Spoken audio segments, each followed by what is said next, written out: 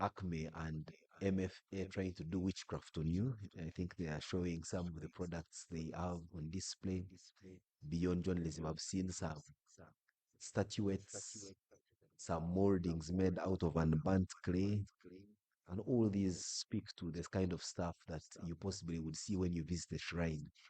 So maybe Jan will give us more detail on what that is supposed to mean, or whether that's the new form of AI, as we shall be discussing later on. So, Jan.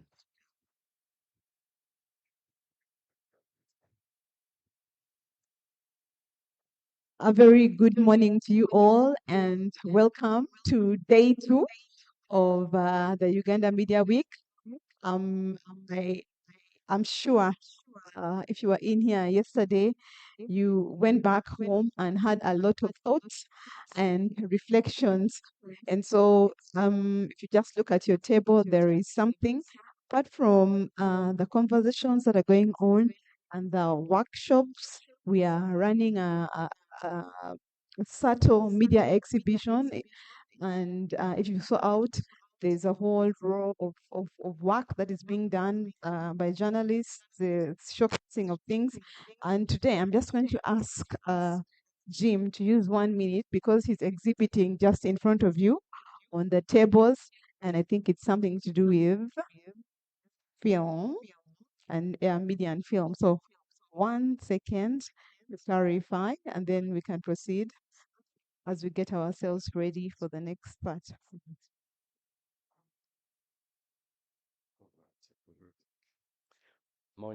Morning, everyone. My name is Jim Joel. I'm an artist, I'm a photographer, and a human being. Yeah, the- this exhibition involves all of us. You will see tea spices that have been passed down generations, but it's being exhibited alongside the cinemas, and all this comes from a part of our heritage, the Indian heritage. Most of the adverts for the cinemas, for the films and everything, like the newspaper. That's where you can find solid advertisement of the films. But at the same time, there are people who work in the cinemas who also use these teas who are never mentioned, who are never documented, who are never, we do not know where they are. And I'm questioning the archive. Who are these people? Those are the sculptures you see. Who are these people? Who are you? And they all have strings attached. They're all attached to us from one generation to the next to now. They were the people who introduced popcorn, the people who introduced films to us, the people who your grandparents might have talked to walking along the streets in Kampala, coming from the cinemas and the like. Why I'm interested in the Media Week is because my major source of information is newspapers from the 1970s. That's the very on the tea spices you see. That is from Ngoma Chai. It was advertised. The recipe is from Ngoma Chai, advertised in 1971 Uganda Agas. Is that how you still make your tea, or been has it transited? We're in a hotel where our own heritage is not being served. So what is going to happen in the next 50 years? Thank you. Thank you so much, Jim, for that.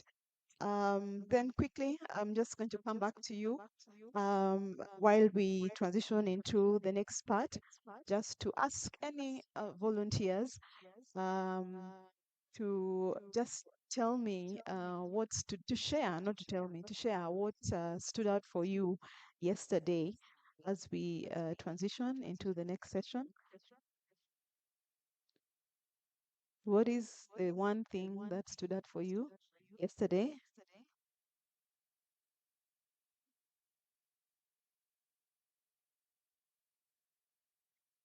Our microphone is going to be moving.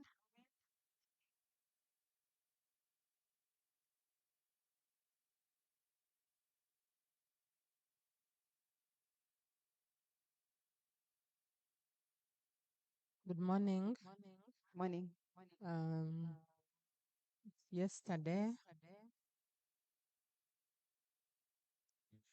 what stood out for me in the session on public editor is that the public editor is instrumental in enabling the media fulfill its responsibility.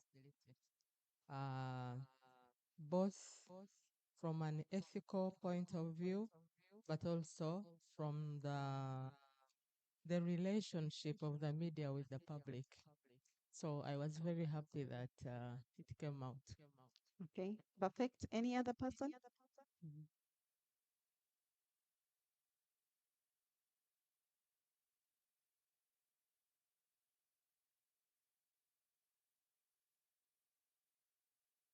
Morning, everyone. I think it's important that I start by introducing my name. My name is Milton Emiakwam. I work. What stood out for me yesterday, uh, many, but I want to uh, share this with the house, is that the media was mainstream and others still continue to give full coverage or bigger coverage to two or three presidential candidates, leaving the rest of the candidates to to to to to do their campaigns without actually coverage. So I think we we are trying to not be fair in what we are covering. So in summary, what stood out for me is that media is kind of biased to the rest of the world, the five presidential candidates we have in the country. Thank you. Okay. Any one last hand, and then I'll invite Bill Dunn. Bill Dunn, please come. One last hand, there was a hand there.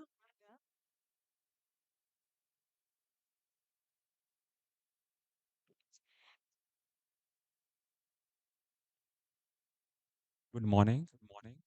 My name is Simon Chris Makanga. Well, what stood out for me is the candid conversation that was held from the first panelists and also from the audience, which means that if we are to change the media landscape of this country, the conversation that took place yesterday was a center stage, which means that 20 years from now or 10 years from now, this conversation will be a bedrock for the green light that we need ahead of the media landscape. And also the insurance scheme.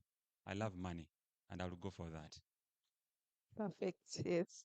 Thank you so much. Now, as we get into the next session, I'm going to invite Bill Dunn to speak briefly about the concept of AI in light of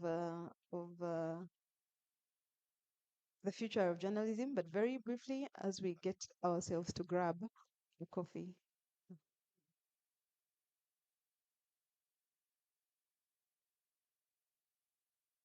Good morning. My name is Bill Dan Arnold Borodi.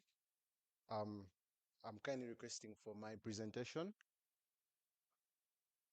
Yeah, I am called Bill Dan Arnold Borodi. I work with Otic Group. We're leading AI consultancy in Uganda and Rwanda. I'm also a staff writer with a standard newspaper from Uganda Christian University. Today, we're having a discussion about artificial intelligence. Many people from across very many corridors are having different sentiments about artificial intelligence. Some people are saying artificial intelligence is here to take away our jobs. Some people are asking ethical questions around artificial intelligence. What are the ethical considerations? There is a lot of discussion here and there from the academia, the industry itself, and across the world. Well, I put together this short presentation just to give us an insight of what we are dealing with here. So it is very important that we understand where we come from, because where we come from um, casts and introduces the future for us. If you know where you come from, then you certainly will have a very smooth running in the future. So I decided to put together where we did come from with artificial intelligence in relation to journalism. So a flashback in 1952, the CBS newsroom in the United States The year 1952 was an election year for the states. So this CBS newsroom had a giant prediction machine called UNIVAC.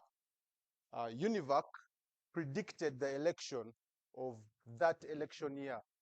The election was between Henseinhofer and Stevenson, and UNIVAC predicted a landslide for Henseinhofer. But of course, when the newsroom had discussions, the editors, they were very optimistic about releasing the results of UNIVAC to the world. And yet, people who were political commentators at that time were, were predicting a very close, tight race. So after the election, we are too surprised that actually Heinz-Steinhofer won the election with a landslide. So that is where I think artificial intelligence touches the newsroom. Then we come back to 2004. Around 2004, Facebook was created by Mark Zuckerberg. Around 2006, we have Facebook coming into the Ugandan market, the African market. And when we have Facebook coming into our uh, dispensation, people didn't know what to do. Traditional media immediately adapted to Facebook. We started putting our content on Facebook, but we did not know that actually Facebook was benefiting of our content. You know, we put content on Facebook. Facebook was getting numbers. Facebook was getting people actually using Facebook instead of using traditional media.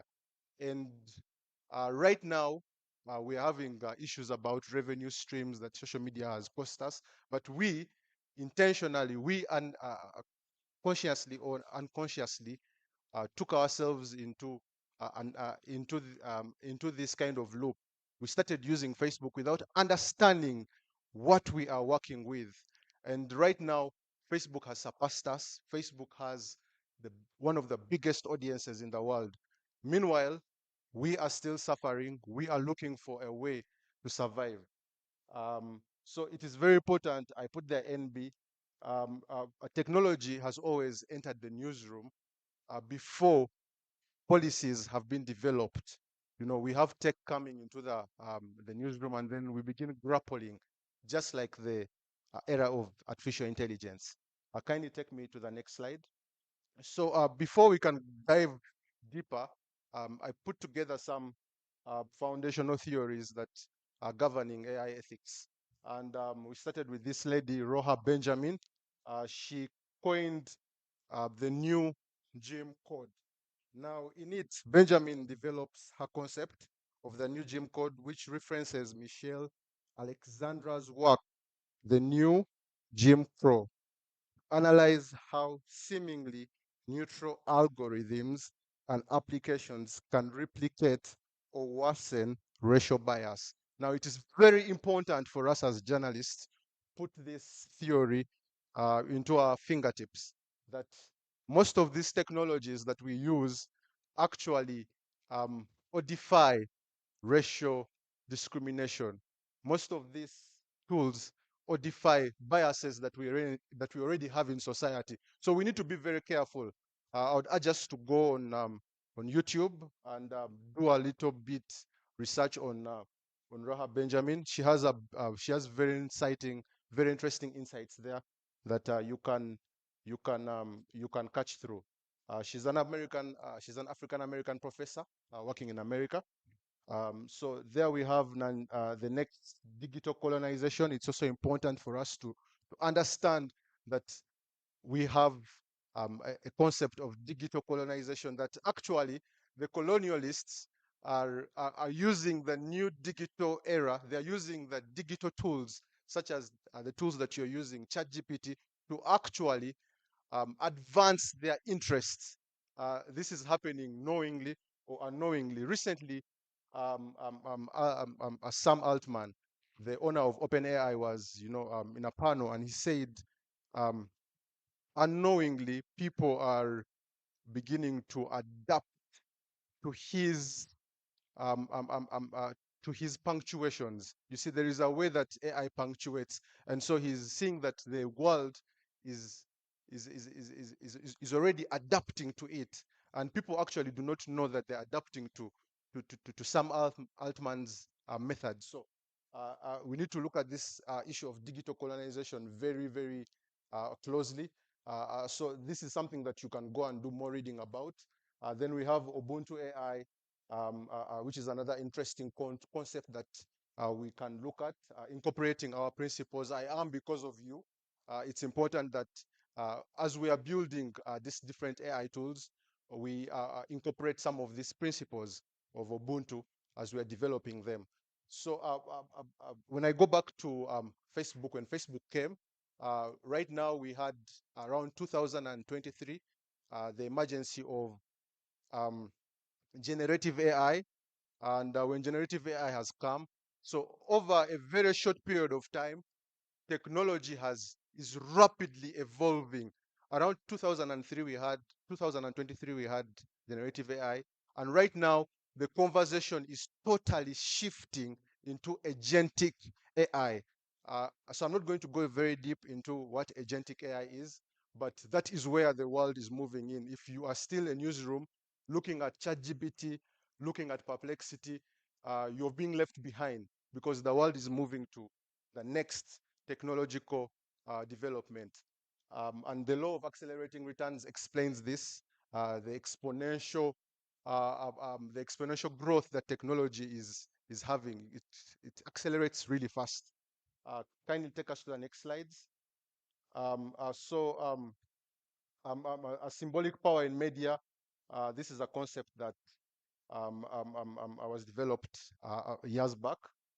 It's important that we understand who controls meaning in media in the age of AI. So in this case, if you are using tools like ChatGPT, it is important you understand the creator of ChatGPT. You need to understand what is behind the creator, what was his mind. You need to know uh, the creators behind these different tools, because in there is a symbolic power. They have control over you if you do not understand what you are working with. Then of course we have the centering technology and technology contracts. You people can, I urge you to go and look at those concepts and read them deeper, because they will expound on your knowledge. Yeah, kindly take me to the next slide. So a question I'm asking, journalism's ethical role in the age of AI. What is our role as journalists? Instead of us being confused on what next, it's important we know that as journalists, we are supposed to demand transparency in AI use. We have always had a cardinal role of being a watchdog, accountability, and so this is where we come in. We also have to audit this AI-generated content. Right now, we have deepfakes coming up. We have AI-generated content coming up. So it is our role as journalists to actually audit this AI-generated content. And also, it's important we protect our editorial independence. Our editorial independence is where the public trusts us. If we take away the editorial independence, then the public risks not trusting us. So it is important that in this age of AI, as journalists, we actually protect our independence. With this, I just want to say that there are a lot of new opportunities that have come up with this that you can venture into. There is reporting on algorithms, reporting how surveillance systems are working, reporting about how companies are developing these artificial intelligence tools. Are these tools safe for use? So those are all roles that journalists we are entitled to actually take up and and manage. Talking about the editorial independence, can you take me to the next slide? Um, so let me quickly take us through an AI policy. I talked about Facebook, how Facebook came in, how we had UNIVAC, how we have had these technological advancements, but we do not really have policies that that govern this these tools. I'm seeing Madam here. Let me wrap up very fast. So when coming up with the editorial policy, it's important we define the scope of the policy that we are coming up with. What are your concerns? Are your concerns bias? Are your concerns transparency? It's important you map that out very clearly in your policy. Next, who is covered in your policy? That is something that you need to talk about as a newsroom. Is your policy covering journalists? Is it covering editors? Is it about the AI tool? Is it going to touch big tech? Those are very important questions that you need to ask yourselves as you are formulating AI policies. Kindly the next. Um, a very important question you should ask yourselves when you're coming up with a policy as a newsroom is, should we use AI? If you are using AI, how are you going to use AI? If you are not using AI, why are you not using AI? Now, when you talk about a policy does not only work for people who are going to use artificial intelligence in the newsroom processes. No, even when you are not in tandem with artificial intelligence, you need to clearly show that in your editorial policy, because you have many writers who don't know. So there needs to be a go-to document that anybody can access. So it's important you ask those questions, and then in there you answer questions on grammar. What grammar are you using? What style are you using in your editorial work? Headlines, which kind of headlines are you using? Are you using long headlines, short headlines? That is what you decide as a team. Then, of course, research and support. Are you going to use AI for research? Are you going to use AI for data analysis? Those are questions that you ask yourselves as a newsroom. Then I put the NB, the AI policy. I did mention that. It's important that whether you decide to use AI or not, you should start developing this AI policy. Yeah, next. Um, Okay, I've stopped here. But well, thank you so much. We could maybe have discussions later on how we can have policies that actually work for our newsrooms. Yeah, thank you so much. Um, have a great day. Thank you so much, Bill Dunn. He's available for conversation about the subject, and we appreciate the insights you've given us, and they help us set the tone for the next session. So, Karibu, Simon.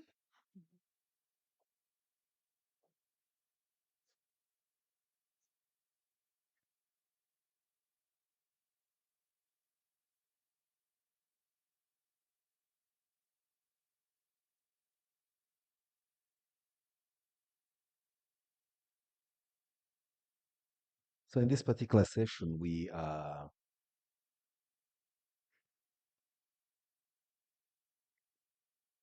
going to go the format of our Grab a Coffee podcast, and we'll be running it like we normally do.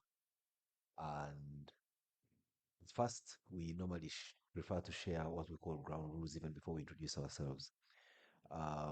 Because it's going to be recorded and shall be played back as a product on its own subsequently, we're going to request that there is minimum movement in the room to avoid disruption of camera angles and all that. So the cameramen, those on assignment, no, those who are taking still pictures, no, let's not disrupt and interrupt each other. You may first keep that microphone there, sir.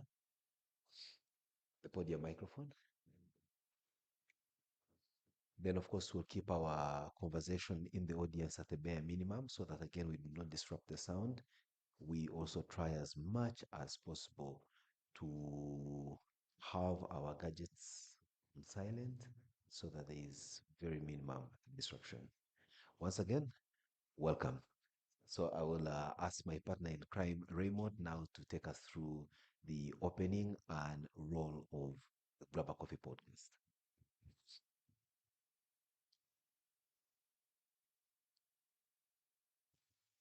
Uh, Good morning, everyone. How are you? Guys, good morning. Thank you. I I hope there's enough breakfast for us outside the room.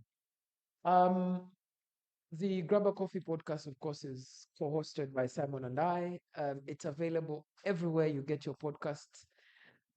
It's a unique opportunity also for us as journalists to try and influence current affairs. So we do one podcast every Friday. So every Friday morning, there's a new podcast. If you want to become a loyal subscriber, it's free of charge to subscribe to us. But we do have a live event every once a quarter, which is paid for, and the money is really cheap. It's 50,000. You can afford it. It's the only way you can keep the media house itself running. We're going to have a production team with us today, and they're pretty much in charge of us. The podcast is a very lively thing. It's not as a structured panel as people would have it seem. So we'll invite our guests to the front, and then the production team will take over from that point. There's something called a jingle. Moses, can you help us play the jingle so that people can hear it first?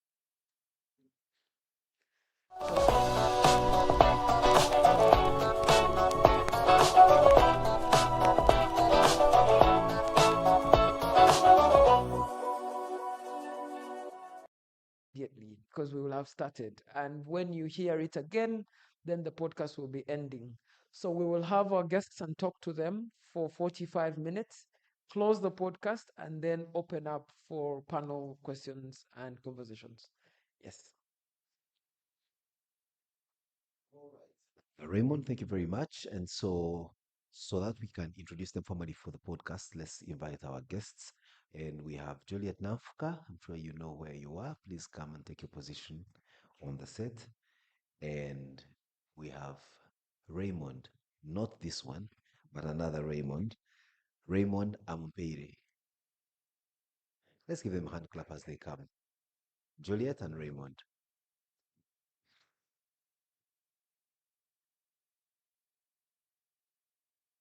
You take a pick on who you want to sit next to.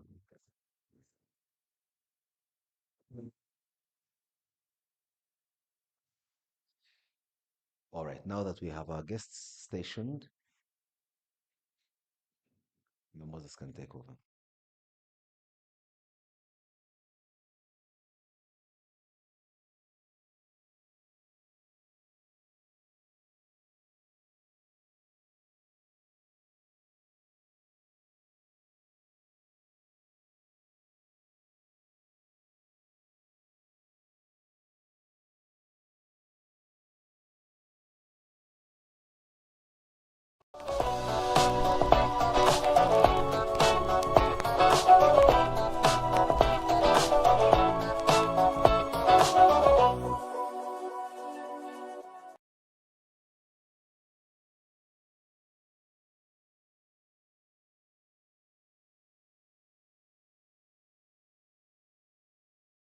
During the Uganda Media Week 2025. My name is Kasiate, Simon Kasiate, and Ori is joined by, Raymond, Raymond Mujuni, did I get that right? well, you always do get it wrong, but we'll take it for the fact that you have it right because that's how you prefer to have it. And yes, we're having a very interesting conversation today. It's a conversation that has and stirs, or should we say, brews mixed reactions from different practitioners, but very specifically in the realm of journalism. Artificial intelligence it is. The questions abound. Is artificial intelligence an enabler how journalism shall be done, or will it lead to the annihilation of journalism as we have known it? Some argue, rightly so, like with the advent of the internet, that AI is going to be an enabler of good journalism. Then others argue that just like many jobs have been lost to the advancement of technology in many ways, from the Industrial Revolution to date, AI may in fact portend the death of journalism. To make sense of this conversation, we have two incredible guests, and I'm going to ask that Raymond Mujuni introduces the lady on the panel, and then I'll have the honor to introduce the gentleman on the panel. Over to you. There's never a history on this panel of us introducing guests. It's not going to happen. So, Julie, we normally ask our guests first. One, how do you like your coffee if you take coffee in the morning? Good morning, everybody. I like my coffee extra hot, black, no sugar. All right. I hope that someone fixes you an extra large black coffee as this panel goes on. Raymond, how do you like your coffee? Please don't say you don't take coffee. Raymond take coffee. I do enjoy coffee, and I love my coffee strong, black, hot, and no sugar. Just like Juliet. All right. Thank you, Julie and Raymond. And we're going to interchangeably ask you questions. But I wanted to start with you, Julie. So many people have announced the death of journalism. Social media announced the death of journalism. The printing press at one point announced the death of journalism.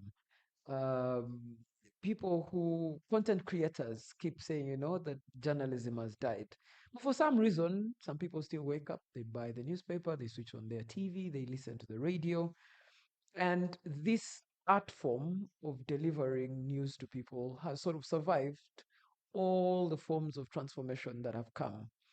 Help us understand, will artificial intelligence, in the manner and form it is now, be any different from all those others? And should we be worried?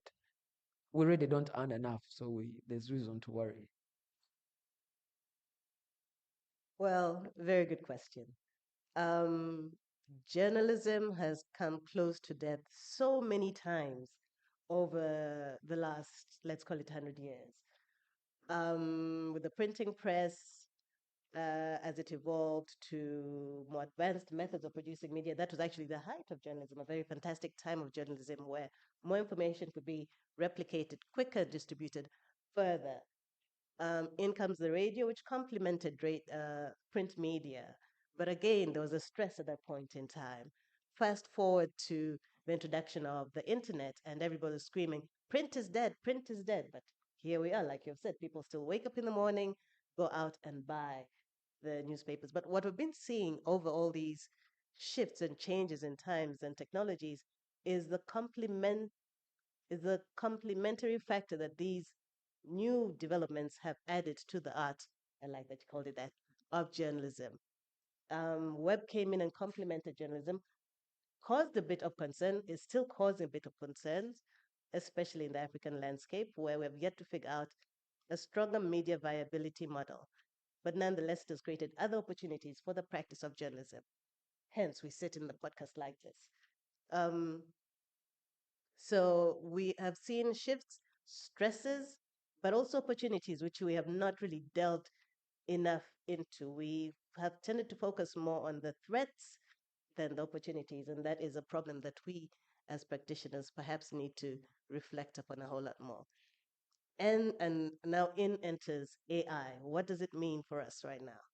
It means yet again an opportunity for opportunity, rather to explore opportunities. But are we doing enough of that? What I've seen is a lot of us talking about AI is taking our jobs, AI is going to kill journalism, as opposed to, well, what does this mean? How should we be looking at this? Is this an opportunity to navigate how we explore languages in the digital economy? Is this an opportunity to explore how we address media viability, perhaps? Is this a way to redefine the practice of media in our African context? Those are some of the questions we should be asking. But at the same time, we're very aware of the power dynamics. We, all through these times, we are relying on technologies not necessarily produced by us. We are the perpetual consumer of these tools. And yet again, we are consumers of AI tools. But what does that mean in the broader scheme of things? Should we be asking different questions about the media? Should we be asking different questions about the power dynamics of the media, of technology, and of the broader landscape? Where should African media sit in the global ecosystem generally? Where have we sat all along? It is an opportunity to change our position, considering that only a fraction of Africa's continent is connected to the digital society. There's an opportunity there. So we need to be thinking differently. It's only natural that with every new development, we meet it with resistance, with rejection. We've seen that all through the years. But we have enough information at this point in time to change the narrative about how we consider and navigate some of these tools. And I'd like to see more of that type of discussion happening. We're talking AI policies. Europe, the USA's have developed their AI policies that that fit the needs of those contexts. How are we addressing AI policies in our newsrooms? Do they accommodate language? Do they accommodate the different contexts within our countries? Do they accommodate the different social dynamics that exist in the different countries? Uganda is very different from Kenya, for example. So these are some of the opportunities, small maybe, but have big impact on how we navigate um, the media landscape with the acknowledgement of the role that AI plays, and AI that is again shifting very, very quickly. Like Bill Dan mentioned earlier, the AI of 2023 is not the AI of 2025, let alone the AI of 2026. So we need to be a whole lot more progressive, a whole lot more quicker in how we attend to these things, but a whole lot more open in how we perceive AI, not necessarily as the annihilation, right, of journalism, but perhaps as an untapped opportunity for the continent. So clearly, you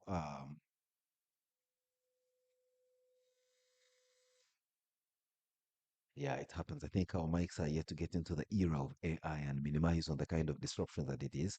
Juliet there makes a very impassioned uh, presentation, but for purposes of context, those just joining us, she's a digital rights advocate and researcher with a background in journalism and communication. Yes, we know we don't introduce our guests, but it's important for folks to have a bit of a sense of who's speaking to them.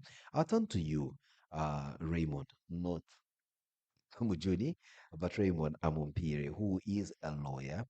And for these conversations, I try as much as possible to carry out experiments on the go. And so, for purposes of easing my role or my duty on the podcast, I chose that I will, for the most part, take use of AI to generate the questions I have to put across to you. Maybe then it will make more succinct sense to me. And so I did ask an AI tool that I'm seated with you, Raymond, who is a lawyer that's, into all this stuff of making sure that we see law and tech, the convergence of law and tech and what that, portends for good journalism. And the AI told me, say, well, you may need to ask Raymond on matters to do with, say, when we as journalists get into the AI world, hook, line, and sinker, don't we risk issues such as copyright infringement, authorship and ownership, plagiarism, data protection? Questions abound as who owns what you publish or say having used AI? Is it you who has published, the one who has the byline? Is it the media house on which it has been or the platform on which it has been published or said? Or is it the AI content creator or the author that's quoted without attribution? Let's start from there. Thank you so much, Simon. And for the issue of attribution, especially looking at the intellectual property that inheres in the content that is generated by media houses, whether it's print media, whether it's television, or even radio stations, because I know majority of us who are in media houses are interacting with these AI tools and using them to make our life easier. As said earlier, AI is developing at a non-linear speed. So everything is happening very, very fast. But we've had these conversations on intellectual property and content, especially the issues of attribution. Personally, I harbor the thought that attribution should be given not to, attribution does not inhere in, say, maybe the big tech companies, such as, OpenAI that presents to us ChatGPT, or Anthropic that gives us Claude, or other platforms as has been mentioned before. But I believe it does inhere in the person um, who is seated behind, that is actually giving commands to these algorithms to give the output. The AI systems on their own cannot generate a news story out of the blue. It will have to be someone in the newsroom who will prompt. Say maybe I have these facts, I've been covering this campaign, and I have these facts, but I want to write a very nice story in 500 words that will make page 2 tomorrow. How can I bring this out well? How can I do this and how can I do this? So AI as it is only proceeding on the data sets that is used to train it. But those data sets, especially for generative AI, it has the power to take in the instructions that we give it, just like we had fundamental GIGO in, for those who did computing, garbage in, garbage out. So the instruction that you give it, it will actually give you something. It will generate a response that is well structured for you. So for purposes of attribution, I believe we can always look to that attribution in hearing in the person that is actually commanding these systems, because they are just tools that we have at our disposal. Before I take leave, the late great Raila Amolo Odinga passed on this year, unfortunately. And there is an artist in Kenya who used a prompt to generate the late Raila Odinga's picture. I think by the ocean with the sunset or something like that. And the IP office, which is the equivalent of our URSB here in Kenya, proceeded to award this person protection for that work. And so there was this discussion around, is it the person who has actually done this? Is it the person who has, is it the systems that have generated it? But Kenya has taken the direction where if I enter the prompt and I generate my thing, I actually have that IP in hearing in me. Just before I let you on and switch off Shibang, it is just to say, I know for a fact, I have lived for quite some time, but I don't remember, maybe some people in this room could remember, a time when Uganda has two leading dailies. I don't remember a time when both dailies, I think it's been once, I can't remember the exact, where they have an exact same headline, word for word. Yet the journalists from those two publications attend similar events, are possibly seated next to each other, and even for some of them that have a strikingly good relationship, they even share notes. Do you envisage a situation where I am seated in the newsroom, say New Vision, I put in a command, and because I have a good relationship with Raymond, who happens to be at the Daily Monitor, we possibly have a nice way of thinking alike, that we could generate a story that almost comes out word for word, especially if we all have the ambition of having a story on page 1, and we've told the algorithm, can you place me this story against these facts to make it to page 1? And what would that look like? Yeah, so I know also for a fact that when everyone logs into their platform, whichever platform you're using, and you feed it the same facts, you might actually attempt to give it the same instructions. So members in our audience can test this out. I doubt that ChatGPT is going to give the lady to my left and the gentleman to my right the same answers for the same story on the same facts. How you interact with it differs. So from time to time, the system is actually learning what you're doing. So yes, it uses your input and your prompts to also better its model on the answers it will give you. So it is very unlikely that a person registering for ChatGPT for the very first time and another person will likely have the same answer. We are maybe in different newsrooms. Some people could be in different geographical areas. So all these things are factored into that equation. So word for word, it might not be, but the gist might be the same. And that's why our professors, for those of us who are still in academia, have been querying most of us. They just look at your submissions, and before they even ask the AI checker, they know you've been to AI, because there are certain things that you will see that are usually common or seen in what you get when you actually prompt these models for that. Interesting. Julie, I wanted to bring into the conversation on three things.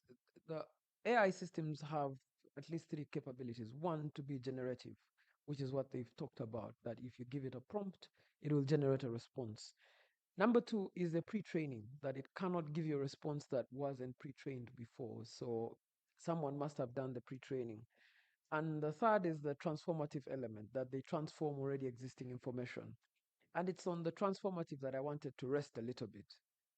Many newsrooms in Uganda, at least, are struggling financially. And yet, many of the public AI systems take their information, use it for pre training, and also use it in the transformative element. Is there a chance on God's earth that maybe the Monitor, New Vision, NTV, Dembe might one day tell Gemini or ChatGPT and say, please pay us for this particular information? They should. um, Many newsrooms in the continent are sitting on very, very rich data, historical data, data that is not yet digitalized, but data that should be in the public domain, at least not for people in academia, students, ordinary citizens. Very, very rich sources of data. Some of it has made it into online spaces, some of it hasn't. Some of it is actually literally rotting away in some rooms, which is unfortunate. So there's an opportunity for digitalization. Those who are doing it, fantastic. Should it be made more publicly accessible to the various machine learning tools? Perhaps as a way of maintaining that that piece of historical information, especially from the continent. Because remember, a lot of our story has been told by others, but not by us. Mm? So it serves an opportunity as an opportunity to get our information out, to be learned by these machines. So the information that they're feeding back to us is not information that still has a bit of a colonial twist to it, a bit of a Eurocentric feel to it. Yet we're sitting with the information right here in our closets. So this goes to some of what it was actually a discussion that we had at a previous meeting around ownership of data and intellectual property. There's been a case by Anthropic where they used discrete data from various sources, including literature, and fed that into their tools. And those are the tools that we're using. Some of it is paid for depending on the tier of platform that you're using. Um, but the case was many of the owners demanded compensation, rightfully so. If this was 20, 30 years ago, they would have been compensated for the use of their work by a different entity. So they challenged them and demanded compensation. A lot of that work included work from the African continent. However, to date, I'm only aware about 3 or 4 um, authors who might, it's not definite that they'll receive compensation, who might receive compensation. And these are authors from Southern Africa. I'm sure there was text from Uganda that was great. I have not seen any mention of any Ugandan author getting compensation. Have you seen anything? No. Um, so there are various power dynamics that are playing out in the AI ecosystem, in the intellectual property ecosystem, in the data ecosystem. Should a media house put out its information and demand compensation? That's a very gray area. Typically, you'd go out and pay for that newspaper, right? Even online content, you'd pay for it to access, to go past firewall. Um, so I have no clear answer for that, but I do think that we lose out when some of this information is kept in the closet. In the long run, the information that is generated will be information that is skewed to narratives that may not be beneficial for us, yet we have the actual story. Maybe to ask, there are some stories that are really very particular. So, for example, and sorry to use this example too, if you go to any AI prompt now and ask it, which NRM politician stole an underpant from Uchumi? That's a very particular story written by someone on this panel for one particular newspaper. There should be some level of particularity for that person to say, this is my content, this is my information. Can you please hand it back to me? Or can I at least share in the proceeds of the money that you're making off this information? So if newsrooms are able to prove particularity in some of those issues, is it possible to hold the big AI companies accountable? I think in some jurisdictions there's an attempt at doing that. Australia has, you might be able to speak the legalese to it. Australia has challenged big tech, at least not AI necessarily, not AI platforms, but the social media platforms on a model that where they demand compensation for any content that is featured in those on those platforms. They make money out of content of media houses. So rightfully so, media houses have said we want to cut that. And what you're saying speaks to that, but only with AI being the focus. I do think that it would be good. How it plays out, I would have absolutely no idea. Where does Raymond come and start telling Sam Altman, I want my money, you're using my content, which is very valid. It's a very valid argument. They're making money off your content, right? And you're not getting the necessary recognition, right? It is something, it's something that this is the opportunity for African content creators, African media to step up and demand a cut of what the broader digital ecosystem is benefiting from. So there's an opportunity there. Okay. How it would play out, I can't say specifically, but you're right in saying that I want a claim or two of the proceeds that emerge out of the use of my work. Yes, it's really an interesting conversation, especially around the aspects of platform accountability, but also compensation. So recently, the AI companies, after a lot of noise was made about the issues of copyright infringement, but also the issues of, I mean, you're just using my information to train your models and so on. They have tailored their models and modified them with an option for any user anywhere in the world to opt out. So you can ask that I would like to opt out of my data being used in the training of your models. Because some people using models upload information that is proprietary. I might have a contract from a client, let's say MTN, and because I'm so pressed for time, I feed this contract into ChatGPT. But that contract has information that could be injurious if it got out. It's information that is protected maybe as a secret for MTN, and they believe that there is that attorney-client privilege. But I'm using this model without knowing that I have to opt out. That goes into the data sets as well. It's now going to be used to train other models somewhere that a rival sitting at the legal department of maybe Airtel will prompt and receive something similar to that. Now, on the issue of um, holding these platforms accountable, uh,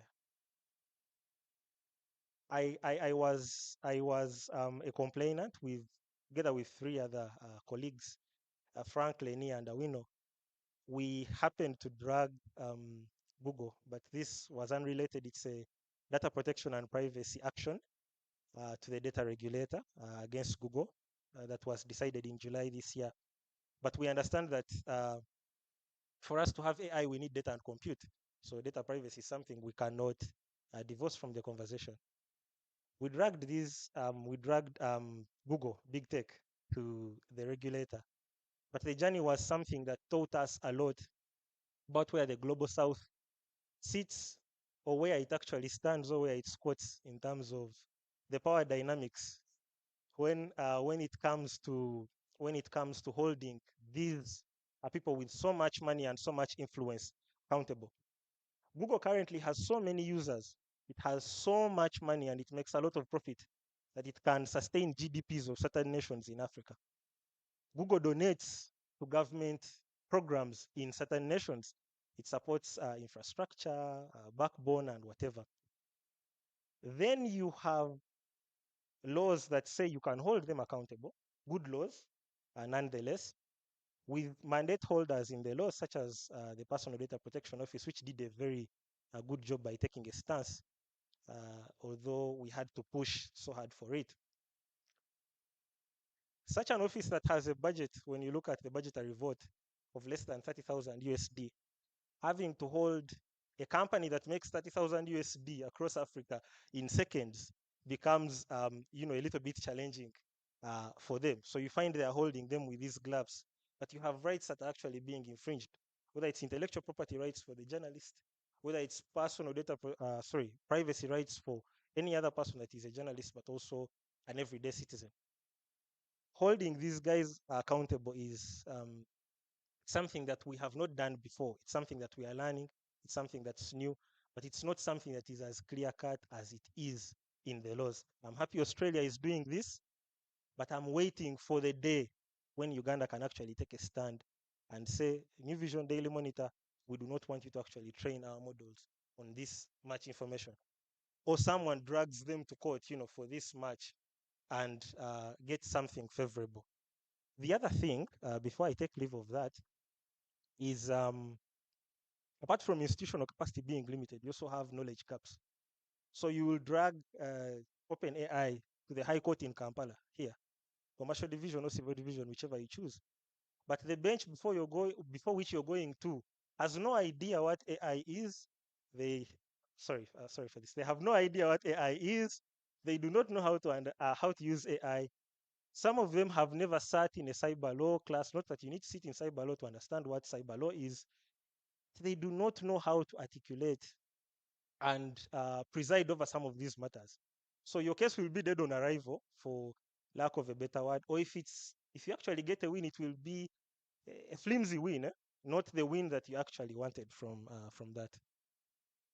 Very much. I think you make very interesting conversations, but now let's make it a conversation that now speaks to the realism that we know. Raymond and I, in our starting time in the electronic media, we were young, handsome, bouncing men as news anchors. And we have seen in some industries where it's all about looks and how you sound, and AI being able to create these individuals. We've seen incredibly successful musicians with great hits, good bodies, incredible dance moves, but they are not human. They are AI created. And so we fear that maybe newsrooms such as NTV, having looked around the scope of individuals, they just put an AI tool and they create a super gorgeous news anchor with all the features every news viewer would want to see. And they create a super non existent human in real sense with flesh and blood, but they show up on our screens every 9 p.m.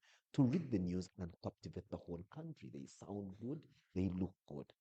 That's where many people are worried that in some of our jobs going to be taken by these now we used to call them holograms. Now they appear as human beings, as human as it can be. And I'll put that to you, Julie, before maybe the lawyer comes in. Doesn't that, from your advocacy and research, pose a real existential threat to human interaction? Doesn't it portend a huge worry for news anchors in this room who are looking at creating a future to be on our silver screens until they become gray themselves, like Wolf Blitzer and Christiana Mambo? I wonder how many people know Wolf Blitzer and Hamampuramya. But anyway, they're very good media folk. This is a very interesting question, right? Because now it brings to reality the gaps, the Gen X versus Gen Gen Z, Gen Beta coming along, because all of them are consuming or have consumed media in different ways. The older generation is there were Wolf Blitzer, Larry King. That's whom they knew. Um, we got another generation that understood media in a completely different way, media personalities in a completely different way. What's common between these two groups was that these were human beings. You saw them at a particular time, you watched them on a TV screen, not so much on your phone. That is where the next generation came. And they were watching news on their phones, play on demand. Not so much at 7 o'clock, you're going to be there. You miss the 7 o'clock news, get it at another time. Versus a generation that is watching content produced, maybe not by a journalist in the traditional sense, but by somebody who knows how to tell a story. Fast forward to a generation that is now possibly inkling towards AI generated images, AI voice. By the same time, what's happening there is people are realizing this is not a human. I have so much tech going on around me. I appreciate the holograms and the AI voice, but I still want a human being.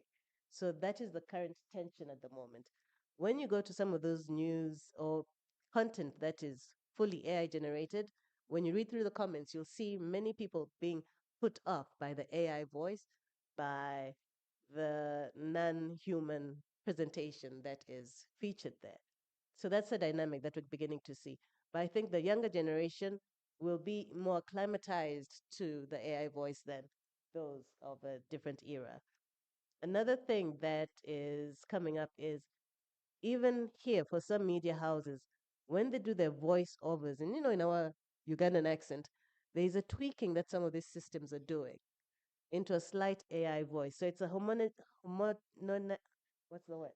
Yes, it's homogeneous in narration. So platforms do that to make their content appear more accessible. But it puts some of us off because we're like, but I know you and you don't speak like that. What's going on here? So in the back end, there's some features that you can enable and disable to maintain your actual voice. I don't know if that was being tested out or if it has become a standard feature, but for some time, there's a bit of tweaking being done. Raymond would go out, do his story, upload it, but it doesn't come out quite as Raymond. Um, so there was a resistance that's to such type of stories where the AI voice was coming in to make Raymond more accessible to an American audience, for example. But Raymond wasn't creating content for an American audience; he was creating content for us here in Uganda. So we were getting put off, and the Americans are not watching it. So those are some of the dynamics that are coming through. But yeah, I just think that as tech evolves, but also as those technologies become more refined, more human like, and the AI voice gets lost and becomes very, very human, it picks up our intonations. We might not even notice some of these things. And Before he comes in, I have been lucky to live through generations of change.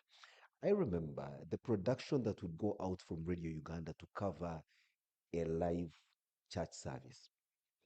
On the team was a technician like my father who had to make sure he has to keep the line going with Uganda Posts and Telecommunications. There was the guy rolling the cables. There was the guy fixing the microphones. There was the guy doing this. And then by the time he gets down, the actual reporter, Charles Cameron Gisha, there were about 16 people. Right now, for you to cover a live church event, you just need to go yourself and your mobile phone. So it means 15 other jobs have been lost. For a production such as this, there would be a camera person holding the camera, then there's the sound guy, then there's the other one holding the deck that has a pneumatic tape. Those are 4 people around just getting an image of one person. Now, today, those 4 people have no jobs. So, in other words, if my father lived, he would possibly not have a job at Radio Uganda because his skill has been taken over by the advancement of technology and everything has become smaller, from even the microphones to the Nagra players to everything.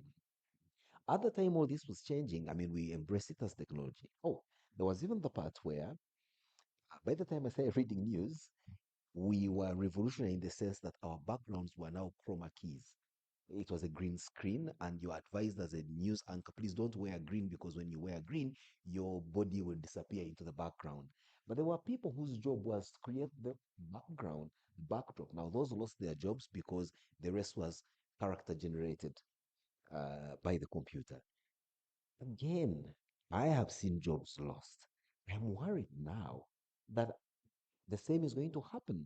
We may optimize voices and want a human touch, but like you said, the Gen Zs don't want to know. They want to go with what's trending.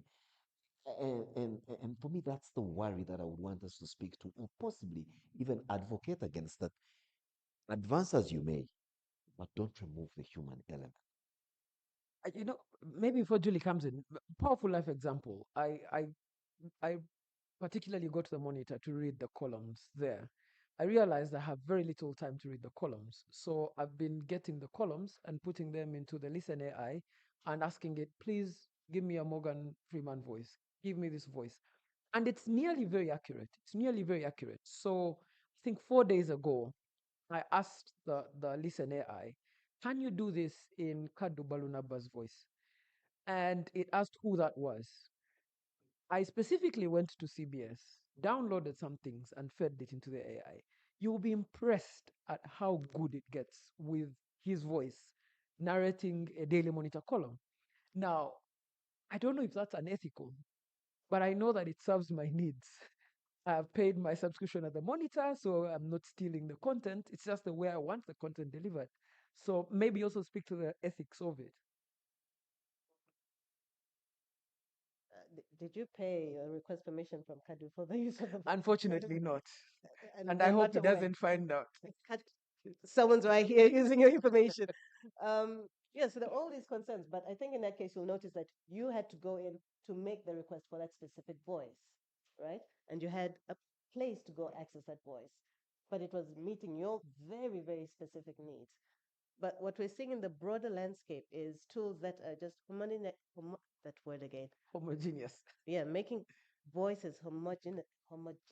Yes. Hey. And to the detriment of consumers here in the continent.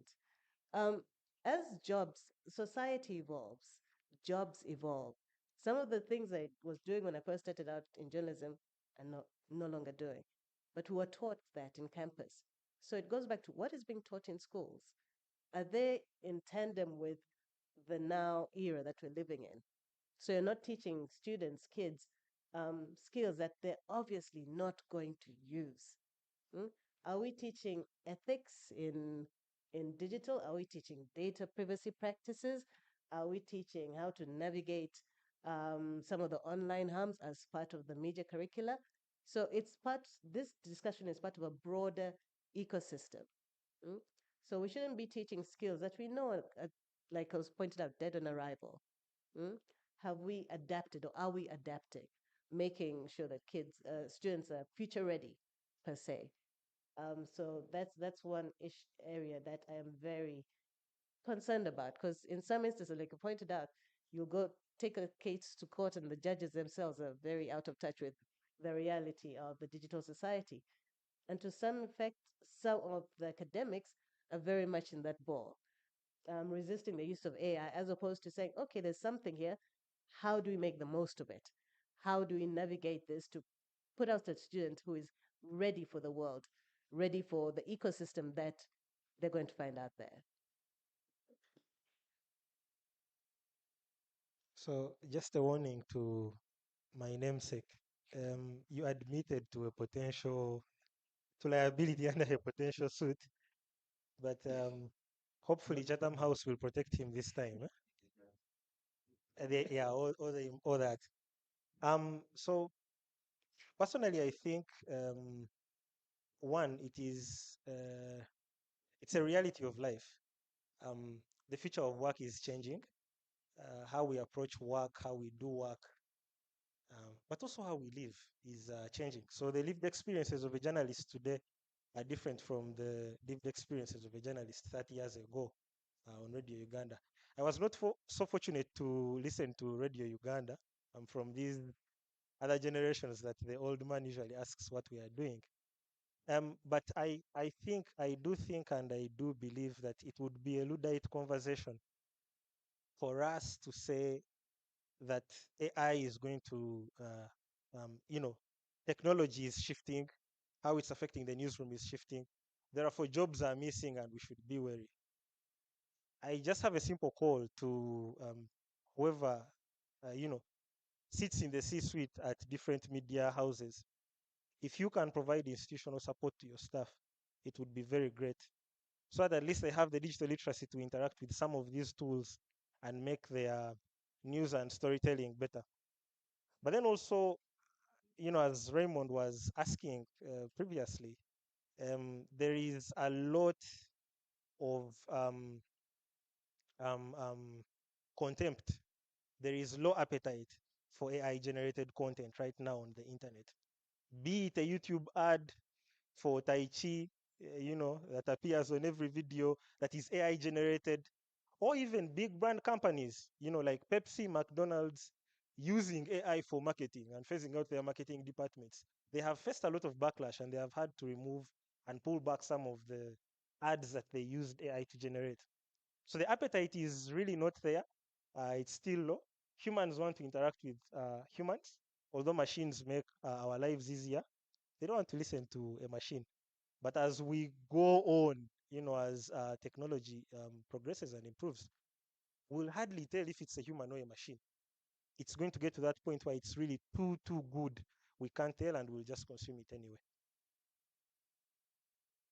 So, Raymond, in our bid to ensure that we manage time and keep it within the context of grab a coffee, we may have to introduce in the element of at least one person from the audience who, according to the program, should give us some kind of audience perspective. And this is no less than Herbert Benonoluka, who is an award-winning journalist and has edited for different platforms, has also seemed to have transcended the era of where the most advanced tool of enabling journalism was a Google search, and now he's faced with an AI generation ability to write a story flawlessly that makes his job as an editor almost non-existent. So maybe Herbert, from having listened to these conversations from an activist who is into journalism but has seen the advent of AI taking its root, and then a legal brain, of course, who is playing from his own generation. I mean, he just admitted he's never had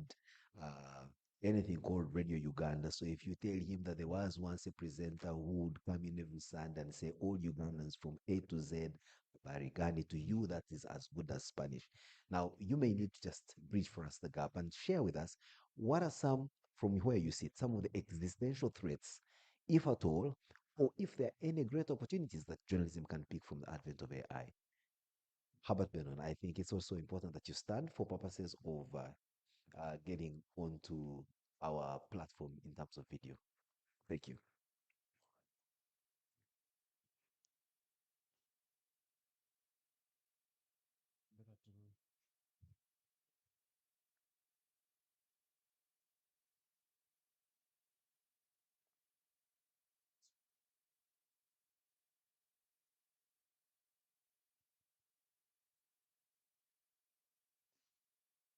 All right, thank you.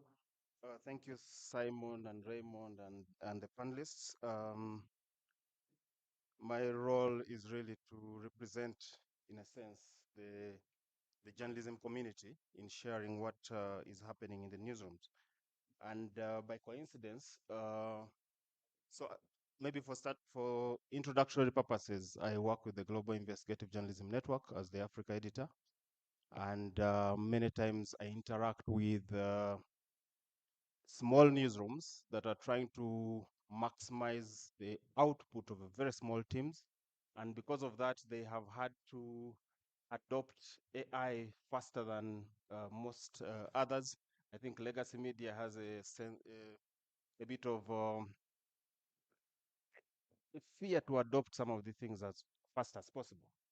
But the smaller newsrooms, especially the investigative journalism newsrooms, are trying to do a lot more of this. And by coincidence, yesterday, GIJN's Africa newsletter has a series of story items on AI for African newsrooms.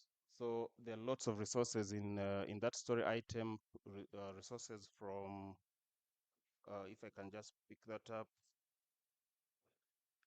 from the Pulitzer Center. They have an AI Spotlight series from the 2025 Journalism AI Festival. We curated all these resources, which happened in November, early November, and Google's AI tools for journalists, and then AFP's online course on how to verify AI-generated content. There's all this covered in our newsletter. If you think Google GIGN Africa newsletter, you'll be able to find that. Now, very quickly, I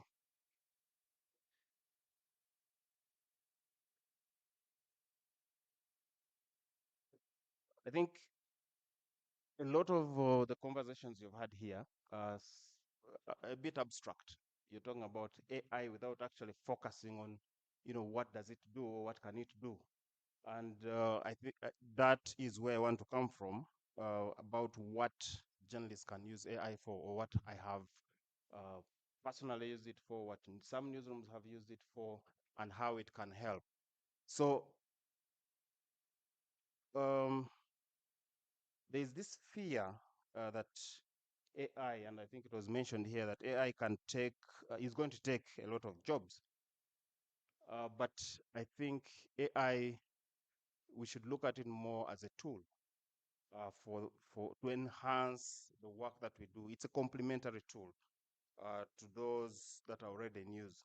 I mean, we use, when we interact with data, for instance, we try to interrogate this data to help us do our reporting better. We are trying to find trends. We are trying to find information that will help us make sense of certain things, contextualize certain things. And that is where we should be also looking at, how do we use AI to enhance our work. We should be looking at it as a tool that we can use we can interrogate it to help us bring out the information that we're able to use. So if we want to do background research, it can help you refine some of the research that you do. I was recently, working with a team to do stories on Uganda and the Great Lakes, the conflicts that are happening. And one of the things I tried to do, because I had got my own list of sources, and then I fed into AI, prompt that, these are the sources I have. Who else, or which other sources which other sources have a better understanding of this subject? And I was amazed, just to find, sources with a better understanding of certain issues that we wanted to ask people about, and to check some documents about. And I was able to get that information. I even the contacts that I eventually got of those sources, I got them through prompting AI. So if I had just depended on human sourcing for this kind of information, I would not have been able to do that. But with the help of AI, I was able to do that. So doing background research, refining sources, improving our headlines, because again, AI will, depend on certain algorithms to tell you which words would be better captured by, if you do, if you want to get words that are better captured when people are doing, search engine optimization, you should be able to use AI to capture that. Then editorial workflows, many times we still use, many of us, our old methods of, handling things editorially, but with the help of AI, you can still optimize your workflow and become a bit more efficient. And then audience engagement. I think this is the one where we have used AI longest, because most websites have, um, the comment sections. Editors can't look through all those comments, but you can feed onto your website certain keywords and say, if this is captured in a comment, you can automate the deletion of that. So audience engagement can also be done with the help of AI. Then it can also help you to do manual work. Journalists and newsrooms, you can do manual work. In the past, Idris Chigund over there, and I would do interviews of maybe 1 hour, 2 hours, and then sit down overnight to transcribe that interview. Today I can feed that recording onto a tool. It is able to do the transcription within an hour or less, and then all I have to do is edit that, listen all over again, just to make sure that every word, every name is captured accurately. We still have journalists doing transcribing interviews overnight or transcribing interviews or spending 2-3 hours to transcribe interviews, which is a waste of time in this era where you have AI to help you. So we can do transcribing of interviews. We can brainstorm ideas and be able to refine them. We can do editing to an extent to help us also do that. Data visualization. We can do collaboration within newsrooms, between newsrooms and or journalists and experts, between journalists in different countries. All those are different ways we can use it. There is, for instance, a tool called Google Pinpoint. I don't know how many people have used Google Pinpoint. If I just check, anybody has used Google Pinpoint? No way. Are you guys serious? Sorry? All right. Check right now. Check for Google Pinpoint and see the kind of resources that are available through Google Pinpoint that can help you do your help you improve how you do your journalism. There are tools for visualization. There are tools for transcription. There are tools for a lot of things which you can use Google Pinpoint for. And there are several others. Usually when I do either speak or do trainings, I share lots of open source investigation tools. There's whole sets of authors that can now help you do so much of the work that one, it may not be possible to do with just using the ordinary tools we use. Two, it is taking us to a different level to do the kind of interrogation of data, of available facts, to do the kind of fact checking which has not been available to us or to some of our newsrooms. And those So are in other things. words, sorry to interject at this point, because we're Yeah. still within the like, we're still within the production window of Grab a Coffee, and we brought you in, not just audience perspective, but as a practitioner, because many have always argued there's nothing for us as Benon. And so the summation of what you have taken us through is that AI is here. AI is useful. AI is an enabler. On the contrary to what many have thought, it isn't the threat to good journalism as we have thought. And so, what we're going to do, Raymond and I, we're going to conclude with Grab a Coffee production and then pass it on now when we close out for purposes of good production, because we're looking at AI in the situation of production. Then we'll leave you to, make your presentation and conclude, and then take one or two questions from the audience. So I want to believe that they should be in position to greatly interact with you before we go in for our tea break. So I'll turn it back to my partner in crime, Raymond Mujuni, to take us through a two-detailed conclusion in as far as this conversation is concerned. Thank you, Simon. I think we've had a chance to touch a bit of everything. We had very little time, but we've spoken about the opportunities, the platforms, the content. We've spoken about copyright plagiarism. We had a chance to speak about the ethics too. We haven't had a chance to touch very much on how the accurate use of AI and the ethics within the newsroom. But I think we'll have that conversation much later. But first of all, I want to say thank you to you. You guys can clap so that they hear it in the podcast. Thank you so much for being on the podcast with us. This has been very informative for us. And we hope that when some of our listeners reach out to you privately, that you can answer them. But also maybe to ask where else are these conversations happening with you practitioners as your parting shots so that people can find you where those conversations are happening. Uh, Thank you and congratulations on the podcast. This type of work makes me very excited to see more African content coming into online spaces, content that can be used as a point of reference, including for the various AI tools that we have emerging.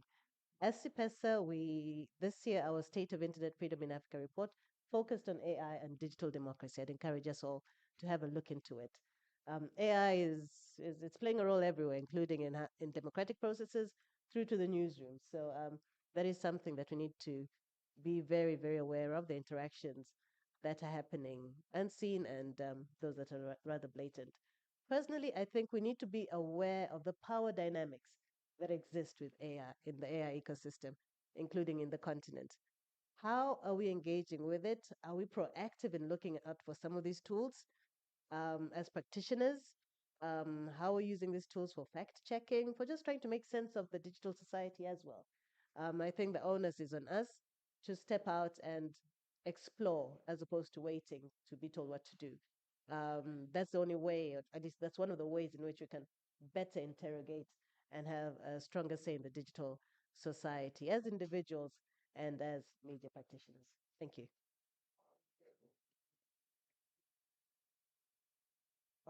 Thanks for having us on Grab a Coffee. And I'm from the generation that does this. So congratulations on a very successful podcast. As I part, Juliet has already talked about the state of internet freedom in Africa report by CPESA. It's an important resource, and I would urge everyone else to look at it. UCC recently gave us its 2024 report, I think last week. So we have interesting facts in there that we can also look at. I just have a call to action or two. One, as journalists in our collective groups, wherever we have collective action, if we can push for policy reform, because Uganda has not made that much of a headway in terms of policy formulation. And we understand that everything flows from research, but it's also usually enabled by what our policies look like. Are these policies going to put help us as journalists use AI better and make more of AI? The other thing, we have a moral duty to remain optimistic. Let's push to find out more on how we can use these tools, not to just remain in the dark and say, oh, we're being threatened by AI. It's going to take our jobs, going to take our jobs. Let's listen to perspectives that encourage us to actually live with this technology, because it's not going anywhere. In fact, some of the big tech companies that bring these platforms are acquiring media houses in the United States for so much of billion shillings. So it shows that there is a very huge confluence between AI and that. Lastly, we are in the election window. Vote for people that are going to discuss policies on AI that promote journalism and make sure journalism survives. Don't vote people that are, okay, let me not make a call for that. But please ask that person coming for the vote, what do they know about AI? They are going to parliament to legislate. How much information do they have? What is their ambition for journalism and its interaction with emerging technologies like AI? Yeah, thank you. Maybe you should have taken it from the angle of those of you who are AI and tech savvy should have offered yourself for election, as opposed to the kind of people that we have in the playing ground. I mean, you use your same analogy, GIGO.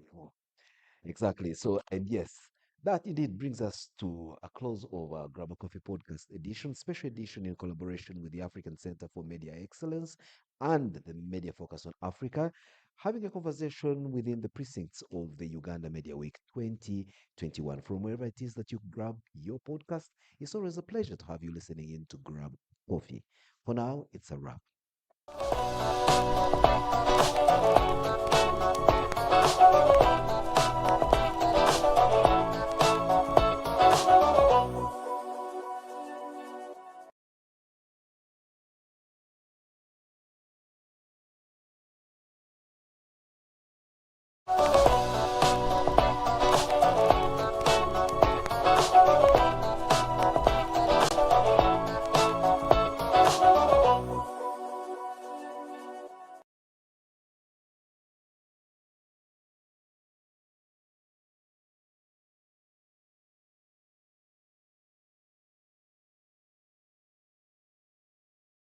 And as they do so, I will be following you right at the tail because now is a moment for us to hear the rest of the presentation of Mr.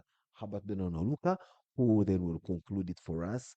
And I want to believe that Herbert, you'll be kind enough to allow one or two questions so that at least by the top of the hour, we are concluded with your presentation and the questions, and we can allow these incredible people to go for a tea break and then return for the rest of the programming. Thank you. Just a moment. How you have, I mean, they've raised a lot of issues, and then you're leaving me to address all the questions.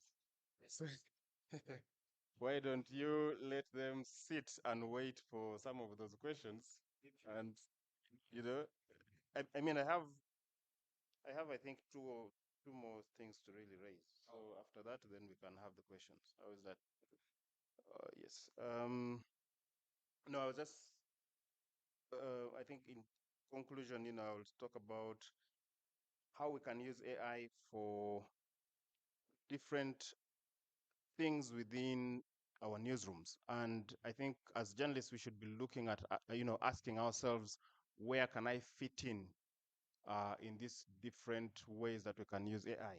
I mean, we've talked about research, production. Uh, you can use it for production. You can use it for story packaging. You can use it for distribution and story promotion. There's a small newsroom in Zimbabwe called Site, which produced an AI-powered news reader called Alice.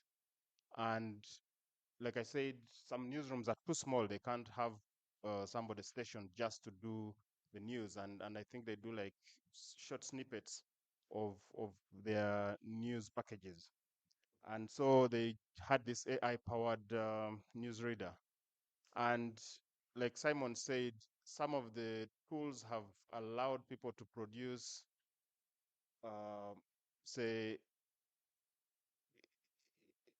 so this newsreader is like it feels real, And we were listening to a presentation by the founder, and he was saying one of the challenges they are having to deal with is they are receiving so many messages from men who are writing and they want to take Alice out on a date because Alice seems so real that many think it's actually a person.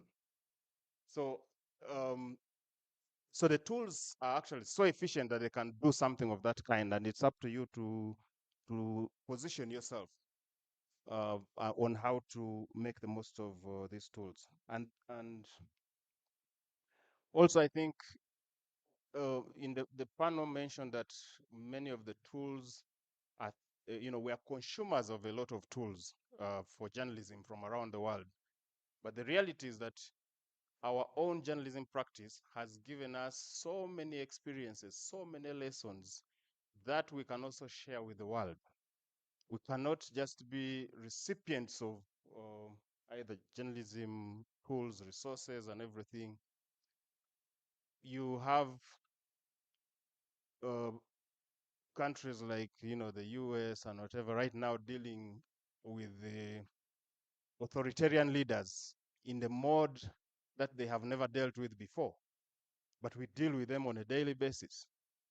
And we have learned how to fly without patching such that they don't shoot us down. So what lessons do we have for uh, newsrooms out there that we can share, that they can also pick from us and say, if somebody is engaging at this level, this is how you counter them and make sure that you continue to do your work without having them shut you down, as is threatening to be happening in some of those places. Um, and then we have our archives. You mentioned about the archives that we can also share with the world. There's so much, again, of information that we have, which is not documented. And there are actually tools. I think there's a tool called Archive. I just need to get it right, which you can feed in information, and they're able to help you to package this old information into something that people can use even in this age. So you also need to look out for such. Then the big question, will AI lead to job losses? Yes. Will it lead to losses of all jobs? No. On the contrary, it's going to lead to an emergence of new job opportunities and new skills. There will be skills that are needed in the newsroom today and tomorrow, which were not needed in the newsroom. Maybe we did not see a need for them, 2, 3, 4, 5 years ago. We are going big on open source investigations, which was something we never used to do. We are doing a lot of crowdsourcing of information, which we have not been doing. I think the BBC has showed us what is possible. They have, if you remember the 3 killings in Kampala, where they just crowdsourced videos, spent a lot of time putting them together, and were able to document, who shot who during the riots that happened in 2021. And they did the same in Kenya during the protests that happened in the march to parliament. So there are new tools that are available. And if I was, if I was a field reporter right now, I would be asking myself, how can I become a specialist in using some of these tools such that my newsroom can begin to benefit from my knowledge of this area? You could aim to become an OSINT reporter, aim to become an OSINT editor going forward. And the tools are available. Many of them are free. And if you don't make the most of them, it is you who loses. You'll feel like these tools, this technology has taken away jobs, but it's because you have not explored to see what opportunities are these resources bringing, these tools, what opportunities are they bringing. So I think we should be thinking more about that, that change is happening. It is inevitable, change always has to happen.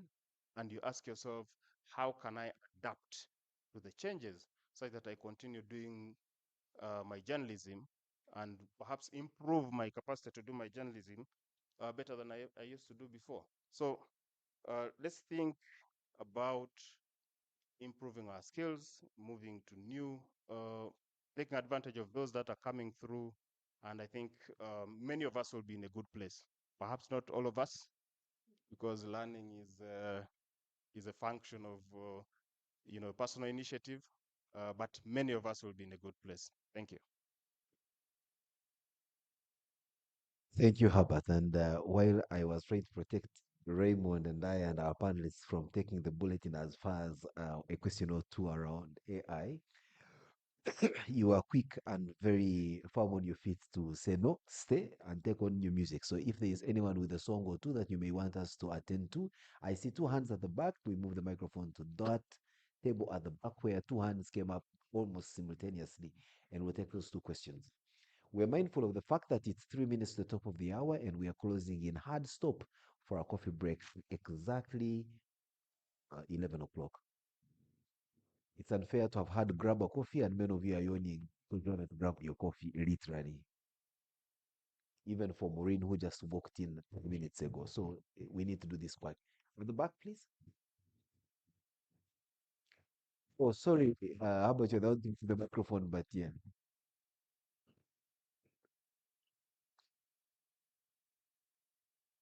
Sorry, Thank you. back, but Idris has done an AI thing on you and him Thank, and Herbert are partners in crime in one way or another, so they know how to syndicate. thank you very much, Simon and Raymond and the panelists, and Ben, on my former colleague at the Observer, where I met him about 20 years ago. Yes, so we are dinosaurs in a way. There's one thing I think, Raymond, the lawyer, I want you to, I know we are still at the very basic level of AI, the chatbot. I think what many of us are still, we still interact with AI at a very basic level, the chatbots, the chat GPTs, the Groks, very basic level. What do you think will happen to journalism when we reach AGI?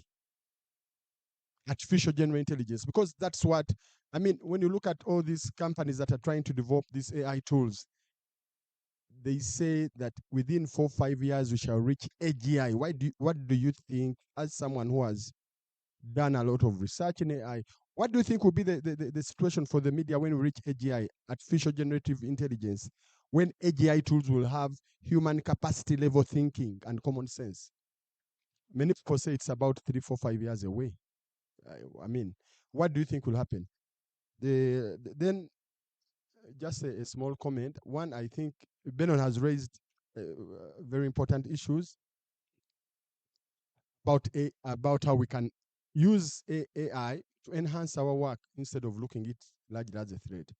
But also, I want to point out that I think some forms of journalism are going to die.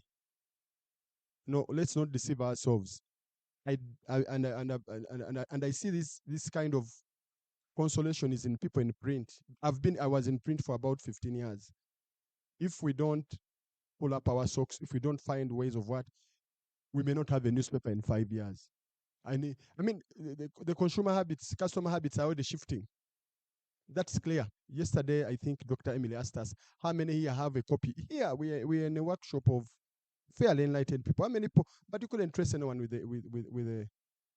with a hard copy. But journalism will never, I don't think journalism will die, but some forms of it will die. Even television may die. Yes. And other forms will emerge. Television, I know so many people here who say they don't watch the linear TV. They are here. If you ask them, we can put massive Idris, I will investments. guide that Yes. we keep it in terms of a question of brief comment. Yeah. Now you are beginning to. It was a comment. Uh, Sorry. Thanks. Thanks. So that was just my take, because since this is a media dialogue, I also don't want us to deceive ourselves that maybe when a newspaper or something collapses, Uganda is going to stop all the world. It's technology always has those habits. So we just have to find ways of adjusting and surviving. Thanks. let's be fair to the guys at the back who put their two hands up first and give them the microphone. At the very back, that one hand that is still there, then you pass on. Yeah, thank you very much. I am called Bill Dunn. So my question goes direct to Benon. You talked about synthetic media. You gave an example of a media house in Zimbabwe that is using an avatar. So we have many people now using synthetic media, synthetic content, generating synthetic content and publishing it. Now the academia is having a conversation of a shared byline that Buildan and ChatGPT has produced this publication. So in our field of journalism, what ideally should it look like? Raymond talked about our audience. Our audience is not appreciative to AI-generated content. So how are we going to do it to ethically, in a bid to produce ethical work? How are we going to navigate that? Should we also think about having shared bylines? That's said and done. I have a comment about people who say we are going to lose our jobs, print is going to die out, TV is going to die out. The fact of the matter is that the world is going to need more authentic information gatekeepers. Therefore, these jobs in print, the jobs in broadcast are not going to die out.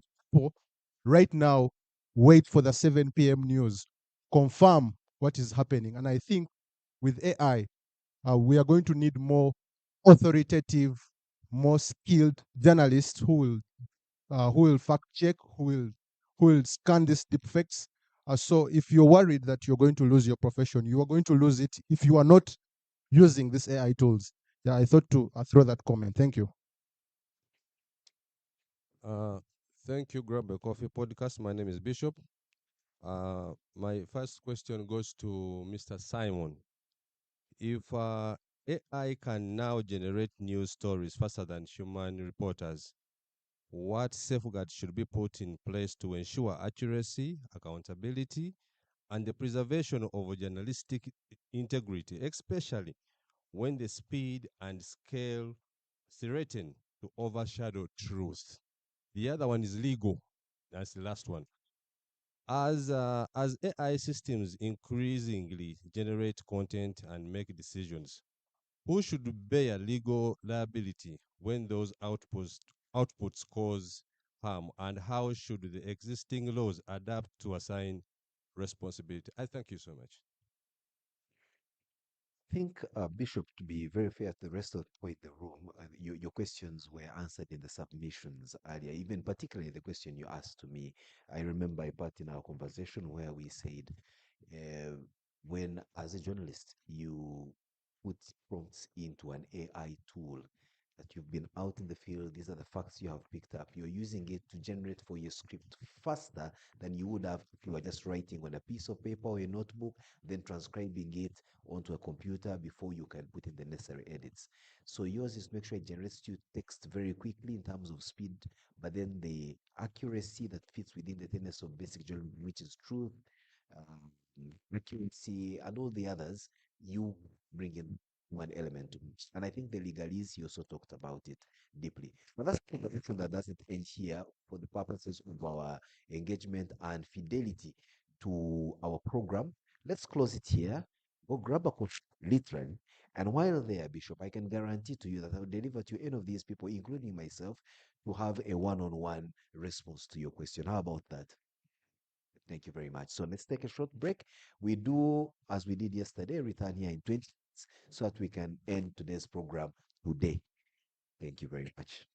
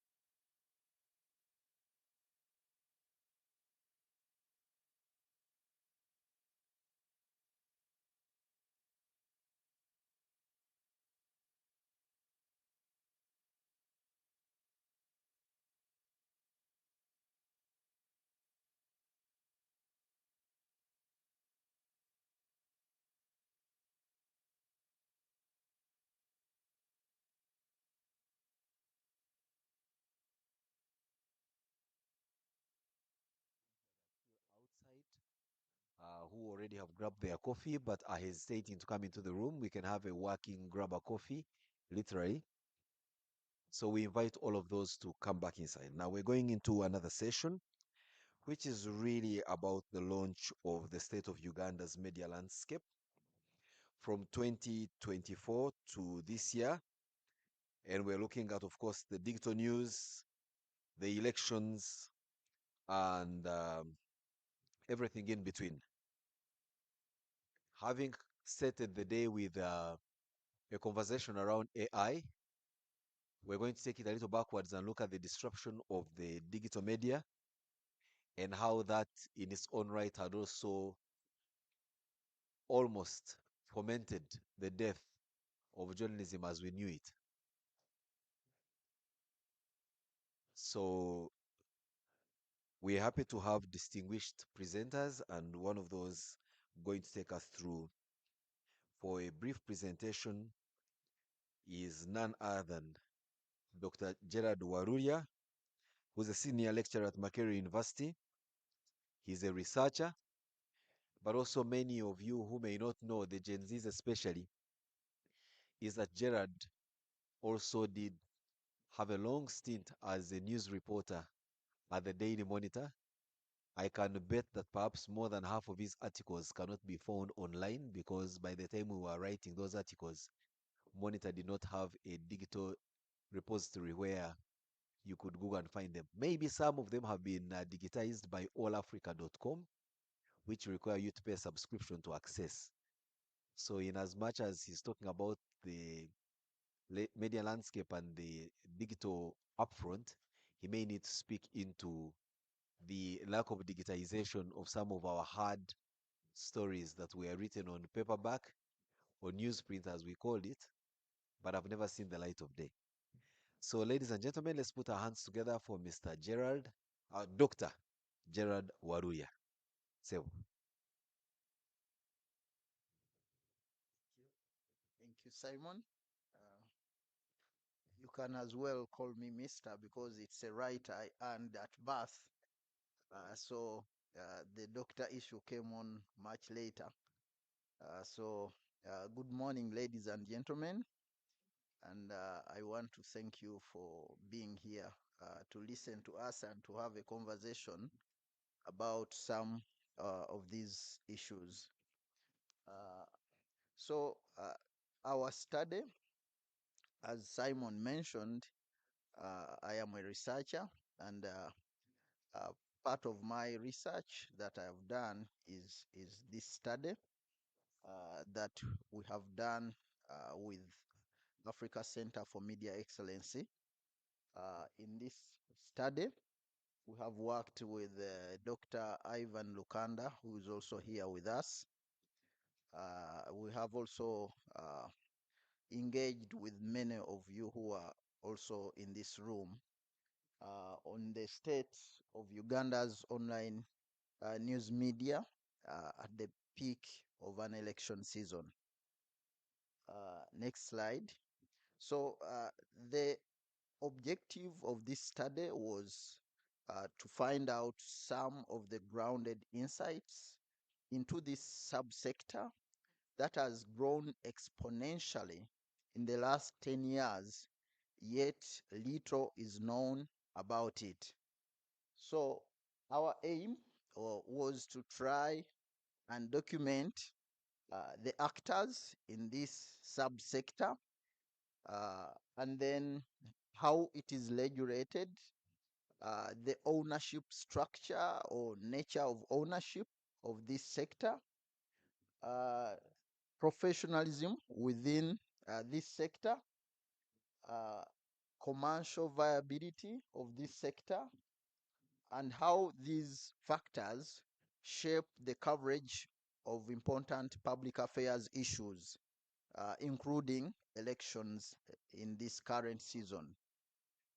So the report provides some empirical insights into this sector.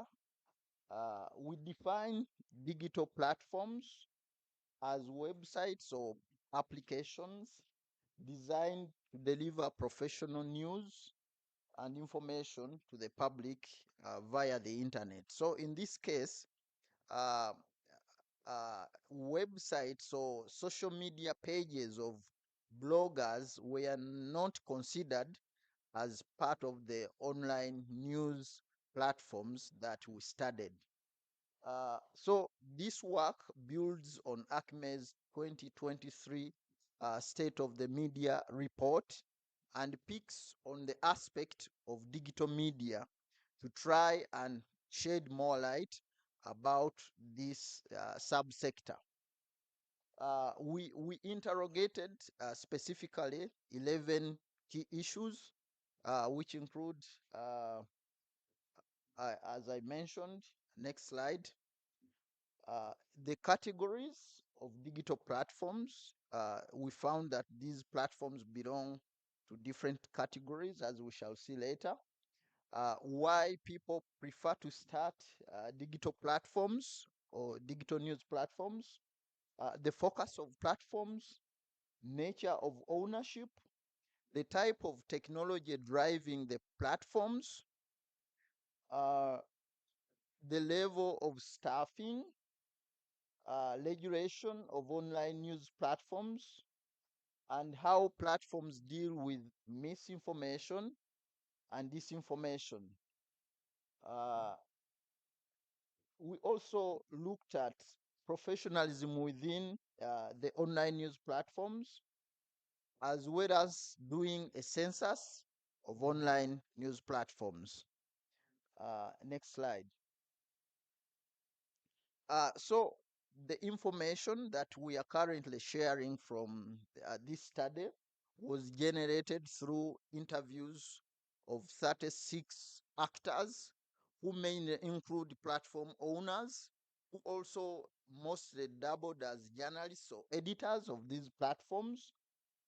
We also had two people from the regulation arm, that is UCC, and two IT specialists who gave us information on the technologies driving these platforms.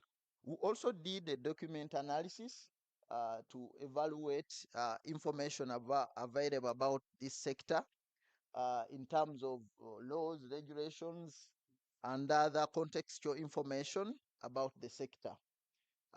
We were also observing uh, different practices of these platforms. Specifically, we were intentional in looking at how uh, online news platforms produce news content, specifically on WhatsApp groups and social media platforms such as Facebook, X, and so on.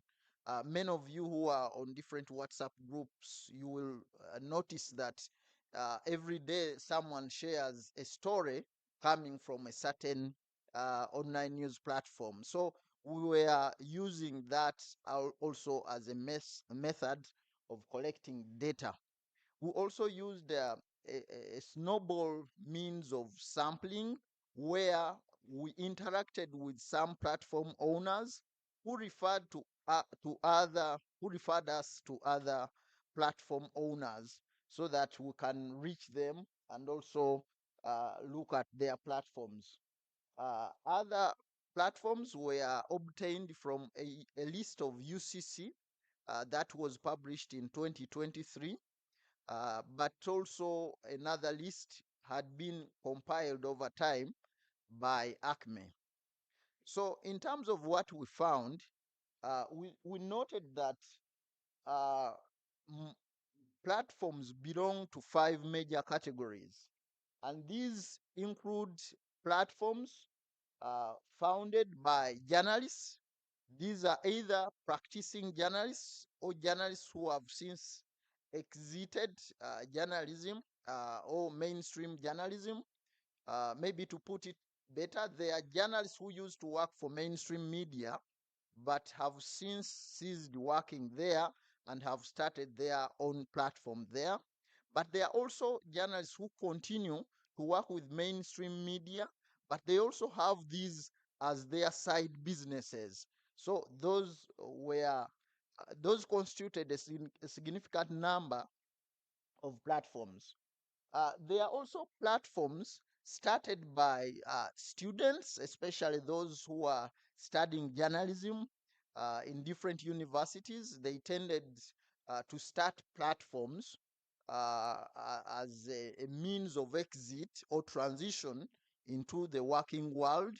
And some of their news tended to be dominated by issues related to campus life and student life and things. So they started with that kind of news. This includes platforms such as Pearl Times, Farm Media, even Chimp Reports was started when the owners were still students. We also have platforms which are regional focused. For example, Teso News, as the title suggests, you imagine that they are covering issues about around Teso, Teso News Network, Daily West Nile, and platforms of that nature, which are regional based. There are platforms which are issue focused. They are beat focused. For instance, CEO Magazine, which focuses a lot on business. You find platforms like Kawowo Sports. There are other uh, platforms like Karatunga, which focuses a lot on tourism. Infonile, which focuses on environment and things like that. Uh, lastly, with the other platforms are platforms which are an extension of the mainstream media. For example, New Vision Online or Monitor Online. So these function as an extension of the mainstream media. Next slide. In terms of distribution, uh, first of all, we found that the number of platforms available as far as our research was concerned is almost similar to the number of radio stations we have. But we also noted that platforms are dying, but also being born on a regular basis. That even as we speak now, probably 10 or 20 platforms started yesterday and others ceased operating. So there is a high birth and mortality, high birth and death rate among these platforms. But we saw that the idea is that there are about 300 platforms that we are able to document. Majority of these platforms operate within Kampala metropolitan area, up to 141. That is Kampala, Wakiso, and Mukono. Uh, Other districts which seem to have a significant number of platforms include Oima with 7, Lira with 6, Gulu with 5, and as well as Mbarala. Next slide. Uh, when we asked platform owners why they started these platforms, a lot of responses revolved around making money. So the profit motive was very overriding among the reasons for starting operation for these platforms, even when we found that very few platforms were actually making the money that they wanted to make. But they were still hopeful that one day they will probably make the money. Uh, Others started platforms as a result of editorial disagreements, where you bring a story and the editor doesn't like it, or the platform owner, the radio station owner, says, I don't run stories which are critical of government. So then someone thinks and says, maybe I can start my own space where I post what you can't use. But other journalists, especially those who were working with mainstream media, said they started platforms so that they can use content that can't be used due to space and time constraints within their media. That a journalist would tell you that I collected a footage of 30 minutes, but they are only able to take 30 seconds. So I can use the rest on my platform. Uh, the other reason was that some people were passionate about journalism, but they cannot find work within the mainstream media. So they decided to become their own bosses. There are platforms which start as emergency measures. As I told you earlier, that the death rate is very high, and some of the causes of this high death rate include maybe if URA tells you you owe us this much, the people decide to close a platform and start a new one. So to mitigate some of these challenges, they decide to have multiple platforms so that if you clamp down on one, they can remain with the others. I'm told in the early years of this government, parents used to have that kind of approach also, that some children might die, so I need to give birth to many. So many platform owners also have that kind of attitude sometimes. Uh, uh, so the other reason for starting platforms related to uh, finding an exit or transitioning, uh, this one is to stay relevant after leaving the mainstream media. People working in the mainstream media for so many years, when they are asked to leave, there are many people who always want to be engaging with the public, or they are used to engaging with the public. So they wanted to open up some platforms where they can stay relevant and stay being heard, uh, so that they can continue interacting with their followers. This was particularly common with people who worked in the electronic media, for instance, TV. If you are a known TV program host and you lose a job, or you decide to move on, they tended to like to start their own platforms where they can be followed. Some choose to start blogs, but some start real news platforms. Next slide. Uh, in terms of focus, as I have already hinted, most platforms start with what appears to be a clear focus. For instance, someone starts a platform and says, this platform is focused on education. But along the way, most platforms become generalists. They focus on multiple issues after noting that maybe uh, the the singular approach to issues might not make them money. So they open up and accept to cover other issues as well. Uh, there are, as I said, platforms that are exclusively focused on specific bits. For instance, Rugendo's research finds, which focuses on academic research, Kawowo Sports focusing on sports, and platforms like that. Uh, we found that platforms have a tendency to redefine what we traditionally call the news values, that now uh, they are able to publish information that on the surface might not appear newsworthy, but which is attractive to potential readers or potential audiences. For instance, job adverts have now become stories, uh, tenders and scholarships and grants. And platform owners told us that some of these stories are very attractive to the audience because of the potential benefits. You will find a story like Makerere opens up 1,000 scholarships to students from uh, struggling families or whatever the case might be. So, because they are looking for people who are going to read these stories, they are targeting people who might need this information for practical reasons.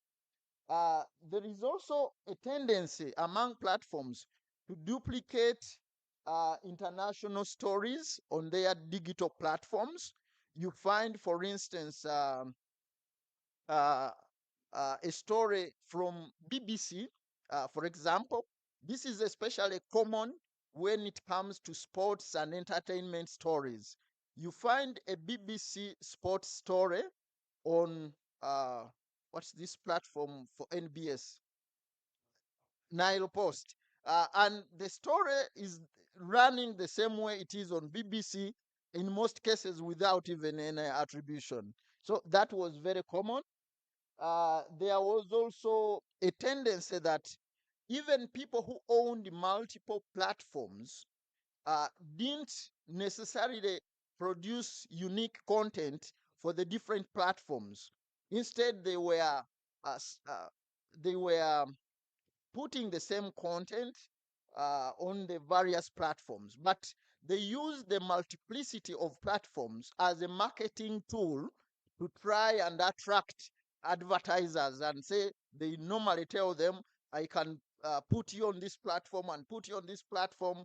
But in most of the cases, the audiences are the same because the content is also the same, and therefore the multiplicity might not necessarily reflect a diversity of content. Next slide. In terms of ownership, most people told us that their platforms are privately owned, or they are for community, or private, for profit. And sometimes there was a combination of reasons. In some cases, the platform operator, for instance, a journalist, was the least shareholder, but he would act as a conduit for several people in government who indirectly publish whatever they like or dislike about their organization. So these platforms are started sometimes to promote an organization, but on the face of them is a journalist who might be well known, but behind that, they are also being used to fight wars of organizations or individuals in business, in politics, and so on. Uh, Several platforms are owned by single individuals, especially the ones owned by journalists who work in mainstream media or who have left mainstream media. But others are owned by families, for example, a husband and a wife. And we noticed also that most uh, most platforms they don't have well structured systems of ownership. In some cases, ownership extended to individuals with permanent jobs in private companies, government ministries, departments, or agencies. And as we shall see later, uh, the salaries of these people working in the different organizations become the main source of income for these platforms. Some online news platforms are owned by influential politicians and security personnel. We noted that most of the people we spoke to were careful not to mention that they had any affiliation to any specific politician or security agency. But we also learned that many platforms have an affiliation with security, and they are platforms that we were told they operate within a certain office at Central Police Station. So that shows you how much they are affiliated to the security agencies. And you can imagine that platforms of this nature might not be able to publish certain types of information, or they might be used to publish certain information. Next slide. Uh, we noted that it is relatively easy to open a platform, and that's why we have so many of them. So we wanted to ask, what does it take to open a platform? We found that it costs less than $1,000 to open a platform. What you need, for instance, is hiring a platform designer that we are told that could cost about $200. I didn't know platform designers are that cheap. Hosting a platform, can also go for about $200 a year. Getting a domain name for $80.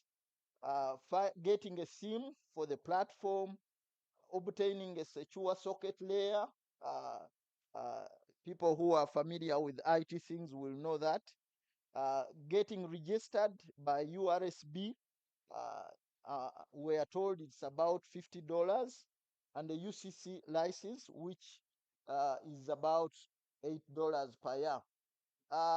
So, in terms of major political contestations, as we said earlier, ownership influence is likely plays a big part, but also we noted that some platforms had forged sort of partnerships with specific individuals, most of whom were politicians, with probably an aim of driving content about them. Next slide.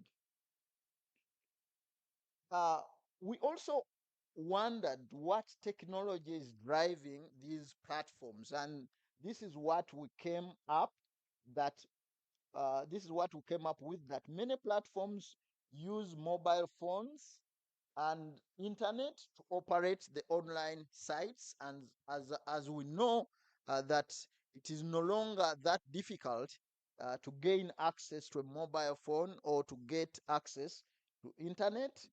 WordPress was observed to be the most commonly used platform for publishing.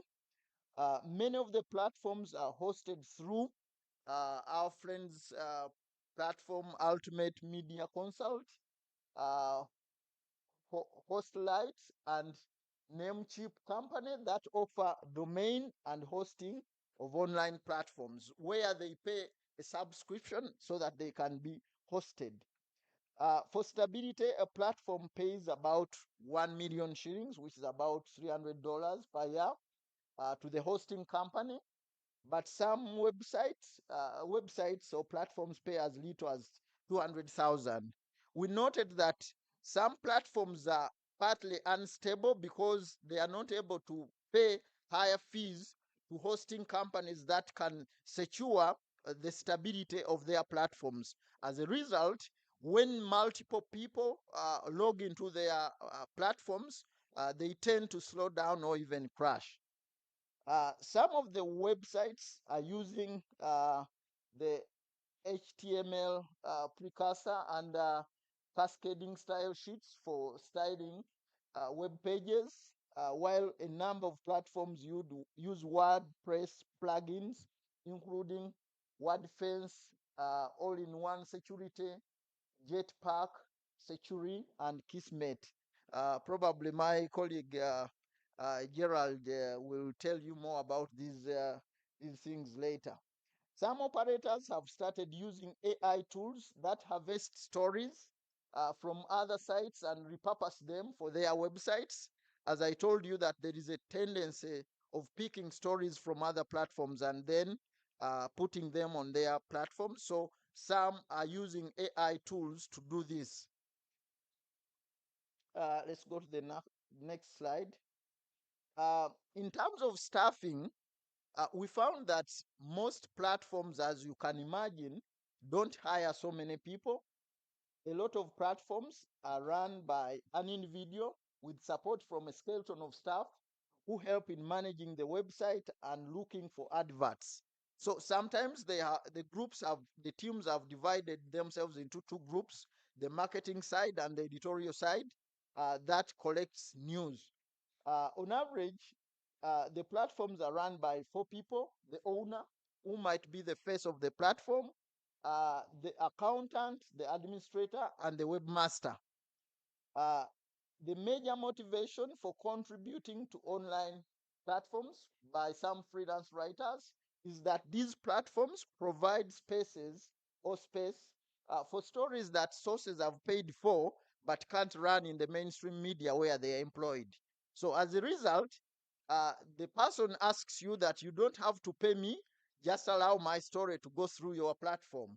So this works for both sides, the producer of the story, but also the host, so that then they can use it as a form of accountability to whichever entity has paid for the story when they see it running on internet. We noted that communication officers and local council politicians and other duty bearers from across the country are major content contributors to online news platforms. So there are some affiliations with local council leaders, and these have a tendency of pushing in their PR stories or stories that help them to fight their personal or institutional wars. Next slide. In terms of financial viability, as I might already have hinted, most platforms are not making money. As a result, they are using salaries of owners of the platforms. So if I earn £1,000,000 shillings, I hire you and pay you 300,000 so that you can work for me in the platform. So owners' income is a major source of income for these platforms. Uh, there, there are a few platforms that receive commercial advertising from entities such as banks, government agencies. We also noted that there is a tendency that most platforms get adverts from specific government agencies. For example, Civil Aviation Authority, Electoral Commission, Uganda Revenue Authority, especially some of these entities that are often reported about. We think that journalists probably find it easier to get adverts from these agencies. There, there is a lot of what we call native advertising that is going on in online platforms, and a lot of content or editorial advertising content is disguised as editorial content in the name of native advertising. And we think that this can be misleading to the audience who might not be able to distinguish between an advert and editorial content. And as a result, once this is eventually found out, platforms can lose trust. Some platforms were also helping organizations to manage their social media content. They produce content for social media platforms of organizations, including government agencies. Uh, we noted that uh, traditional media or mainstream media have made an effort to try and show their presence on the digital uh, through the digital platforms. But we noted that a lot of investment is required to get digital by the mainstream media. So a lot of investment is required, but most of these digital platforms for the mainstream media are not yet making money. We were told, especially by uh, Nation Media Group and Vision Group, all of them told us that, or both of them told us that their digital revenue is only 2% of their overall income.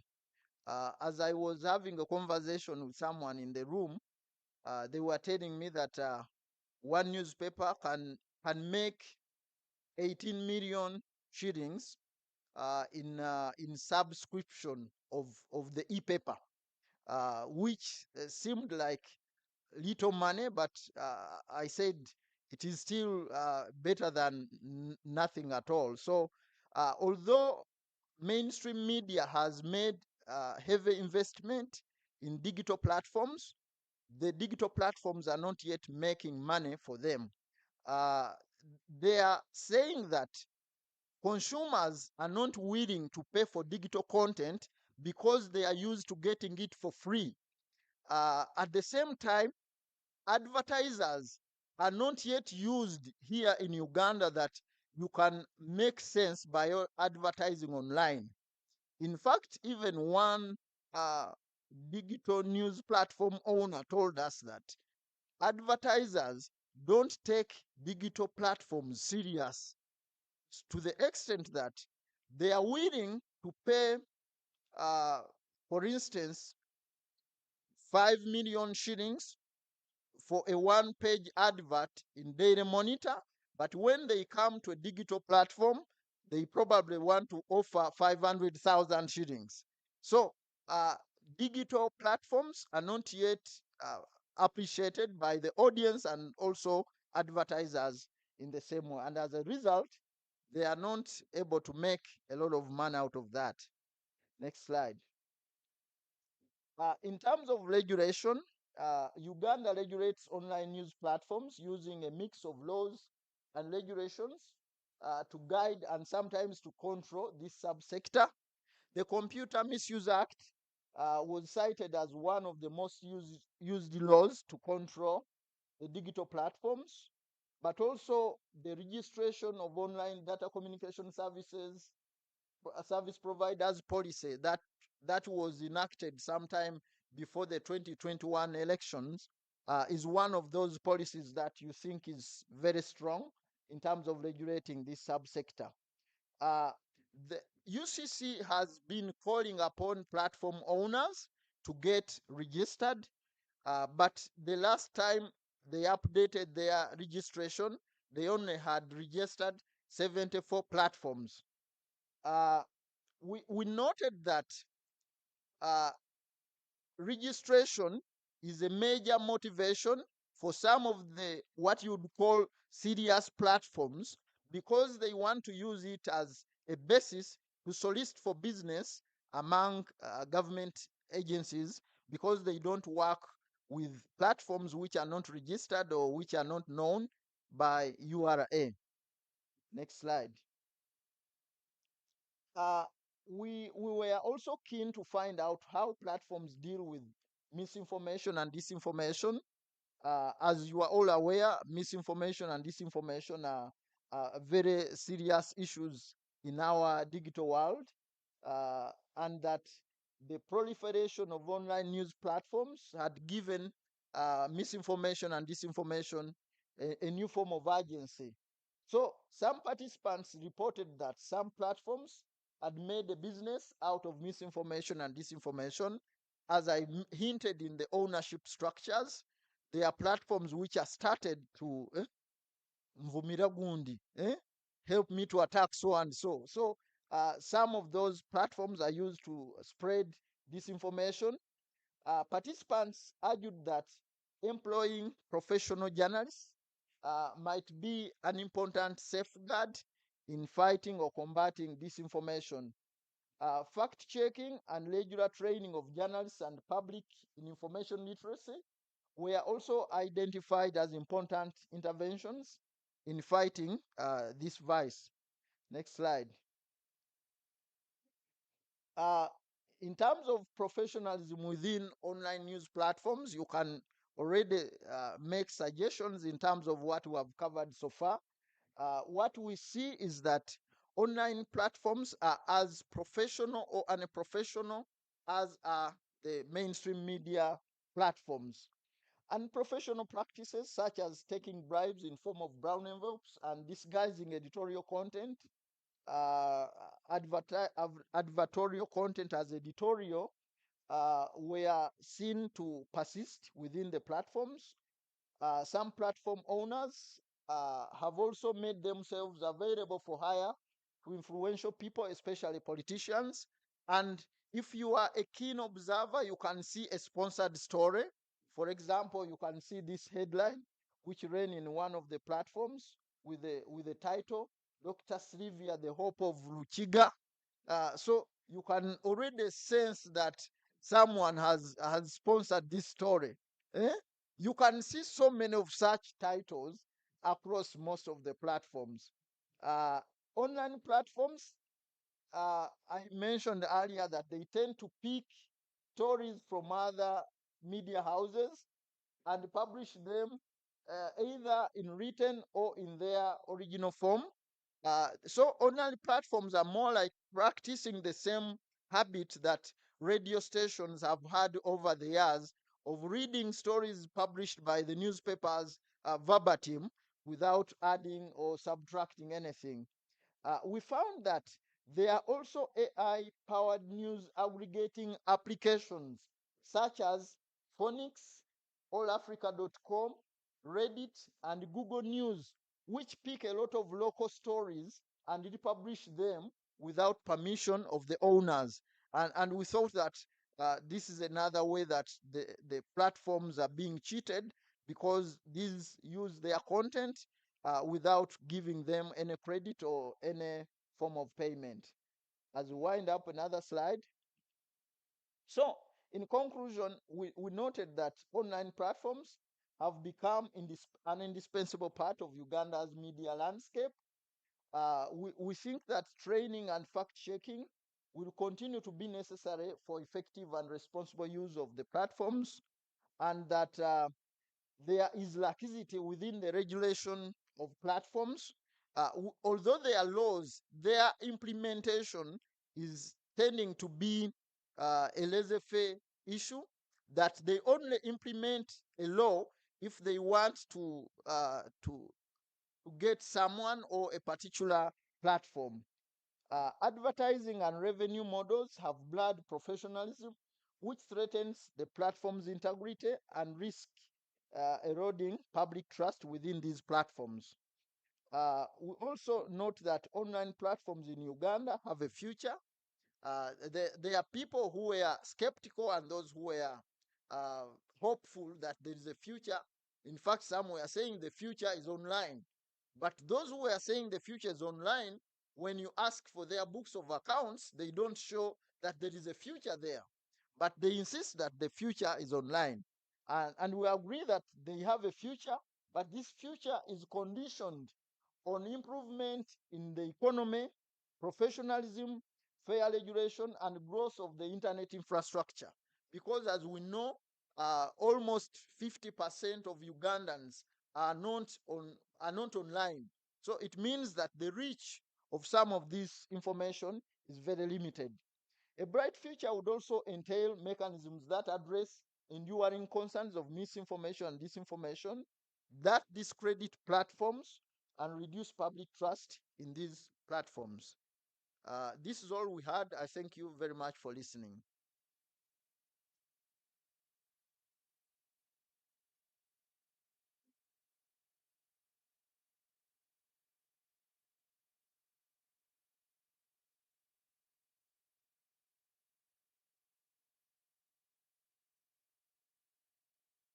Thank you very much, Gerard, for this very exhaustive presentation of your in-depth research.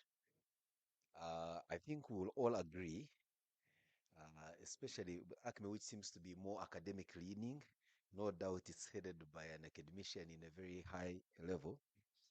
I think it's one thing to do an exhaustive research like this, and this not put any criticism to your presentation, Dr. Gerard Warulia, but I was just reading the room in terms of attention span and the ability to take in all this information in one chewable bits and pieces so that you don't drop people along the line. And we are still lucky that the audience here is fairly millennial and Gen X.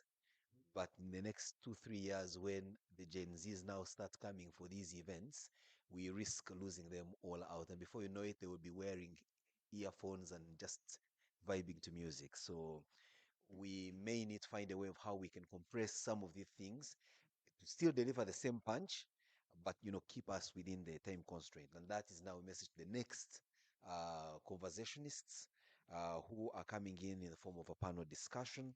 And this panel discussion is at least programmed to take us through a program of earlier on it had been budgeted for 1 hour, but now looks like part of the minutes have been consumed. Don't worry, George. Okay. Again, George may also need lessons on management. He seems to be very hands-on. George, executive directors of organizations such as yours normally pay people to do the kind of work you are doing. Eh?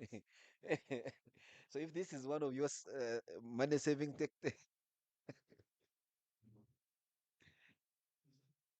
but that was also a very graphic illustration to those of you in the audience who possibly are sitting on support budgets from your respective institutions, capacity building, and I mean, Acme is one of those places that clearly would do with that kind of budget so that you support George to hire human resource that's able to do the heavy lifting, literally.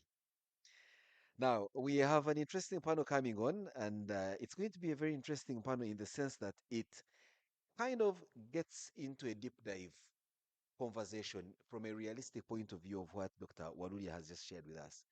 It's going to be moderated by Ivan Olukanda. I don't know whether Ivan, you're around. Have I seen you? Yes. Ivan, please come and take the platform so that you are able to introduce your panel. And right now, it's exactly 12:13. Now, at 12:13, lunch here starts at 1. And it's not, when we have lunch, we don't have time, we have food. But the good thing is that this food is served on time. So you need to balance between the interest of having food on time and having lunch at 1. Over to you, sir. Thank you so much, Simon. I see that in the room we have so many Gen Zs, and Gen Zs have also talked about digital lunch. So maybe they don't need to go to the restaurant. Ladies and gentlemen, I want to thank Dr. Waluria for ably disseminating the study. And now I want to invite my panel, 2 gentlemen and a lady, to discuss the findings from this research. First, I want to invite Mr. Gerald Businge. Mr. Gerald Businge is the team leader at Ultimate Media Consult. Let's clap for Mr. Gerald Businge.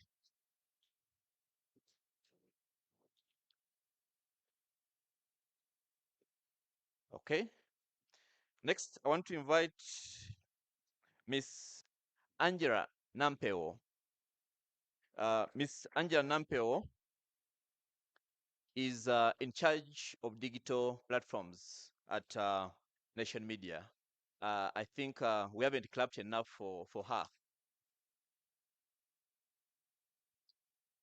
And lastly, I want to invite Mr. Giles Mohammed, the ED at Chimp Reports.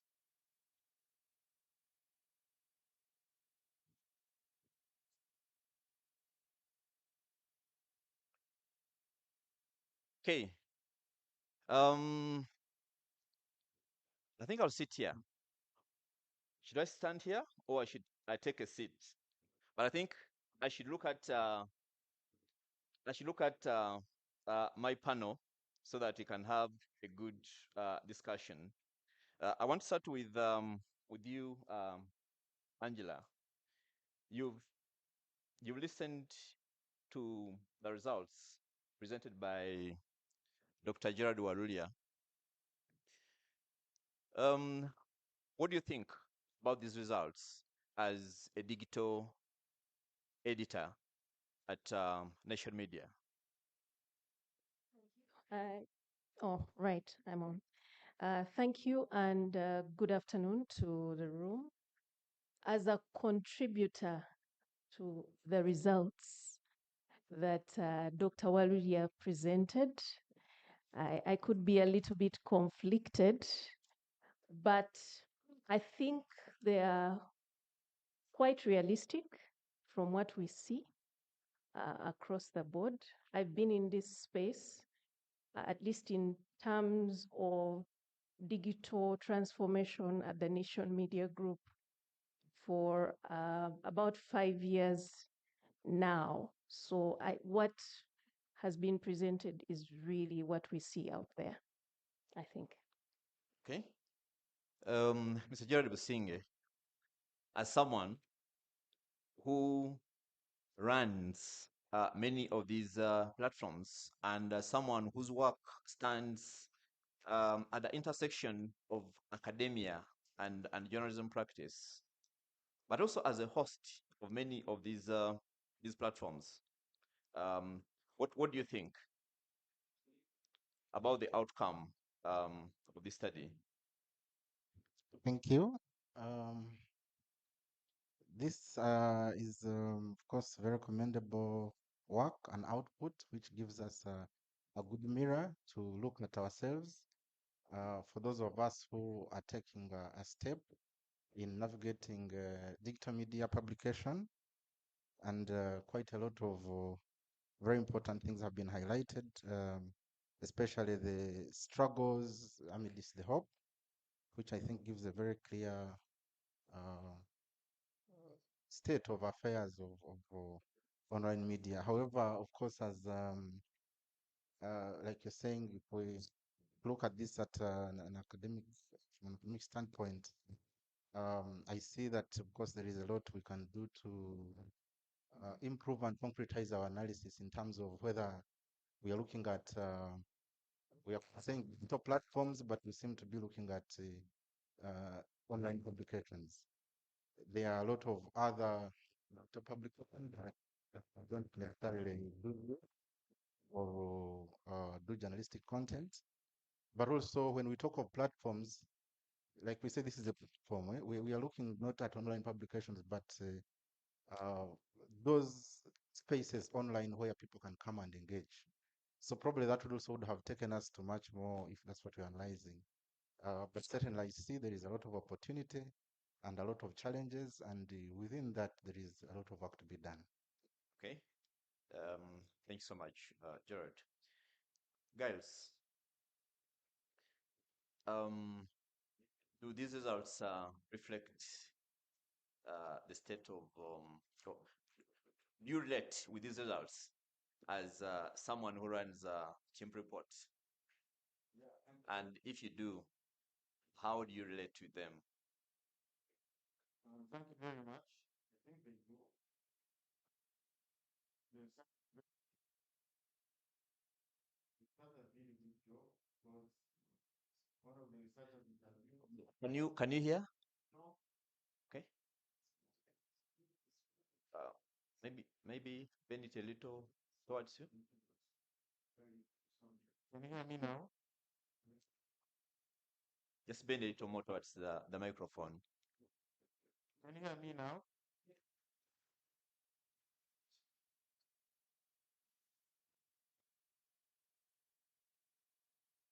If you can switch it on. Okay. Can you hear me now?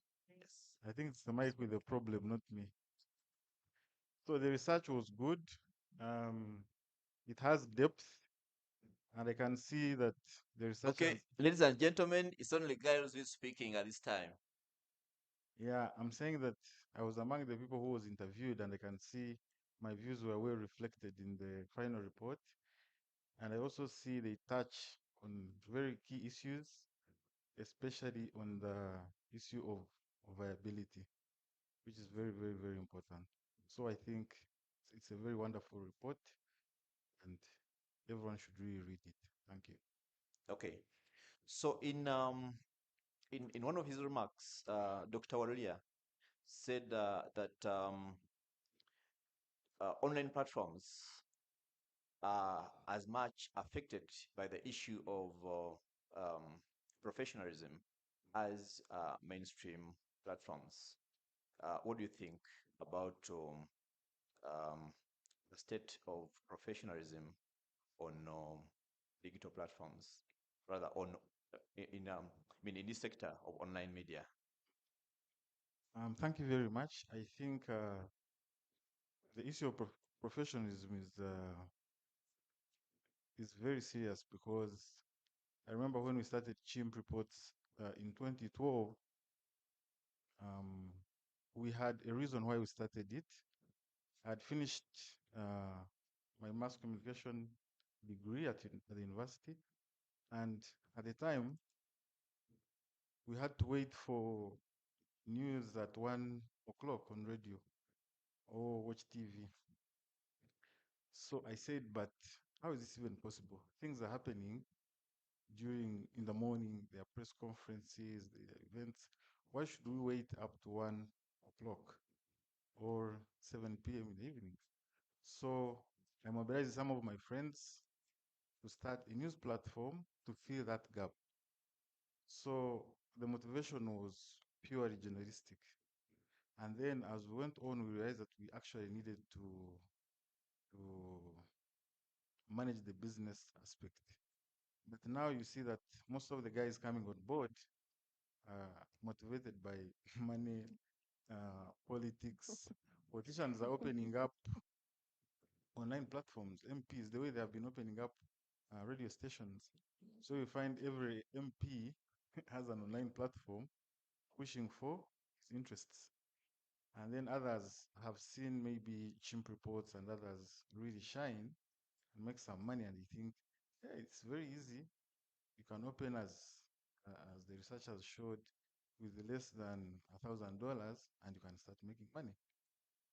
So the motivation to make money has really killed the professionalism in the digital media industry. Okay. Thank you. Thank you. I want to move to you, Angela. Yes. Regarding professionalism, now that Nation Media was originally belonged to legacy media, but now it has copped up with technology.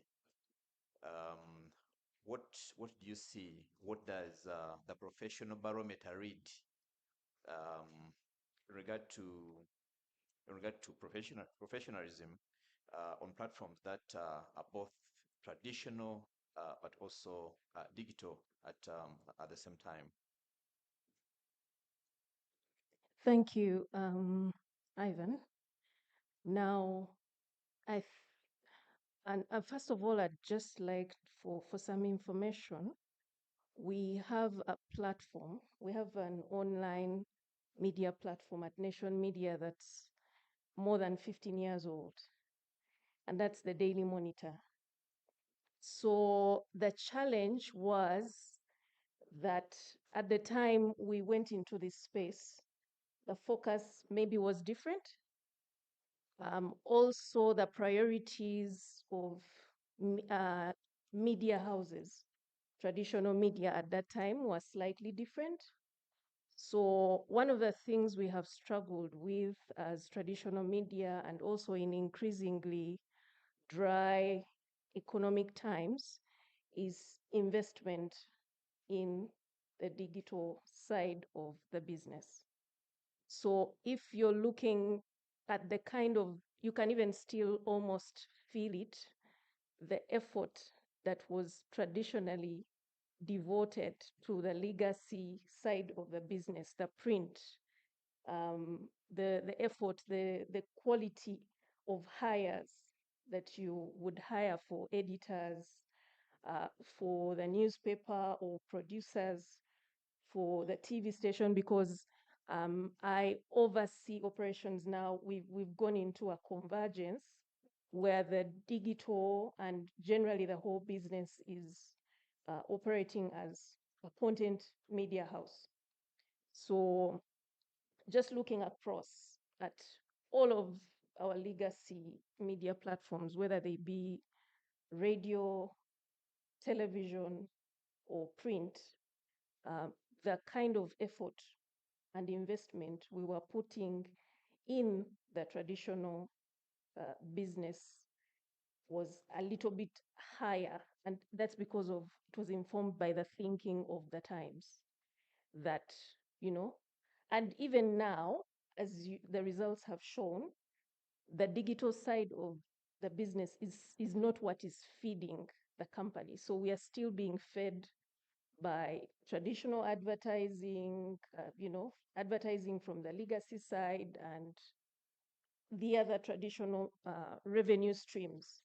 So it's been one of the things has been an uphill battle to convince the ownership, which is now convinced that digital is the way to go, but just to devote the kind of investment in training, so whether it is in tools and all kinds of things. Okay. So Yes. that's where the At that point of balance.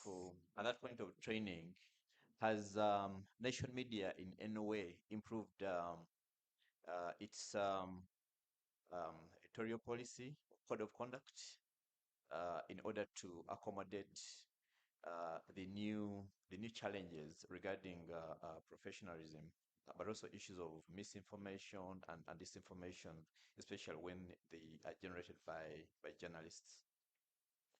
True, our editorial policy is a living document. It's actually available online. So the latest update was for us to incorporate AI governance and among other things. So we've done a group-wide, not just in Uganda, but we've done a group-wide uh, conversation on our editorial policy. So the short answer is yes. Okay. Yes. Mr. Bsinge, as a host and trainer and so many things to do with multimedia, um, are Ugandan newsrooms adapting or adopting and adapting well to the digital trends, to the technologies as they are emerging? Um, are you satisfied? How satisfied are you? Well, it's a tricky question. From an academic standpoint, from a business standpoint, You are all those. it usually depends on which perspective you're looking at things. Uh, as you're aware, I've been in this space. I've been teaching digital media and multimedia communication since 2010, and we there are things we've been encouraging. Even now, we continue to encourage. But in terms of the practice, certainly it's a long distance to go, and men are making great efforts, great strides. Like you see, efforts being made by even the legacy media and as well as the new publishers who are putting up sites. One of the biggest issues that I see, especially from the question you're coming from of professionalism, is the ongoing confusion of media and journalism. And I think we really need to wake up from this slumber. A platform is a platform. It's not journalism. Journalism is the practice of gathering, packaging and disseminating content following a set of tools. And that process can be done through any platform. So professionalism has nothing to do with the platform. You are who you are despite the clothes you are putting on. You are who you are despite the road that you are on. So this allocation of professional practice to platforms is quite misleading and will derail us from, both improving practice, but also being able to adopt the best possible platforms that can help us reach and engage audiences. So in this digital, especially when we talk of digital or online, one of the key uh, issues I see is also the kind of mindset that we go there with. Of course, you can still go there and serve local. We encourage a lot of hyperlocal publishing and hyperlocal content. But it's very important that from both a content perspective, people engagement perspective, and a financial perspective, that we tap into this platform that is online, that is digital, and then take their different kind of mindset. And also develop, that's why I talked about platforms, develop platforms and products also that can target people across our geographies, because we cannot keep this small mindset of targeting people in Uganda only when you're online. I'm sorry if I'm sounding, yeah, like you can't go on this whole ocean and pick out a cup always. It's going to retard you, because if you look at the platforms where we spend content, they're not based in Uganda. So for us, how are we going to grow? How are we going to be real players in this industry if you're going to focus again only on local news? Not that we forget local news, but we should be able to get this content available to a global audience, and also tap both revenue and engagement from this kind of global audience. And I think in that line, we still have a lot of work to do. Okay. Thank you so much, Gerald. We still have a lot of work to do, and I totally agree with you. Um, Guys, how viable I know you've been running Chimp Report for some time, and the number of people in this room who are running digital news platforms. How viable do you find digital journalism in Uganda? Thank you very much. I think online platforms are viable, but we need to know that y- good journalism needs partnerships. If you're a platform owner, let's say in my case, from Makere, you do not have accounting skills, you do not have marketing skills, you're not an IT specialist. So how are you going to run a profitable media house? So you need partnerships. Like in my case, I partnered with someone who's good on marketing and IT and an accountant. So the accountant helps on managing revenues, taxes, and so on. And the IT guy make sure that the system is okay. And then for me, I focus on the editorial content. So you need partnerships for a media house to be viable. Then number two, you need to be very aggressive because journalists think that all you need to do is just write a good story and that's it. But for a media house, you need to be more aggressive, do good marketing, reach out, have good partnerships, and then you can be able to be viable. Then also, to be viable, you also need to mitigate risk, especially litigation. You must make sure your content is good and you avoid defamation suits because you have seen many newspapers going under because of defamation suits. I don't want to mention them, but you know them. Then also you need to build public trust, people to trust your content that it's really legitimate. But I think even in the entire media, we have a problem of running promotional stories and not labeling them as promotional or paid for content. So this is really affecting the public trust. It's something that we all need to work on. Then value addition. For a media house to be viable, you not only need a niche, but also add value. So if you're reporting that President Museveni has threatened crash Bobi Wine, or there is a protest at Uganda Road, so you can also add a map to show that there is chaos here, so people can use other routes. So you add value to the content that you give to people, and then you can really be viable and also invest in investigative journalism. Because I remember when we published the story of the handshake, the oil handshake, which I investigated for about 8.5 months, gave us a lot of traction and goodwill from the public. Then also to cultivate good sources, and good sources, they don't have to be big people in big offices. It could be a waitress, it could be a cleaner, it could be someone who accesses the boss's office, a tea girl, and so on. So it's important for to be sustainable, to be viable. You really need to have that exclusive content that you can give to your audience all the time.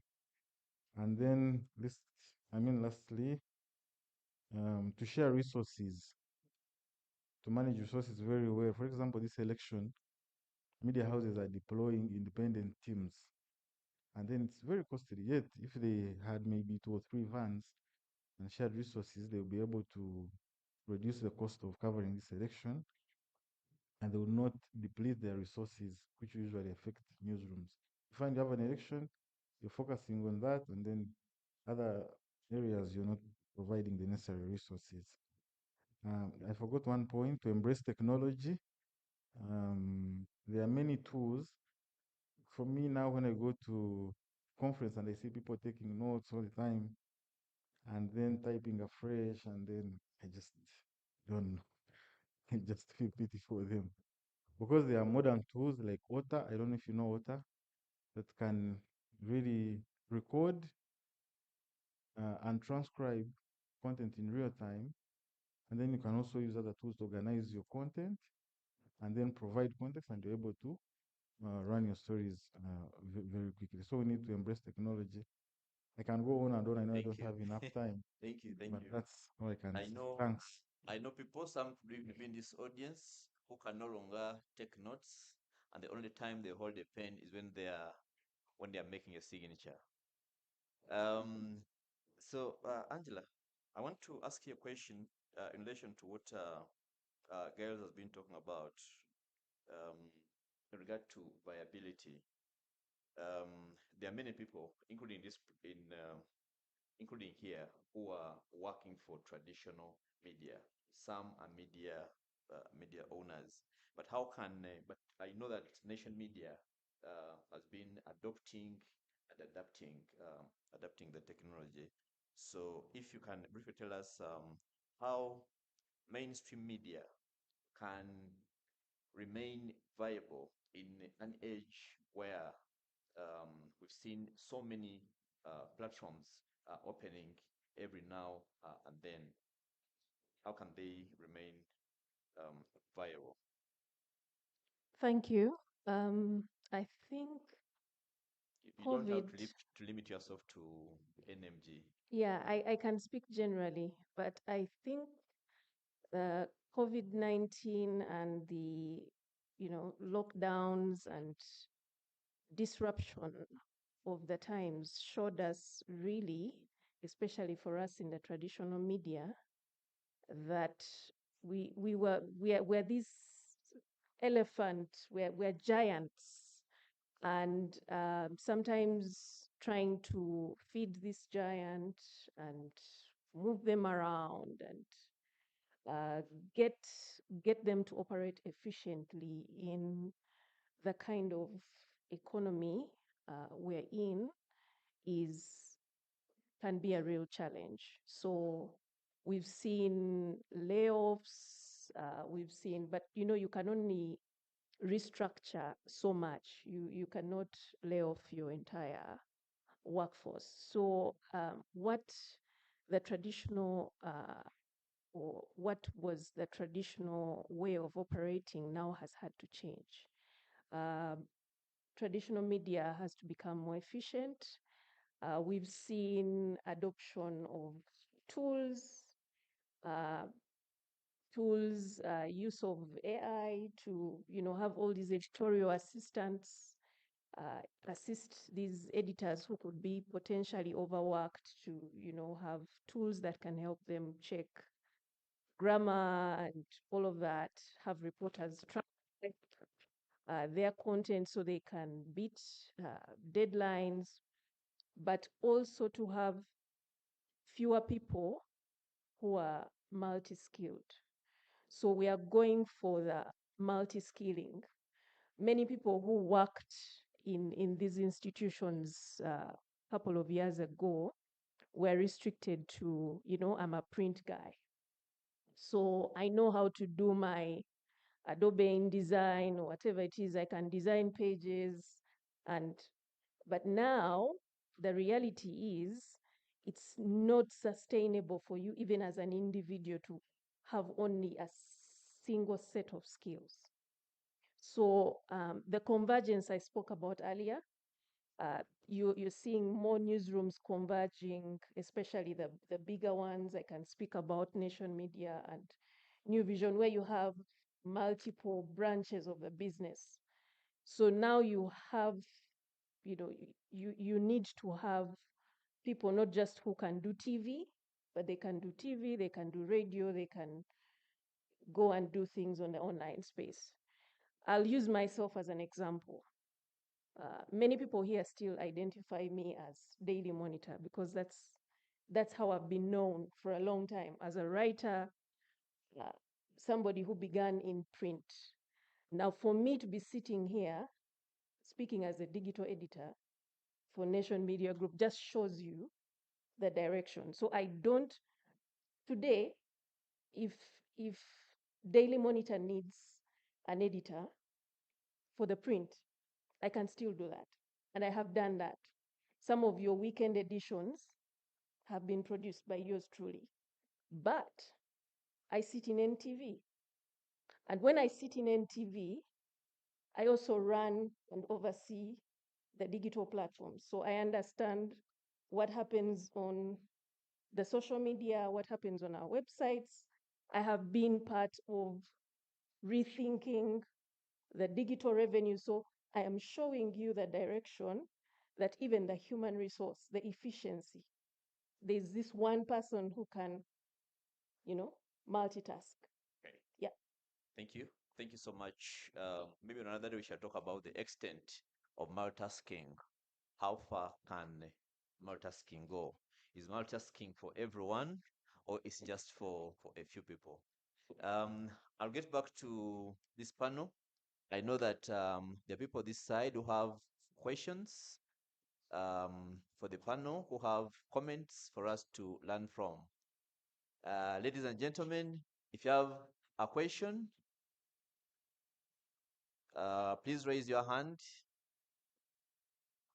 Okay, there's one here. There is a guy at the extreme end, and there is a lady, and there's a man in blue. Okay, where is our microphone? Okay, so first give that guy in the jacket. Yes, it's a good afternoon. My name is Ivan. While the presentation was being made, something came up on how advertisers are unable to pay for online advertisement, and for me that brings me to a question and a reflection whether, as newsrooms, we have endeavored to embed MAL within our approaches, the monitoring, evaluation, research, and learning, because what you can't show, then you can't count it. So basically, I'm trying to assume that many of us, if we have evaluation tools, they are actually trying to undertake metrics on the incomes that are coming in, and largely, very many of our newsrooms in Uganda here largely do not follow through their stories on how they're either influencing the changes in their community, or even through how probably their stories are targeted to an audience. For example, right now we're in an election year, and if you are not a very inquisitive newsroom, you will not go to dig deeper into the 21.6 million voters, because many of these are highly young people. So if you do that at the back of your mind and have information that is packaged, targeting that degree. So Okay. the basic Is question it a comment? Is so it a the question? question is, how newsrooms or how can the media embed broader mal approaches? Thank you. Okay. Thank you. There's a lady. There's a lady in the corner, in pink.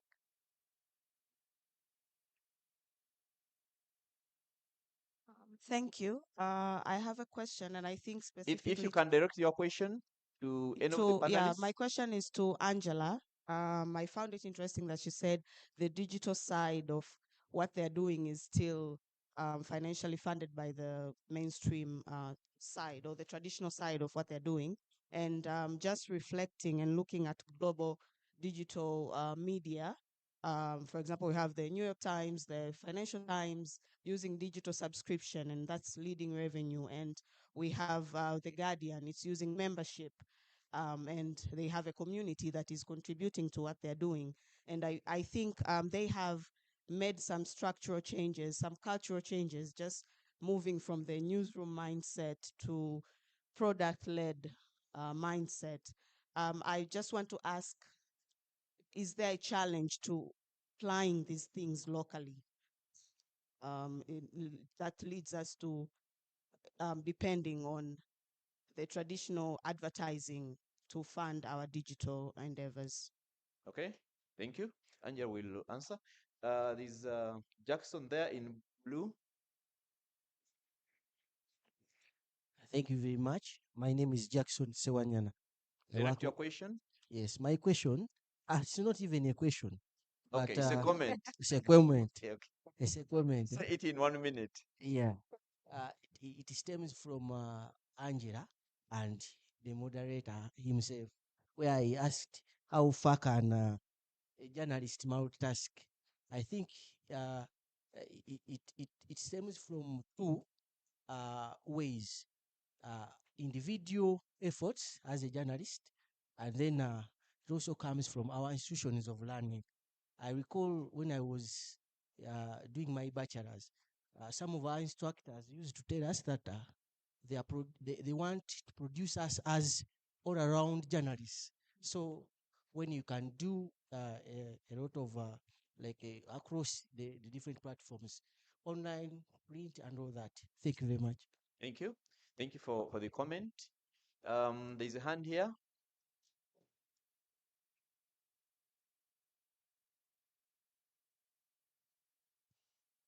Thank you, Mr. Moderator. I would also like to thank the audience and everybody participating. I'm Kabuza Mukasa from the Media Council, and I've been following lately with a very keen interest, and I've observed there is a big problem that is across the media, and that is the communication waste, which seems not to be bothering everybody, but affects everybody. The advertisers may carry their message through an agent, then the publisher, the broadcaster, or whoever. But the message doesn't reach the consumer the way it was intended. And the consumer may not realize the message being carried, and the message originator is contented, the message is delivered, yet it didn't reach the consumer the way it was intended, out of wrong interpretation, out of wrong misrepresentation, either audio, video, or even press. When you go out there in the outdoor advertisements, when you read the billboards, when you read the banners, when you read the posters, both corporate, government, and non-government organizations have wrong messages carried across. In a way, some messages may be intended to, maybe health related or agriculture related, but it is delivered wrongly. Okay. And at the end of the day, in 30 seconds. I'm just concluding. Okay. And in a way, that needs to be addressed. And it is a collective responsibility. Thank you. Thank you so much. There's a lady here.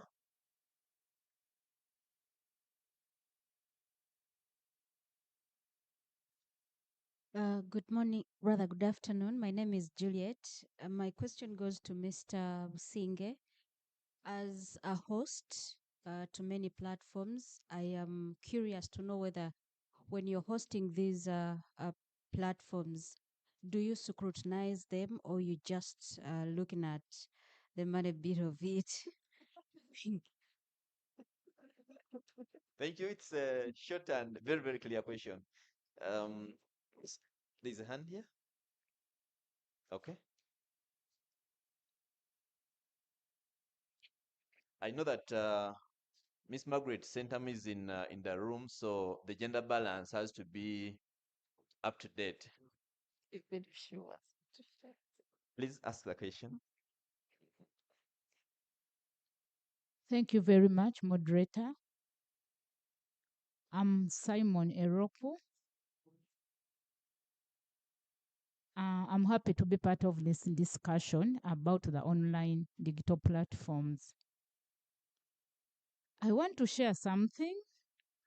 Personally, I have an online digital platform.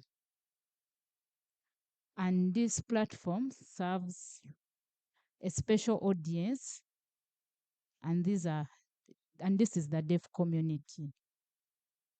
So I would like to know how other online media platforms, how accessible are you? Do you think about these other categories of people in the community? Like for the mainstream, we've been seeing sign language interpreters. They've really tried to be inclusive. So, what is happening to these other online media platforms?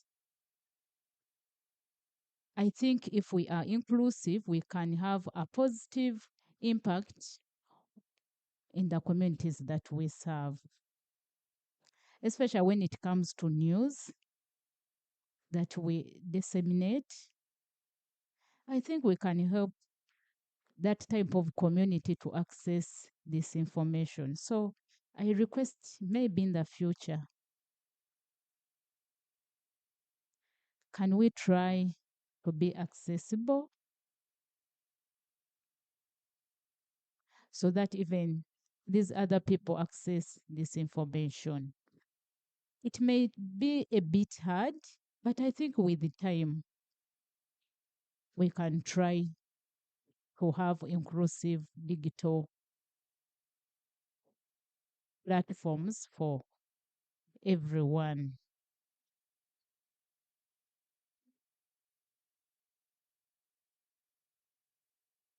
Maybe we can find a one how to build the capacity for these online platforms, if it is a capacity gap, so that we make sure that we give out information that is inclusive.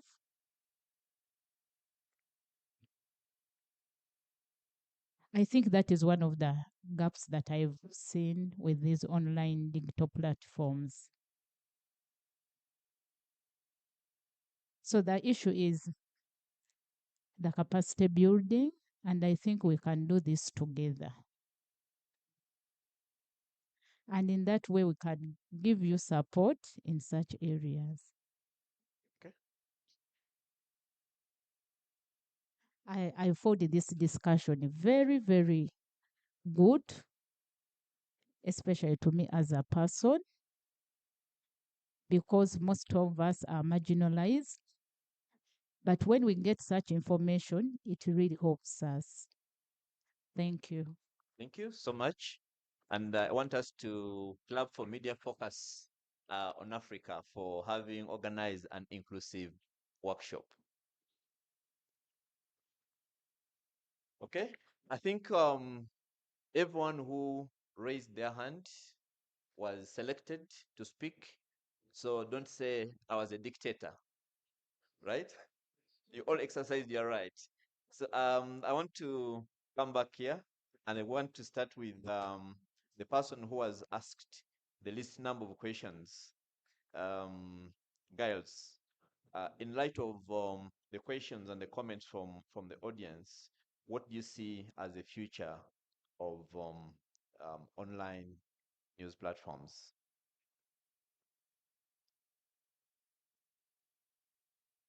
Thank you very much. I think the future of digital media lies within multi-skilled. Don't forget to talk about inclusivity, the inclusivity which Simon was talking about. Okay. In a minute. So yeah, media houses need to be inclusive. Their strategies for marketing, for for looking for revenues, has to be data driven. And also consider other revenue streams. For example, media houses don't need to restrict themselves to just publishing news. You can do social media promotions. You can have a lot that you can offer in the media space. I was looking at the report of New York Times in 2020. I read it in 2020. At the time, they had about 10 million subscribers. So subscription is also an avenue that many media houses need to look out for, and also build public trust. and provide investigative journalism. I thank you very much. Thank you. Thank you so much, Giles. Gerard, so many questions seem to come your way, including whether you scrutinize the people you host for platforms. I think I'll start with that one. I hope you want a honest answer. For hosting services, we are like a hotel. We don't ask what you are coming to do. Now, a host, me, I'm hosting you, I'm providing a room for you. How you're going to sleep there, what you're going to do there is not my for that side of the of hosting. I hope I have answered you. Yes.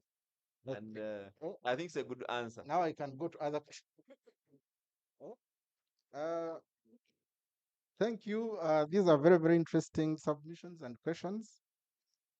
I think one of the big advantages of digital media, I think from the first where they said where we need to include to embed the monitoring, evaluation, and research and learning. I think most platforms, or even these CMSs people are using, have very easy integration of analytics. I know that trust the people we host almost as a mass dialect, they need to be able to track their users, know who has visited what content, what page, in which countries. So it's easy really to get these statistics. But I do think that the issue of online advertising and attracting money is a little bit more complicated than just not having the statistics to show to the potential advertiser. You realize, first of all, it's not true that people don't advertise online. At our place, my colleague here, we have people we are advertising for online, and they're spending a lot of money online every month, including local universities, even non-business people like international agencies. They're advertising online. But the challenge with online advertising is that you're competing with Facebook, you're competing with Google.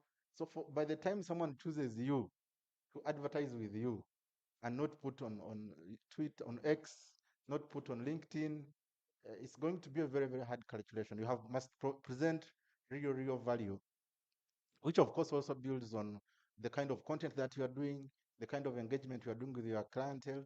But it's a big ocean, luckily. It's still a big ocean because within this very environment, I'm sure guys here will tell you that many of the running online adverts, there are also people from abroad who call you and they want to run ads on your site. And I know many of the people who are host with us are always putting up these kinds of ads from so many other countries, so many other products. So it's an environment where there, let's play, let's get used to it. Let's put up as much content as we can. If you are doing a professional publication, please follow these principles of professional practice, because for those who are looking for that kind of content, it does really put you in very good position. Okay. If you are professional. Just from a technical perspective, Yes. can you design something for the deaf? Because that was Simon's most pressing concern. Uh, this is a very, very big concern. I had someone from Media Council. In other countries, they've designed laws on this that make sure that every platform and every media must be inclusive. I'm not saying that we should wait for media houses, but it's extremely important that as we go digital, all our platforms. Sorry, Jared. Colleagues, let's listen to one another. We have just a few minutes, and we shall be out of here for lunch. Yes, please go on. Yes, that we can do at a technical level, but as you see, most of our community here are used to do things when they are legally bound. So it might call like that government also introduces, picks these laws to help us grow towards inclusivity, and requires that all publications, all media are able to be inclusive, so that we can put content that can be accessed by all people. And now with this, of course, AI is making it easier to develop some of these capabilities to enable, for example, content on websites to be easily turned into audio, so that people can listen even if they missed. It can read it for them, but also it can turn it into a form people even with braille can read. also colors, like be able to change colors, change size of text. So there are these best practices that we can implement within our platforms, within our these digital platforms. But also we need to do, you talked about that accessibility, but you also talked about inclusive information. Being able to purposefully go out there and look for kind of content that will help the people you say are disadvantaged, like who need this information to be able to navigate the kind of challenges they find are not the same everywhere. Okay. Thank you. I think I have answered the questions that were given to me.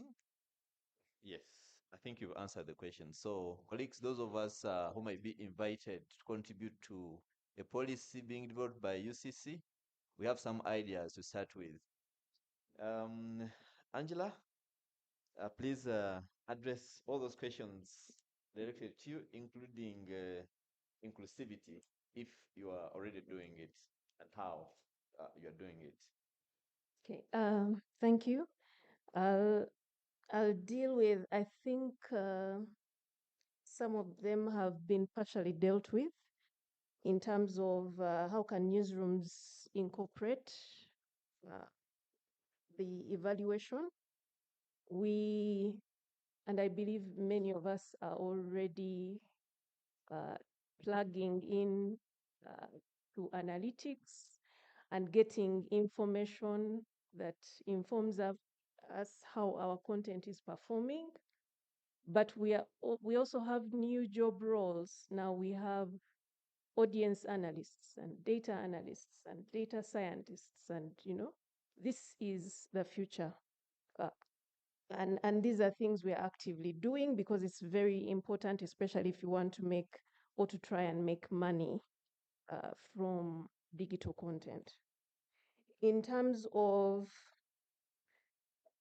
is there a challenge adapting our advertising? How come New York Times and Financial Times can adapt their products? We are on the way.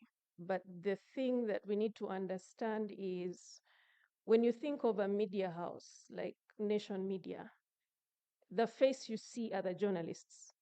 But our backbone, we have like an entire sales team that is from the legacy media background. They've been doing things a certain way. So we have a journey of reorienting everybody, not just the journalists, but everybody in all our media houses, even the people who sell.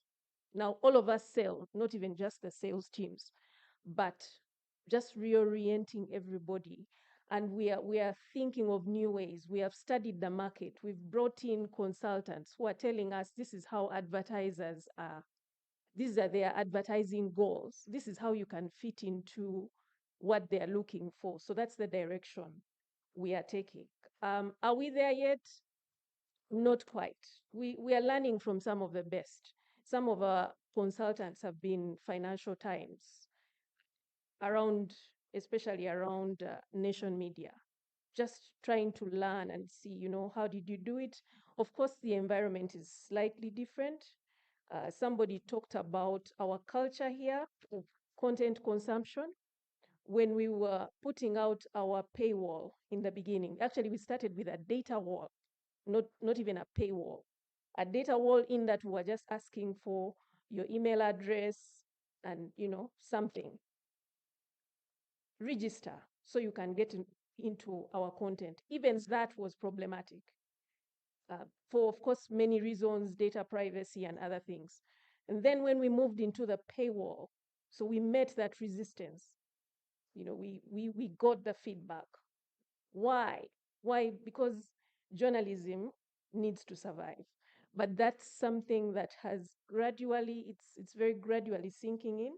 We now have many people willing to even consider paying for content, but it's a cultural thing. Among other things, it's an economic thing. Data is not cheap.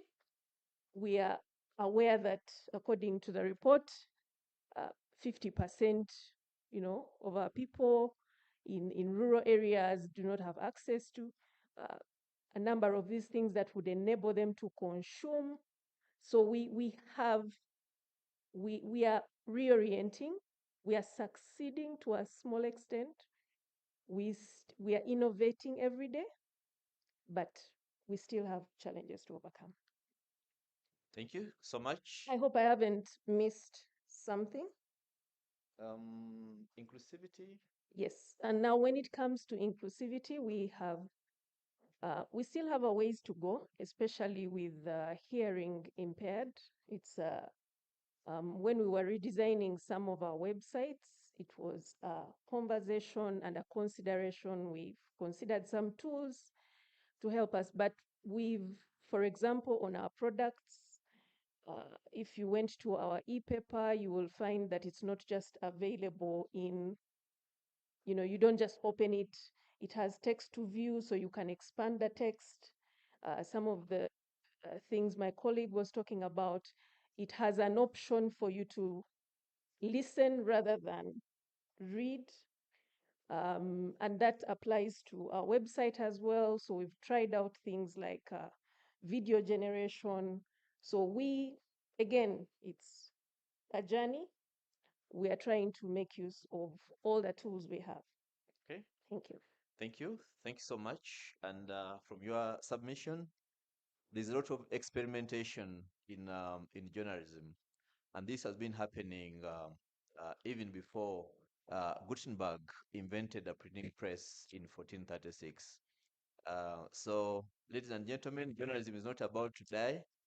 The traditional media will not die. It will only keep evolving with the times. So let's not be worried. Some jobs will keep dying, but some jobs will also keep. Some jobs will also be created, and we can't predict with certainty about which jobs will be created. I mean, technology and media.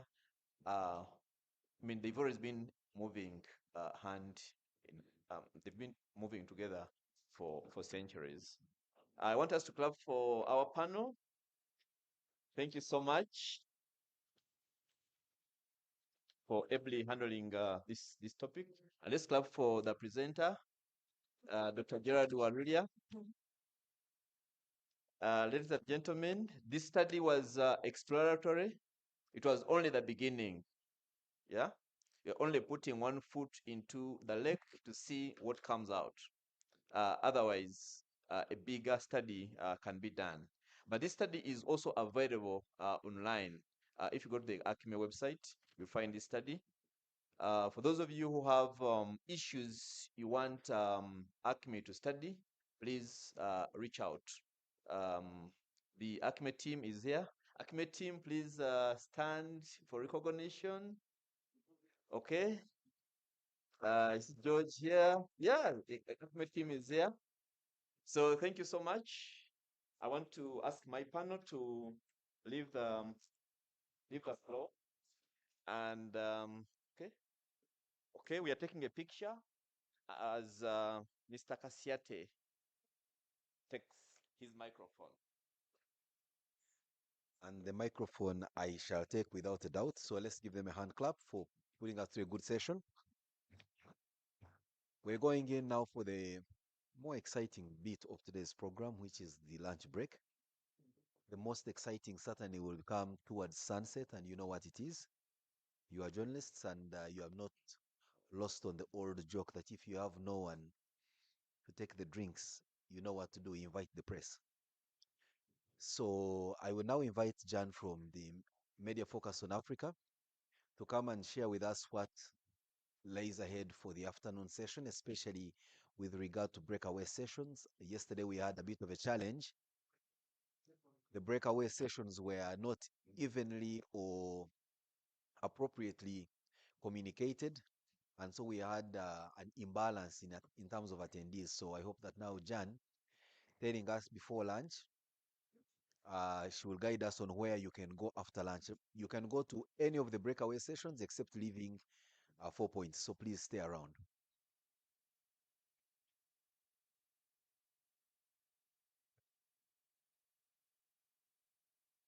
Simon, how can you say that? I wish to exempt myself from the narrative that Simon suggested, that if you don't have the drinks, the press will be available. No, the press is going to have drinks because we are celebrating all the time, and that's why we intentionally put the pillar to be at the front. The free press is at the head, not like, oh yeah, because we don't have drinks. The journalists, no, the journalists have drinks at home. They've come to cover the story and to do what they're supposed to do and not to drink. And these are the impressions people have of us, which we must keep packing and debunking. Yeah, but of course it's a joke. So this afternoon is very interesting. We're going to have 3 important events.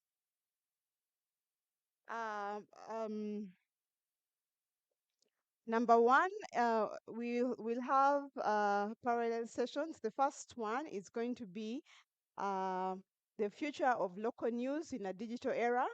And we've made a change. It will happen in a room called Mengo, just down the corridor. We'll guide you about that. And we'll be doing it with URN and Jamii Africa. And we'll also have somebody from the radio. In the other one, we're going to talk about the non-conventional approaches to storytelling. And here we're going to have, it's going to be led by MCI. We'll have Abbas in there. And I think I've seen Andrew, who's also doing a podcast in sports. And so please make sure you also join in. I mean, find the 2. But most important also is at the main auditorium here, we are going to have the discussion about half the population and quarter the space. We are talking about the women in media, and this will be run by Umwa. So please stay in this room if you're going to focus on the main auditorium, which is going to be about the launching of the global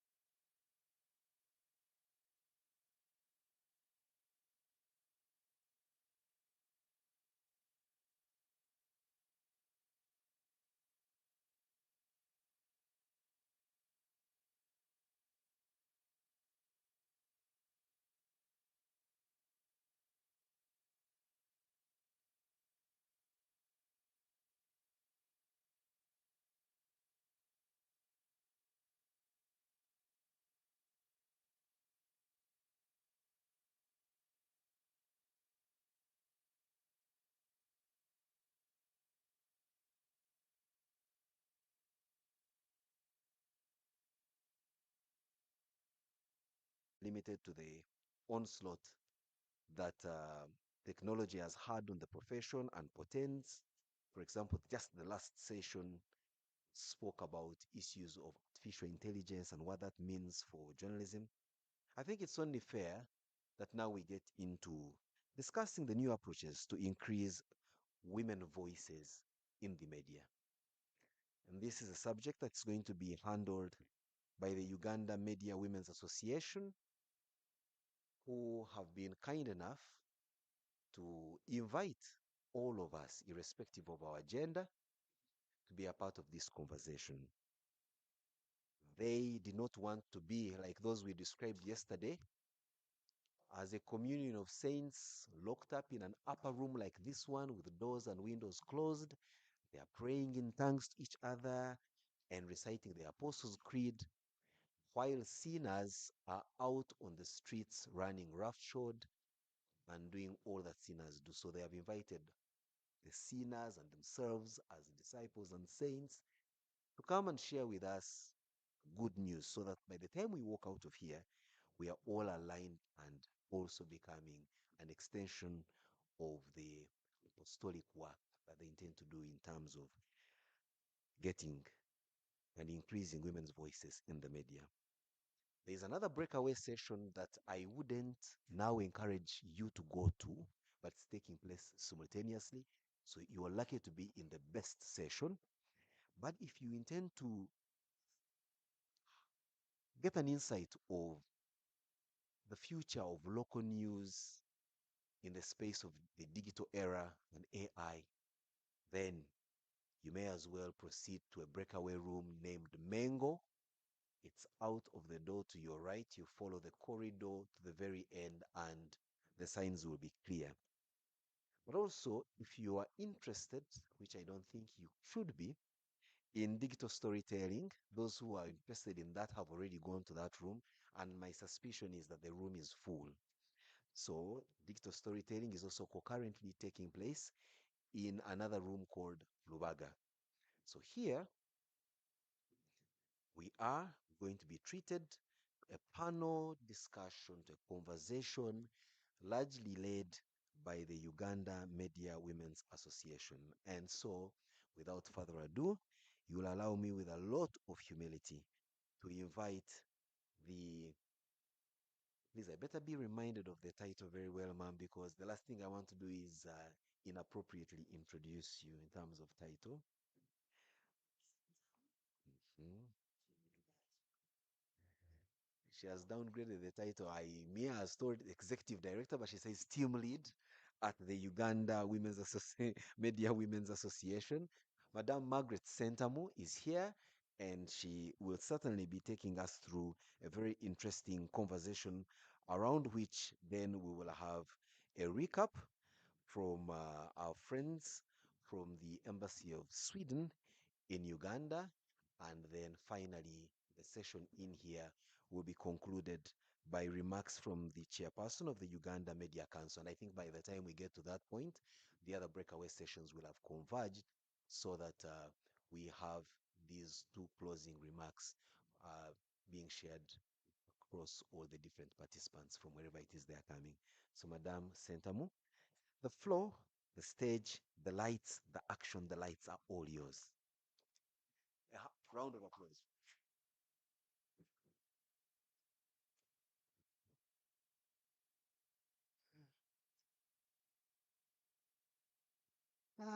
Thank you very much, Simon.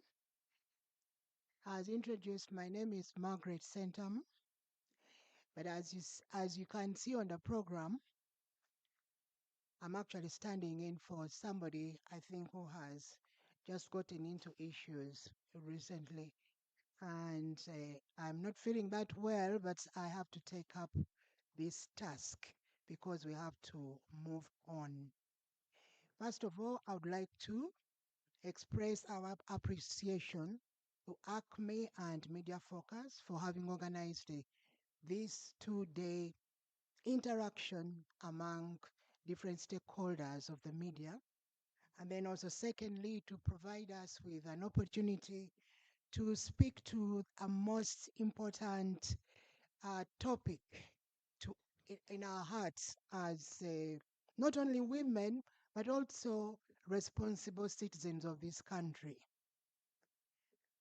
And I also want to appreciate the presence of the lady from the first secretary at the Swedish embassy, and also our panelists who will include Madame Perry Aritua, Executive Director, Women Democracy Group, Uganda chapter, Madame Susan Insibirwa, the MD of the Nation Media Group, and also Dr. Aisha Nakiwala, Senior Lecturer and Head of Mass Communication, Makerere University.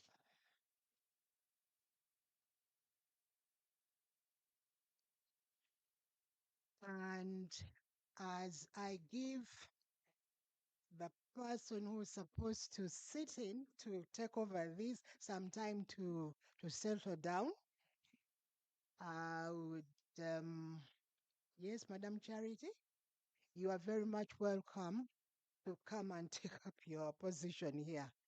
And I would like to apologize on her behalf. It was not intentional, but she's here. Thank you so much, Charity, for skipping all that jam and all those other things. Thank you.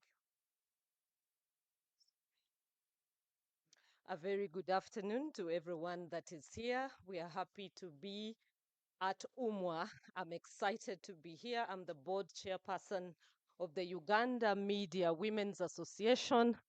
Margaret Sentamu, who is walking away from here, is executive director at that organization. It is a women rights organization. We believe in women voices, and we believe that the more women speak, the more they influence policy. And this afternoon, I'm excited that I'll be having a conversation with fantastic ladies in the house. I want to extend my apologies for getting in a bit late. And but I'm happy to see Aisha from Mass Communication. She's the head of Mass Communication. She is my OG. At least for me, I can say I went to school. Know these things of the lack of academic papers for people that have taken us on a jingle. So I don't know whether I still have time to run through 1, 2, 3 things, but I will. Why? Because it will set the context for why we are here. I want to ride on all protocol observed, but mainly want to recognize the representative. I'm sure Margaret did recognize them. Give me 1 minute, but I need to recognize them in my own capacity. I want to get the names correct. When you see me go here, I want to recognize the first secretary at the Swedish embassy for joining us this afternoon. Thank you very much for coming.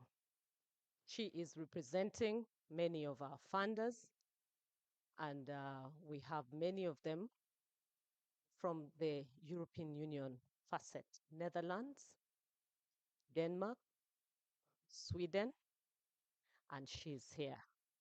You are so welcome. UMWA, as an organization, has been carrying out what we call the Uganda Media Monitoring Report. That Uganda Media Monitoring Report is not only for Uganda as a country, it is a worldwide project. It started in 1995, and of course, it is a big, big report, but I will not go through the whole report because I am late. But we've had development partners supporting the compilation of that Uganda Gender Media Monitoring Program in 2025. And our report was supported by Denmark, Sweden, Ireland, and Netherlands. Uganda is a signatory to many international protocols on gender equality and women's empowerment, including the 1995 Beijing Declaration and Platform for Action. The declaration, amongst other things, calls for increased participation and access of women to expression in and through the media, and the promotion of a balanced and non-stereotyped portrayal of women in the media. Notice that I emphasize certain words, and I do it deliberately. What has changed? 30 years on, we have stagnated, people we have. Our report has shown that only 23% of women voices exist in the media. How dare a situation it is. Dire, as in D-I-R-E. It is a very dire situation. The global news media ecosystem has changed profoundly since that Beijing platform. There have been technological advancements and shifts in audience behavior, and evolving business models have driven change in how news is produced, it is disseminated, and consumed. Legacy media remained dominant in 1995, but have since ceded ground to digital forms. Professional production in media houses has no option but to compete with alternative and social media for audience attention. We have also had what we call data privacy laws, content moderation, and government reach for stricter rules. Audiences are now transnational and international, and they collaborate in content production, which is a norm, unlike 3 decades ago. Now, according to the Global Media Monitoring Project of 2025, the status quo of gross underrepresentation and misrepresentation in content has persisted. The Global Media Monitoring Project was started by feminist media activists and scholars and communicators in Bangkok in 1994. It was sparked by a need for empirical evidence on women's place, role, and participation in the news and in comparison to the men. The global findings further reveal that after a slow and steady rise in women's share of visibility and voice in news, progress began to fast-track decline in 2010. A trend that continues to date. For example, the people seen, heard, or spoken about in print and broadcast news, only 26% are women. This statistic represents a 9-point change in 30 years, with the latter half of this period contributing to a mere 2% rise in women's visibility in voice. Now, the case of Uganda, and notice that representation I've been giving is global, meaning that even with the international protocols, women's voices have remained very minimal. Everybody is so quiet. Are we together? Okay. I was about to run away. I thought I was talking to myself. So the case of Uganda. The situation is not so different from the global, but it is worth noting.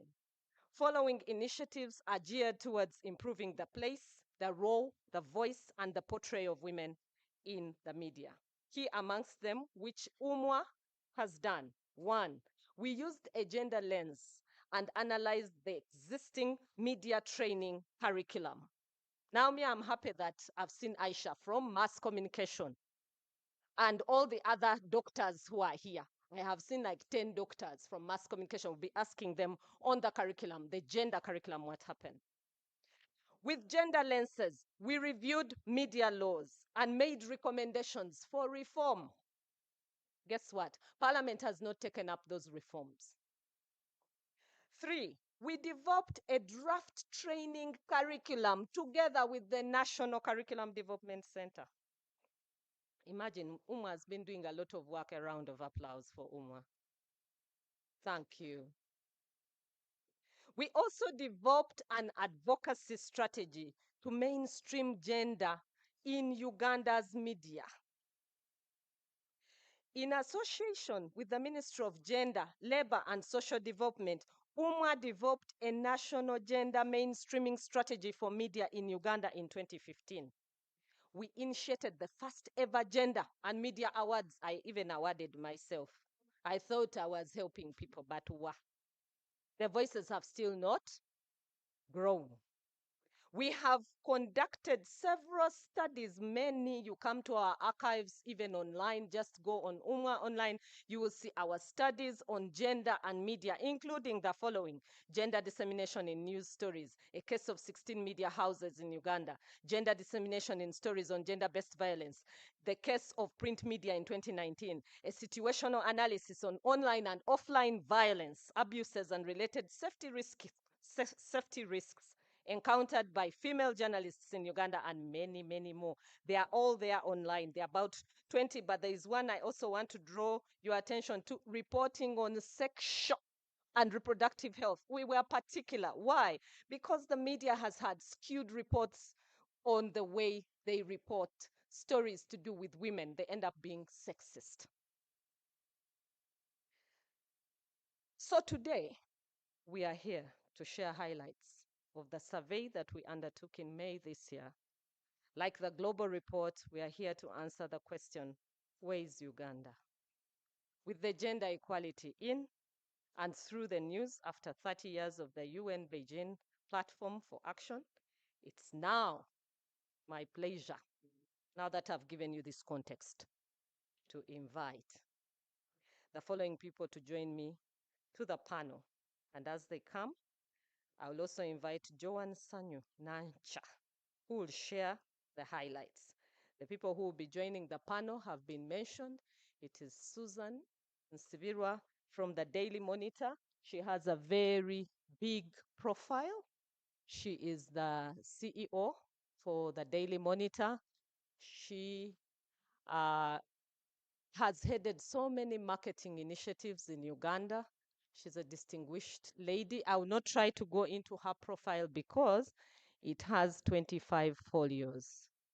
Susan, please join us. Put your hands together for Susan Nsibirwa.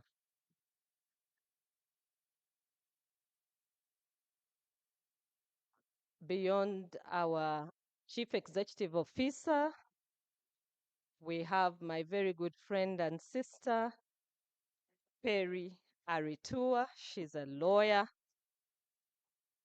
She is the Executive Director of the Uganda Women Democracy Group.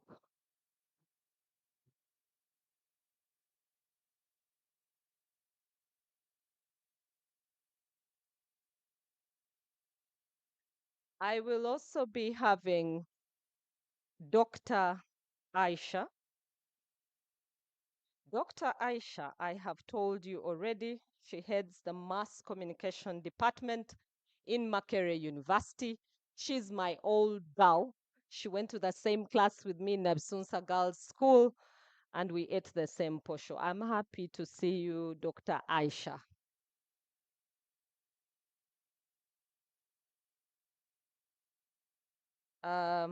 I should be having one more panelist, but first let me ask Nancha, kindly come and take the microphone, give us the highlights, and then I'll proceed with the ladies. Thank you.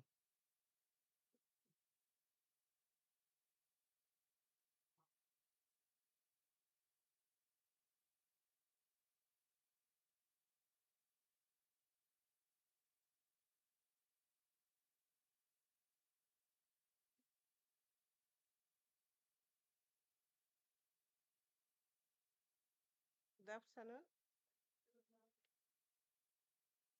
Good afternoon. You're welcome. My name is Juanita Nancha. I work with Uganda Media Men's Association, and my role there is to be part of this research, which I'm going to present to you now. So because we want the panel to discuss what we are discussing, what I'm going to talk about, let me go through the findings very fast, and then we discuss it in a panel. So please, next slide. So this research is done by Uganda Media Men's Association, and it is under the Global Media Monitoring Project. So this Global Media Monitoring Project happens every after 5 years. And this year, we did it the other year in 2020, and now we did it again in 2025. And then it is also the longest and largest running research on gender in the news in the world. It is coordinated by the World Association of Christian Communication and also conducted every after 5 years in more than 94 countries. In 2020, we were around 120 countries, but in 2025, we came down to 94 countries. And Uganda, as a country, we participated in the last 6. That is from 2000 and 2025. This research basically provides data and advocacy evidence for media in gender equality. Next slide, please.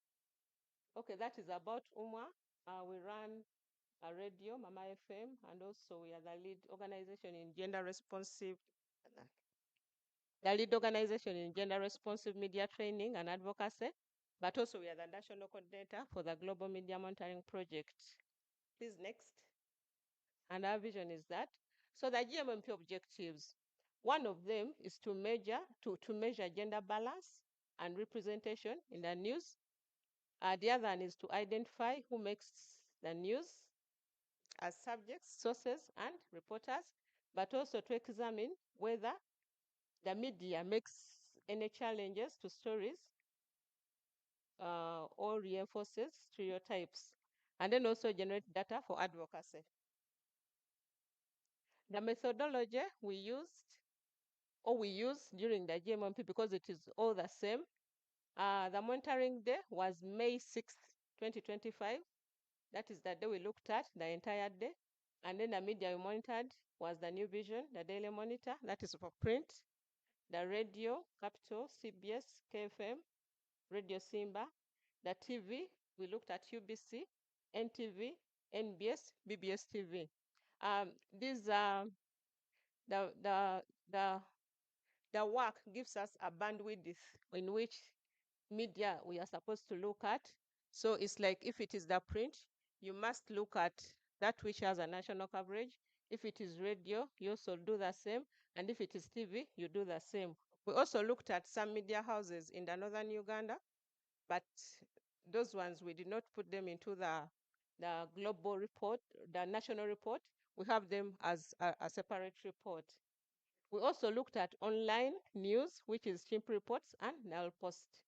So the sample size in total, it was 120 stories and 575 news subjects, and the approach was qualitative, but also quantitative.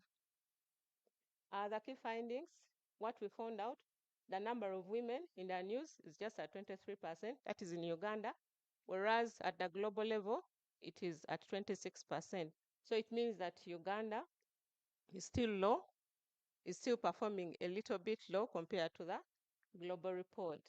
Then the women representation, we see that this reflects persistent gender bias in editorial choices. Next, please. That is the trend. Yes, we've done gender media monitoring for the last 25 years, but the report of 2010 and 2000 and then 2005, 2010 was not published. So the report was okay. It was published by Uganda Media Men's Association, but it was not published by the Global Media Monitoring Project. So we look at these reports that were published by the Global Media Monitoring Project, which is 2015, 2020, 2025. The reason why it is only these that have been published is because we've been learning from these exercises. So there were gaps in the previous exercises, and then these are the ones which they thought that were perfect to be published.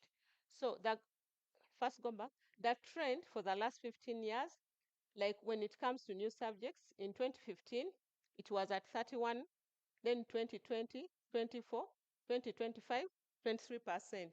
So it's like the curve is going down. The number of women in the news is just going down. Next, please. And then when it comes to the topics where the women are appearing, realize that women are appearing more in caregiving topics like gender-based violence, like education and health.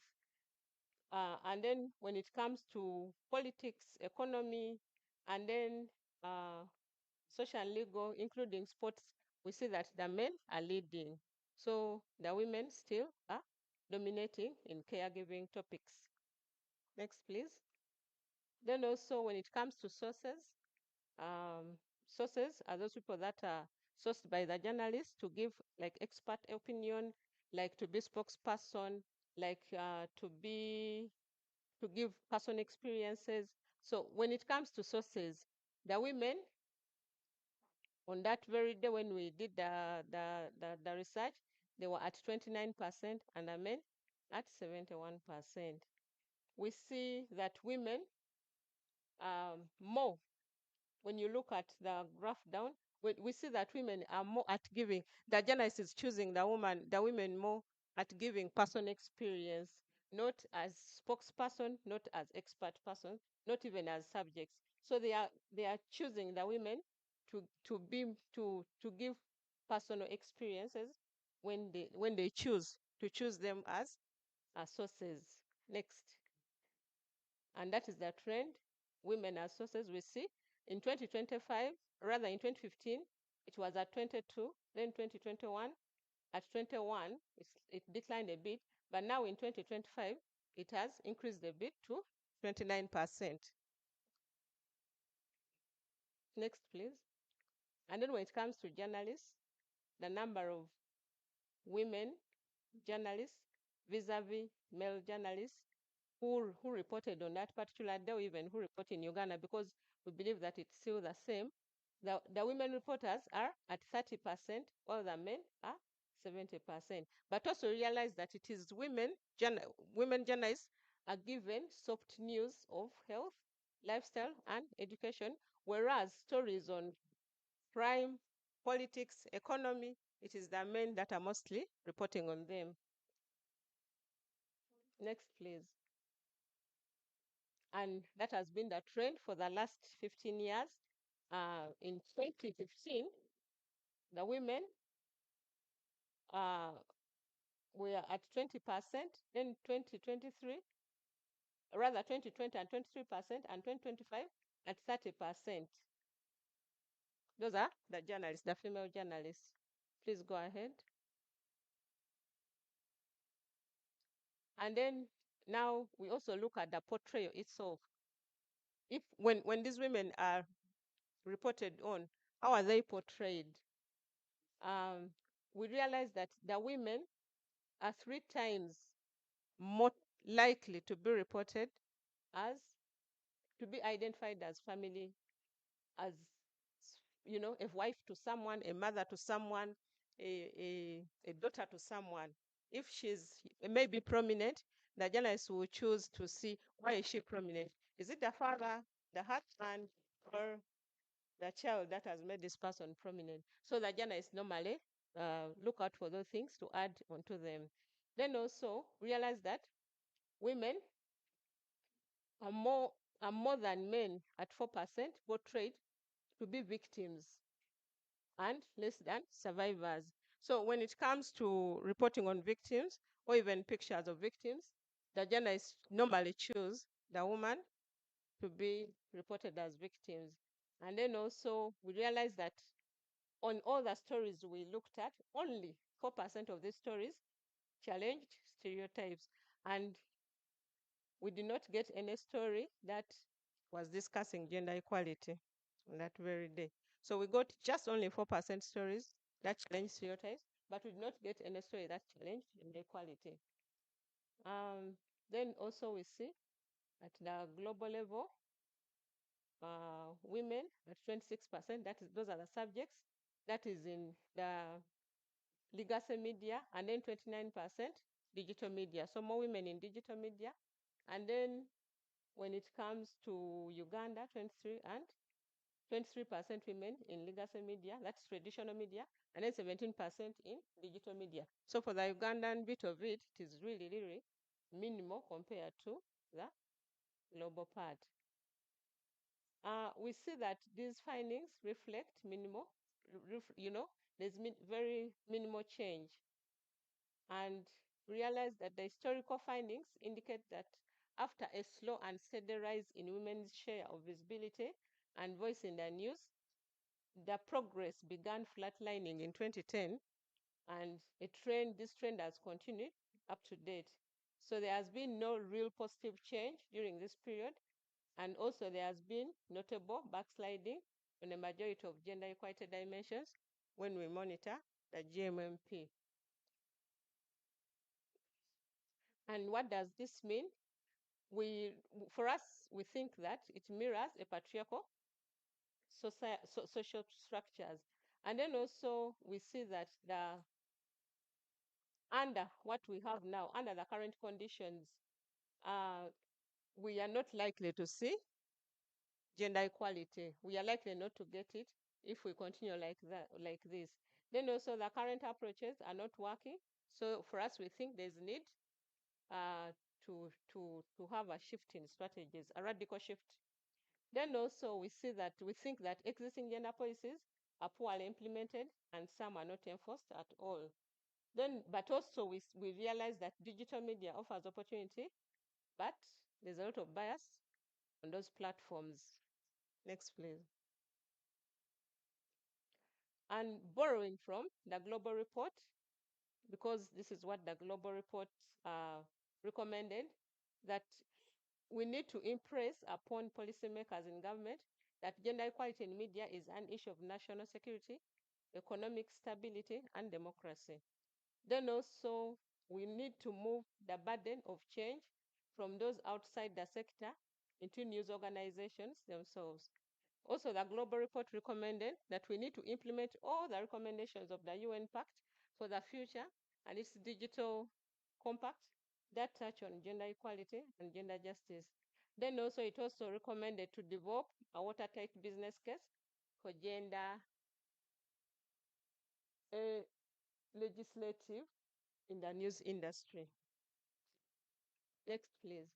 Then from there, for us, we came up with some recommendations to media houses, like adopting gender-sensitive editorial practices, like promoting women into decision-making roles in our news, and also providing training on gender-responsive reporting for both editors and reporters. Please continue.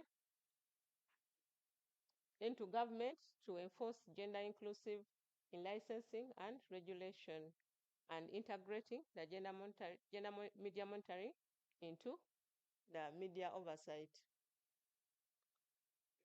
To civil society to strengthen advocacy partnerships for gender equality in media and to promote media literacy for citizens, but also to support research and journalism education on gender issues. Next, please. To development partners, one, if it is possible to implement the national strategy to mainstream gender in the media, which was developed in 2015 by UMA and Ministry of Gender. Then also to implement processes that engender media laws and implement gender responsive training curriculum in the media, but also support women-led initiatives in the media, like Mama FM and The Other Voice. Then support gender monitoring and media accountability initiatives, and encourage regional collaboration and best practices and exchanges. Please, next. Then media associations, continuous research on gender in media, in so many areas, of course, in areas of GBV, elections, and others. Then incorporate the findings into newsroom trainings. Then establish and work rapid response dedicated team to track and to track any misrepresentation of women. Next, please. Then to journalism school to update curriculum and mainstream gender and make gender a mandatory course, not an elective one. Then train all lecturers in gender analysis. Then a call to action. So 30 years after the Beijing gender equality in media will not happen by chance, but it must be intentional, measurable, and enforced. So let's work together to make women visible, heard, and valued. And then also commit to inclusive, stereotype-free reporting. And that's it. Thank you so much.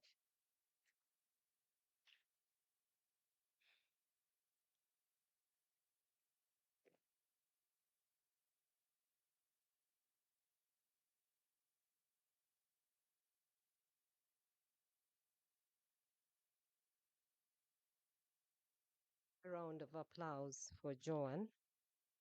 She has done a very big report in a very short time. I don't know if we were able to follow through, but I wanted us to get a feel of the statistics. So straight to my panelists. Lady Susan Nsibirwa, when she took over the Monitor, women were not so much at the front page. We hardly saw women published and their faces appearing on front page. But ever since she's been there, I want to tell you, women have made it to the front page many times, even in the small eardrops. And so I'm very happy that Susan, you're there. And she has also done a great job in pushing back. I don't know if you've seen that the headlines the Monitor carries, nobody can compete with them, not even globally.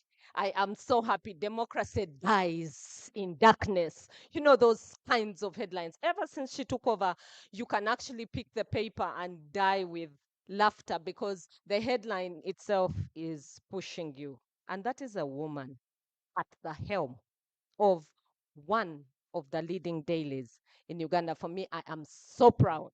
A round of applause. I have a sister up there. Now, so Susan, to you, what have you done propel women onto the front page? How did you do it? How much has been attained? And what more can be done? That is one. Two, how can we be intentional? And how can we measure for a fact to see that more of those women voices are there in the newspaper? The last one for the time being, do you have a gender sensitive policy? Do you have somebody is saying Susan is the managing director? It's okay. Sometimes managing directors are also chief executive officers. It's semantics really. But ideally, she sits at the echelon. She's managing director. Fine, that's the title on the paper. So what would happen if gender sensitive reporting was adopted by Monitor newspaper, for example? How much gender sensitive media literacy has the Monitor carried out in Uganda? Those are the three that we shall run with for now. Thank you, Charity, and good afternoon to all. Thank you to ACME and all the partners that have put together this Uganda Media Week. So first of all, let me just add to the so I won't speak only on behalf of Daily Monitor because I manage Nation Media Group, so that carries our TVs as well. And so when I speak, I will speak not just on behalf of Daily Monitor, but I'll speak on behalf of NTV, Spark TV, KFM, just so that it's a more holistic picture. Thank you for your compliments, much appreciated. So I think it's important to note that I think even before I joined or after I joined, a few months in, the decision had already been made to mainstream gender reporting. So I think before we actually had sections where you find gender and stories, but if you go there now, those stories are old because for us now, reporting on gender, it's mainstreamed. It's not specific or special. It is mainstreamed. So it's to say that we are not, because once you start giving tags, then that tag, I think, is what then creates, so all I can say right now, it's our reporting on gender is mainstreamed. And one of the things, obviously, so we as an organization, we belong to an association called Women in News. So I'm actually on the guild. I'm on the guild of Women in News. And Women in News allows us to do a lot of training for our female journalists, in the people in the women in the newsroom. But also, they also have lots of mainstream training, which we allow anybody, regardless of their sex, to attend. And so I think a lot of the things that I've been doing over the past 2 years are part of my mandate because of what I said I would do, um, because we belong to Women in News. So that 70%, 30% number is absolutely true, even for us, in terms of gender representation in the newsroom. And so when you see the number there, I want us to note that it is a historical number that is not going to change overnight. I'm sure from MASCOM, it would be good to know, in terms of the graduates, what the gender splits are, and where the career options that those graduates then actually pick up. You will find that a lot of our female graduates, I think, choose what I think was called here the swifter side.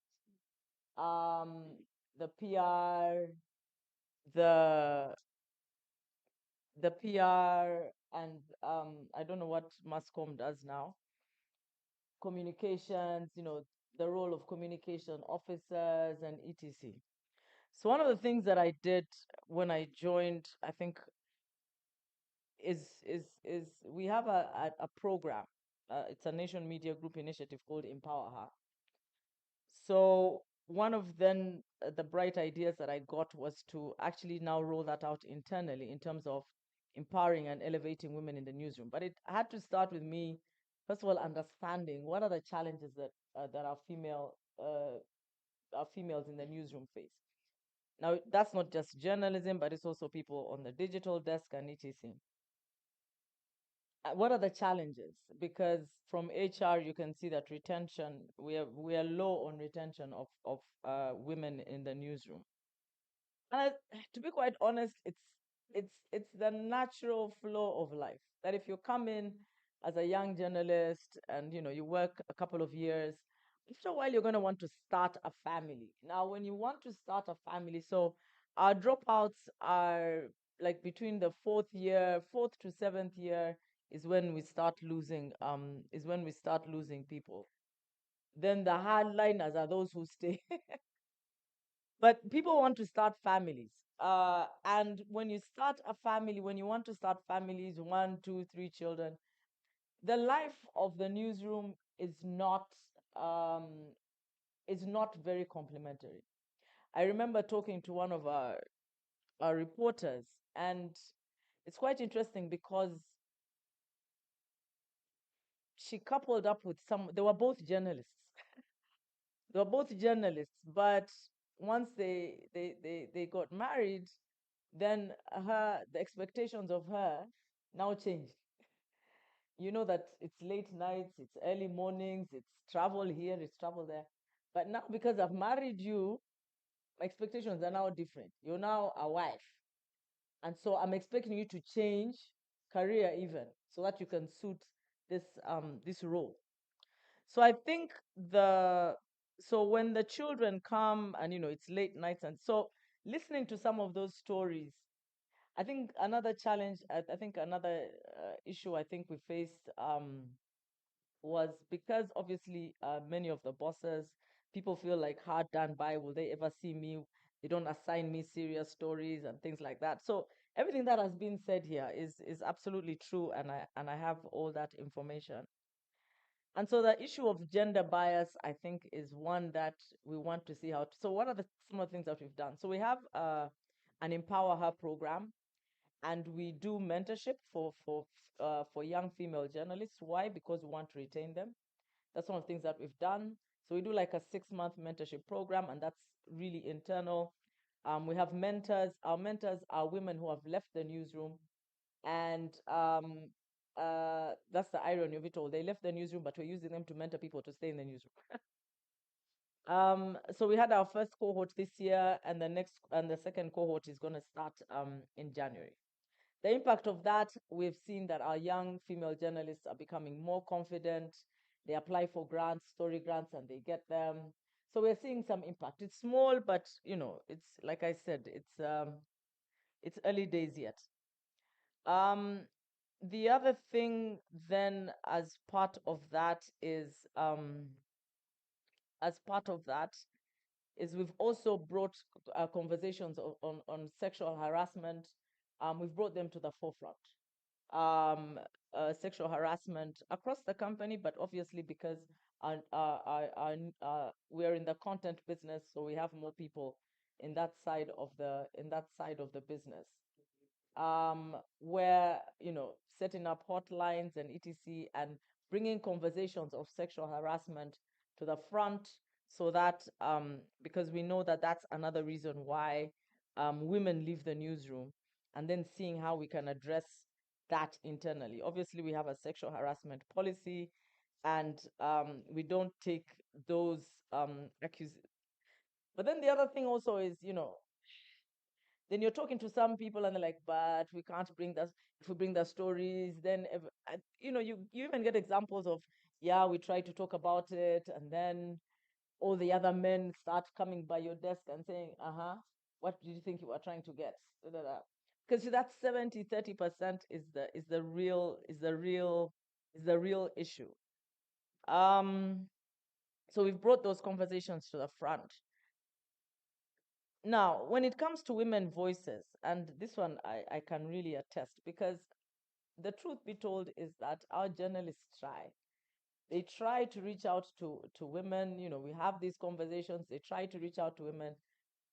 But like for TV, radio shows, they can't come in the morning. Then they can't come after 5 p.m. They have to go home.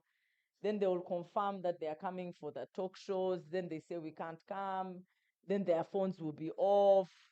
So, that's why you'll find like many of those evening talk shows and whatever, they are dominated by men, because women want to go home and fulfill their domestic duties. But then after, sometimes there's also that confidence I find that is lacking. And they almost need permission to come and appear on TV. And so that for me is now a whole, it's a stereotype, or it's an expectation of us as women. And I would really love ideas on how to deal with that. I think for some talk shows, we've even suggested, can we pre-record during the day so that the women can come, you know? And then, of course, the pushback to that is that, but now if it's pre-recorded, how are people going to call in and ask questions? Then that takes away from the whole life of the program. So I think I'd really love ideas on how we can convince women and have a steady, a steady lineup of sources. That there are men who, no matter when that's no matter like I'm sure they probably have other things to do, but the opportunity to appear on media is like yes, they will run. But women, you convince them, and then you convince them some more, and then they call me MD. Please convince her she's backing out. Please convince her some more.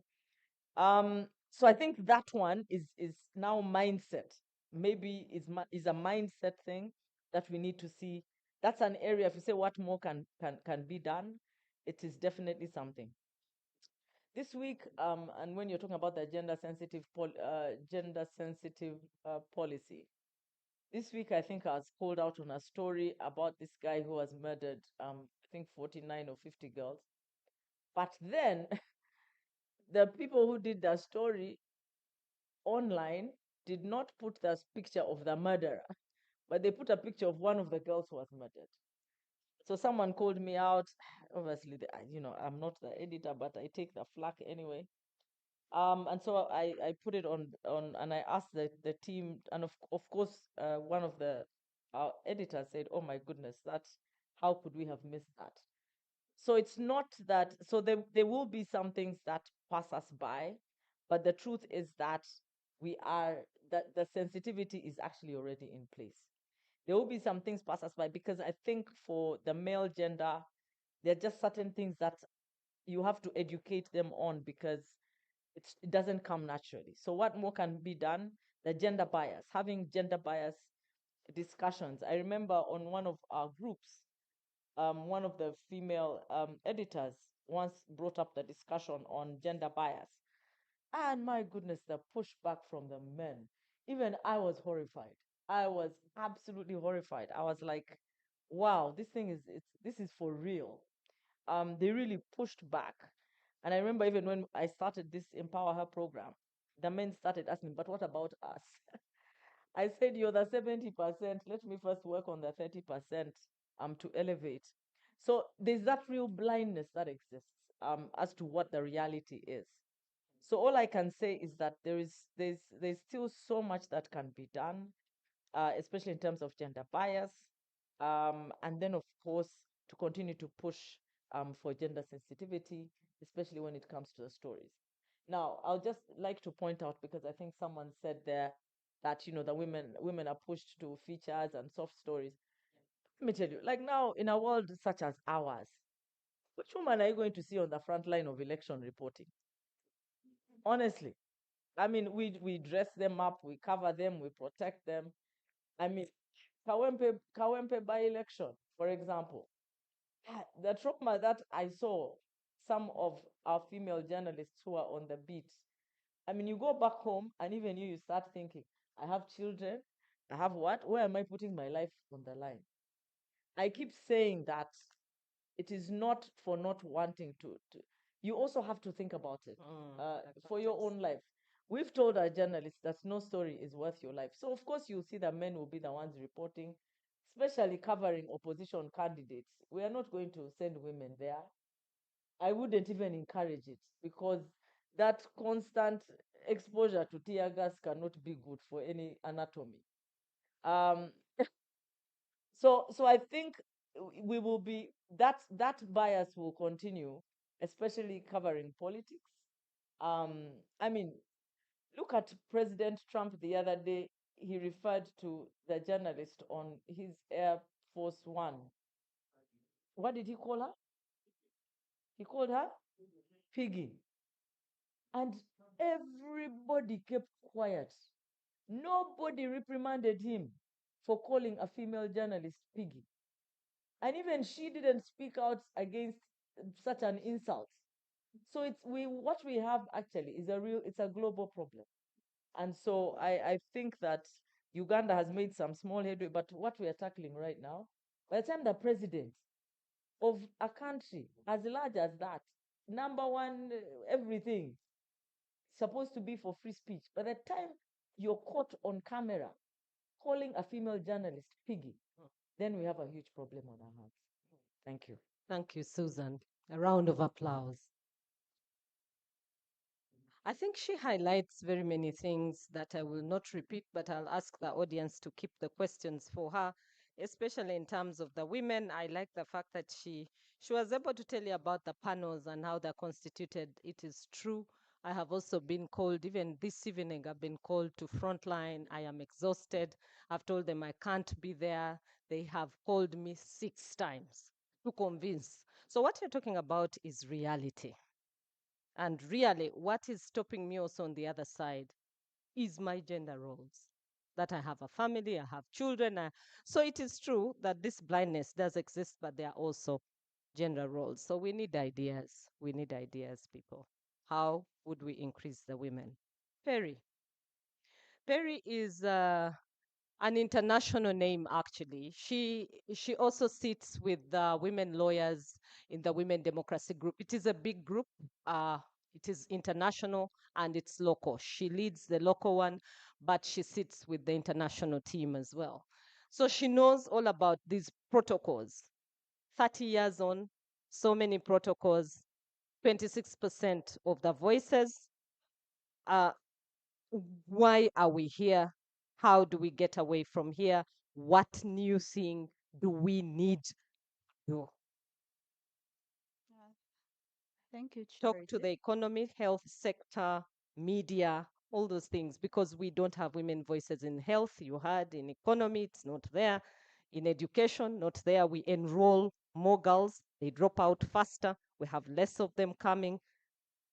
Please. All right. Thank you, Charity. I'm not a jack of all trades, but I will try to respond to. So of course, the protocols are a bit many. You mentioned the Beijing Declaration. There's also the Convention on Elimination of All Forms of Discrimination Against Women. There are specific articles that speak to the importance of non-discrimination. There's Article 2, there's Article 10C, and there's Article 5, which talks about gender stereotypes. The whole idea is to ensure that both men and women have a fair shot at life, especially when it comes to public life. Because the reality is, if your issues are not part of the public discourse, then you will not be part of the menu. That's the reality. And I think that's why advancing equality in terms of women being sources of information, um, being able to be visible in the media is critical, because most countries have a majority female population, and if their experiences are not part and parcel of the public discourse, then governments cannot realize their development goals. And that's why you find increasingly the sustainable development goals, goal 5 in particular, and all the other goals, health, education. You can't achieve all those goals if you have a big population, which is women, not being visible, and that their voices are not really well captured in the media. But you ask why? We live in a society where there are many unwritten rules, and that's what I will call the social norms, where there are expectations on women that when you speak loudly, they will say you're aggressive. They label you, but when a man speaks loudly, he's labeled confident.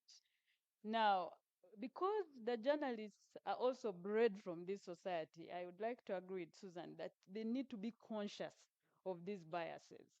Because if you're not deliberate about unlearning certain things, you will carry them in your professional life. That if, for instance, there's a talk show and Charity is not able to come for the talk show, you're not going to look outside the box.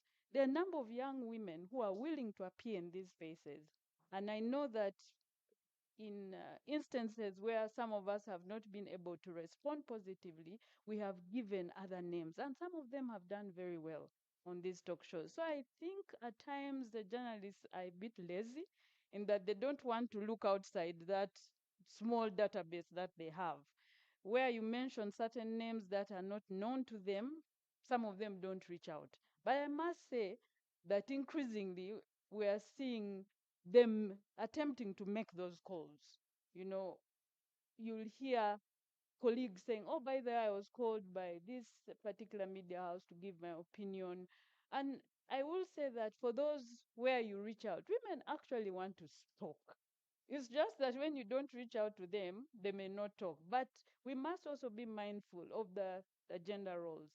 I mean, and then also the structure of our society. Our politics is very violent. So at times you may want their voices and they'll tell you, sorry, I am not going to appear on that talk show because the risk is too high. And that's why I'm saying look outside the box. There are many younger women who are willing to take up these spaces. Don't focus on those whom you have always hosted and those whom you have always seen. Now, the environment in which we operate as a country also then dictates the numbers of women who are willing to take up these spaces. And I know Susan has alluded to that fact that when it comes to covering certain candidates, not many people are going to want to even be there. I mean, recently there are colleagues of mine who wanted to attend a particular rally in Kampala, and this whole debate over are we safe? Well, the younger people are saying we go. They are just asking what time, and I will be there. So there are situations where we are asking certain things of women and they will not come because those structural challenges have not been addressed. So for me, the conversation should even be bigger than the research findings. What do we need to do a bit differently as a country so that we're able to realize a number of these protocols that we have signed on to? And Uganda does very well in signing on to these protocols. Apart from SIDO, they'll sign on to anything to do with children and women. We are fantastic. I think the only one we have not signed on to is the optional protocol on SIDO, which allows us to file individual cases against government. And I think the reason is clear. That's the only one which we have not signed on to. So this conversation for me is bigger than the media. We must deal with social norms, how we view women, our biases about women, the stereotypes that we carry on from our day-to-day life. But then we also must be deliberate in how do we break those stereotypes? How do we break those biases? Expand your databases as the media, reach out to more people. Then I think also for what happens offline also happens online. And that's why when you are seeing the statistic of 17%, it's expected. I mean, if you speak to some of these female candidates who aspired for president, they have gone through horrific abuse. There's one, and here I was even shocked that a journalist had the guts to ask this young lady. Apart when he began the conversation, the first thing he told her is, "You have beautiful lips." Like, how can you even ask how can you even make that comment if you went to journalism school? Like the level of unprofessionalism. I don't even know whether it's bias, but it's just being unprofessional. And I think they need to check that. And then just the blatant abuse that some of these women in public life have had to experience with no repercussions. And this is where the weak enforcement of our laws is really a challenge. That you see the writings online and nothing is done. So people get away with it. The impunity, I think, is another problem. As I conclude, I think we as the women need to do certain things. One is we need to find alternatives of also making our voices heard. For instance, if we see something going on and the legacy media has not, approached us, we can use some of the online spaces, because what I know is not all what women post online is subject to abuse. So that for me at times is, I don't know whether it's a fear that if I even post this, I might get a backlash, but let's try because they will not wait for us. The other thing is to do more public awareness, because you see, there's an expectation that society is going to change when we have not done the public education. What does abusing someone look like? For some people, they have normalized abuse that they don't even know that when you do certain things, you are bordering on criminality. So I think that's an area which we can do more on, and I think I'll challenge the media. Let's do more public awareness on, what are the laws in this country when it comes to using the media. If you abuse those laws, what are the repercussions? Because there are a number of young people who are in jail, unfortunately, because ignorance of the law is no defense, but some of them really didn't know that they were bordering on criminality. So maybe there are things that we can do a little bit more, running more information on what is not allowed, even when you have freedom of expression. There are things that you should not do so that we don't have our young people rotting in jail because of their ignorance. Of course, the law is, even if you're ignorant, it will come for you. I think for me, the last is the number of women who are experts, even on politics and economy and governance. And this goes back to my recommendation of expand your database. Reach out to more of them. I know, for instance, NTV on certain cases, when we have been unable to come to the media house, they have asked us for certain views, like use your phone, record the video and send us the video. And they have aired it. So there are options, you know. So you see your video on TV, but you are not in the studio. So we need to be a bit creative that yes, these gender roles will take time to change, but there are now options. How can we encourage women to use those options? I know a number of journalists at times call and they will say, you record your opinion, I want to run a story.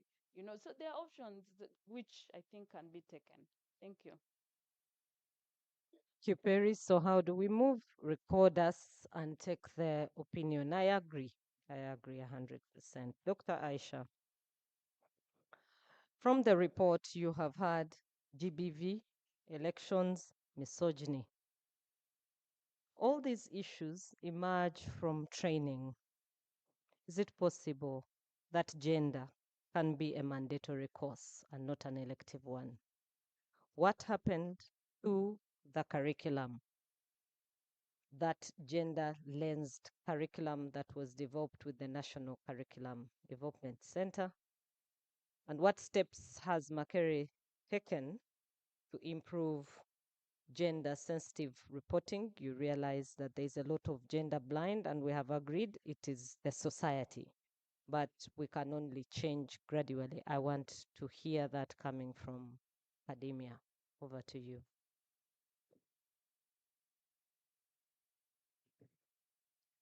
Thank you very much, Charity, for those questions.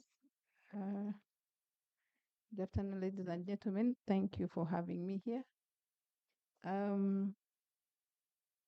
I hear you apportioning blame to the media trainers, and I want to say, just like Susan began, that I'll speak mainly for Makerere, for the Department of Journalism and Communication, even though I have interacted somehow with other training schools, media training schools in the country, but I might not speak authoritatively about what they do. So in terms of blame, I'm not going to say that the media trainers do not share in what we have seen here, because what we train, the products that come out of our hands are the products that we send to the Susans and everybody that is working in the media houses. And I'll say that probably the blame we take is both individual as lecturers, but also we'll see later that it might be blame that should be attributed to social, not social, but structural environments within which we work. At an individual level, you could say that probably trainers contribute to the statistics that we have seen through silence in the way they teach. If you're teaching in a media class, let's say a news production class where students learn how to produce news, how to write it, how to go and source it from the field, and then you do not teach students how to, or if you do not interrogate whose voice matters, and I'm very, very grateful to Susan and the people at Nation Media Group that now they have deliberately went on to say these voices must matter, the voices of the women must matter. But if you're a trainer and you're not going to interrogate with your students whose voice matters. You're likely to produce products that go out there and don't care who is being quoted, who is the source, who is making the news. But if we at an individual level as trainers, we went out and started to take care to introduce our students to which voices matter, for who must speak, then probably would be seeing some of these statistics changing. So I might say that there are things that we do in the classroom that either silence gender perspectives or omit them, or even commit certain biases because of the way we teach. For example, if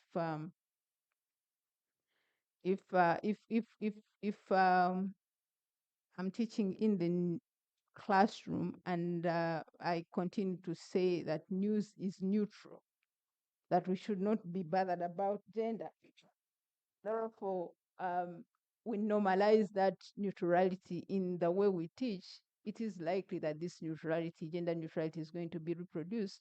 And when we talk about gender neutrality, of course, you will see that the over-domineering gender, in our case in Uganda, the male, are going to remain the over-domineering in the way we cover news. So I would say that we as trainers, at an individual level, contribute to these statistics in that regard.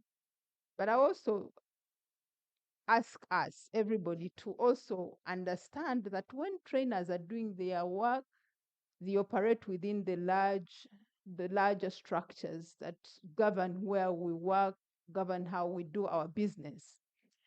For starters, if you're working in an institution where there is institutional indifference in regard to gender, you're unlikely to think about at a personal level how gender must be integrated in what you teach. Fortunately, I don't come from an institution of that kind, and I'll tell you how. But think about our universities. We have so many media schools in this country. How many of the universities that we have in this country actually take gender as a very, very serious issue, so as to integrate it in their policies, in the way they operate as institutions? And if you're not doing this deliberately as a university, then you're going to have problems. The other issue has to do with how we accredit. Our accreditation framework for media training and journalism training in this country. Where do we put our emphasis? When you look at the way, of course, away from the recent curriculum that Charity is talking about, but if we go through the guidelines for the National Council for Higher Education and Journalism Training, what are they emphasizing? They emphasize skills. The students must learn how to write, how to take pictures, how to do good broadcast stories. Nobody talks about social analysis, and we know gender is an issue, is a function of social analysis. So then that becomes a very, very big problem. And then again, I'm glad that Susan said they are trying as much as they can at the Nation Media Group to go the gender way. But one of the other things that we must also acknowledge is that journalism schools like Makerere or any other are actually responding to a media that is not a media training that is more inclined towards a market-driven journalism module. The market journalism training module we do at Makerere is that we must think about the kind of journalist that Susan wants in the newsroom. So when we do not know that Susan and the rest of the media operators actually want somebody who is gender literate, who has gender skills, we are more likely to train somebody who fits the person that Susan will employ. And that is why I say that what we do, yes, can be attributed to us as individual trainers, but it's also a function of the structural barriers within which we operate. Charity asked, what happened to that gender-sensitive curricula that you developed? Unfortunately, there is a mismatch between what is done outside journalism training schools, especially at the university level. The journalism training schools are given so much liberty. These schools develop their own curricula, they teach it, they approve it, and you can also say that they reproduce it. So if the curricula has biases, these biases are going to continue to be reproduced. We don't look outside there to say, what is the National Curriculum Development Center doing? Because we have so much authority over what we teach. So probably, yes. So probably we now need to do, we need to develop, we need to think about how to collaborate with other actors that are interested in what we do, so that at the end of the day, we bring out curricula that is more responsive to needs, including gender. So I will tell you, Charity, without really missing my words, that Makerere does not look anywhere else when we do invite stakeholders, obviously, to come in and tell us, oh, but we don't necessarily go out there to source from other agencies that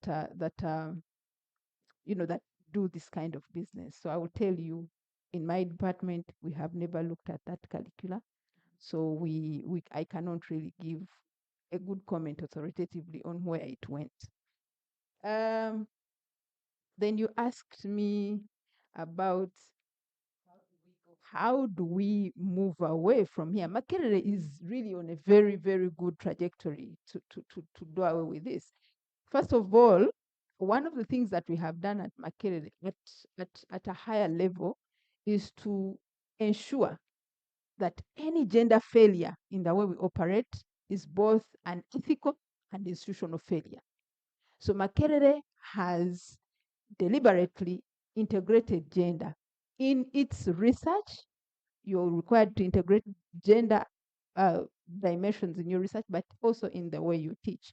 So Makerere, starting this academic year, has made it compulsory for all students that go through that university, whether you're doing engineering, medicine, journalism, the arts, the creative, law, mention it, every student will have to graduate with a gender course. So all students are going to be studying gender at that level.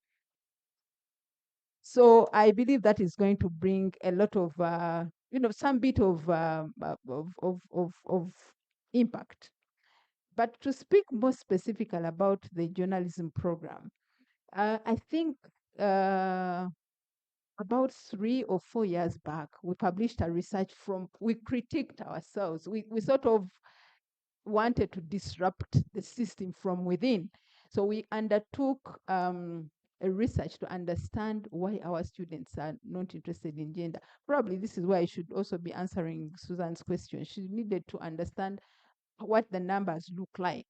I'll tell you that the trends are such that the journalism school attracts around, close to 70% girls or female, and slightly above 30% female. And this is not unique to Makerere. It's a global trend. There is a lot of research being done about these gender disparities and the fact that journalism schools across the world are now attracting more female than male. But we did a research at Makerere to understand why our male students were not interested in gender. And the students, that paper, I think I have presented previously, again in a forum like this. But eventually, after that research, we decided that all students in the journalism program at Makerere will do a gender in media and communication course. So that course is not an add-on in our program at Makerere at all. It's now a core for all students. So students that I think the students who will graduate in 2 years from now will all have that gender course. So we are doing that.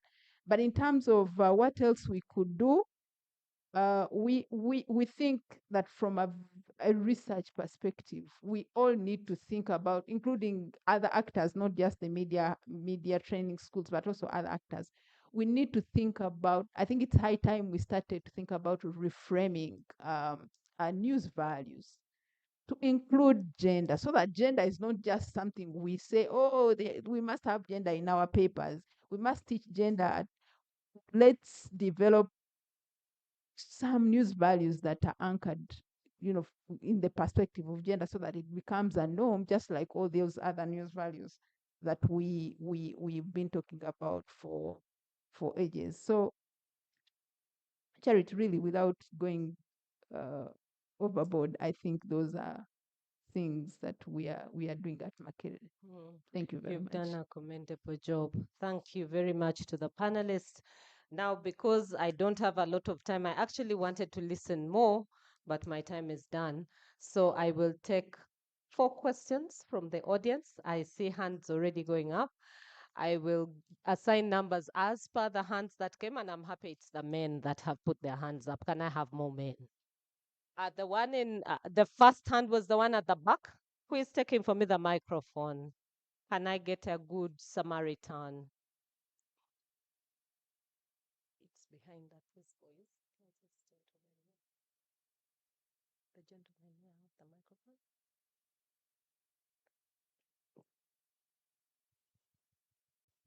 The gentleman at the back will take the first number.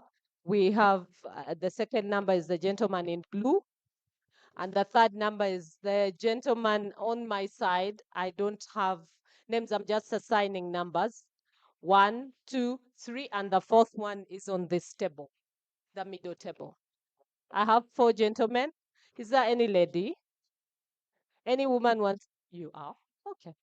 She'll be the last. I have 5 questions. Please shoot.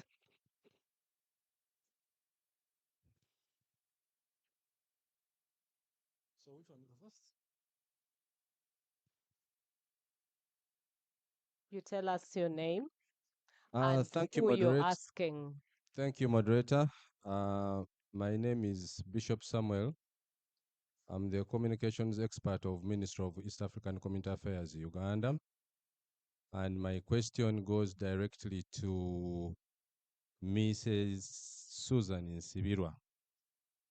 How can media institutions move beyond policies to ensure real accountability and safety for women facing harassment? I thank you. Thank you, Bishop. Move the microphone to the gentleman in blue.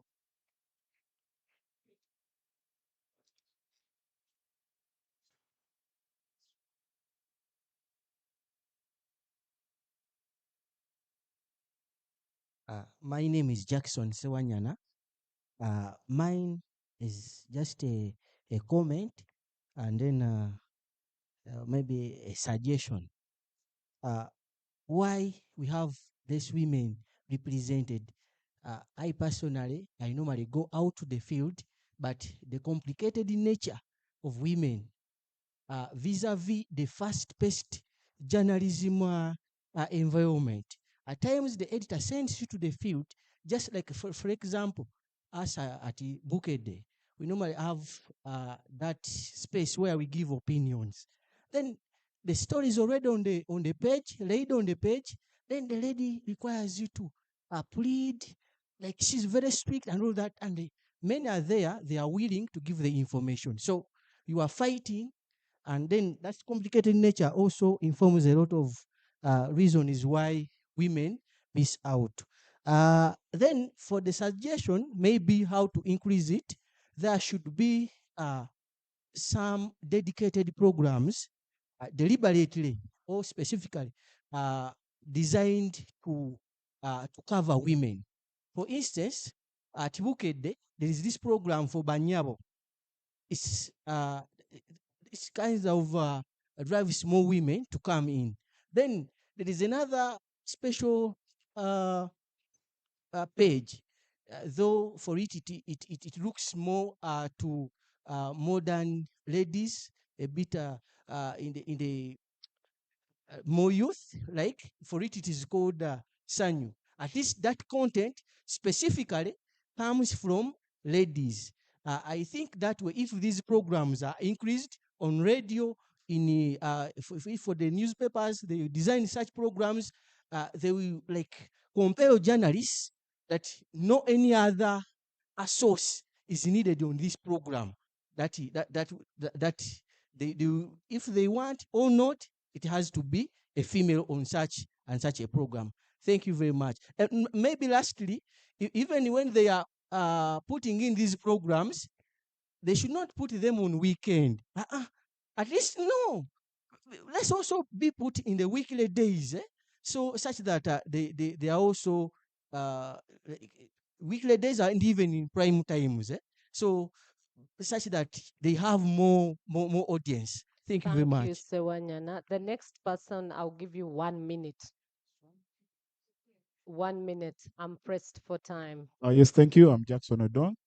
Mine is a quick one. We have been running conversations about how to include women in media, but we are kind of excluding the role of men.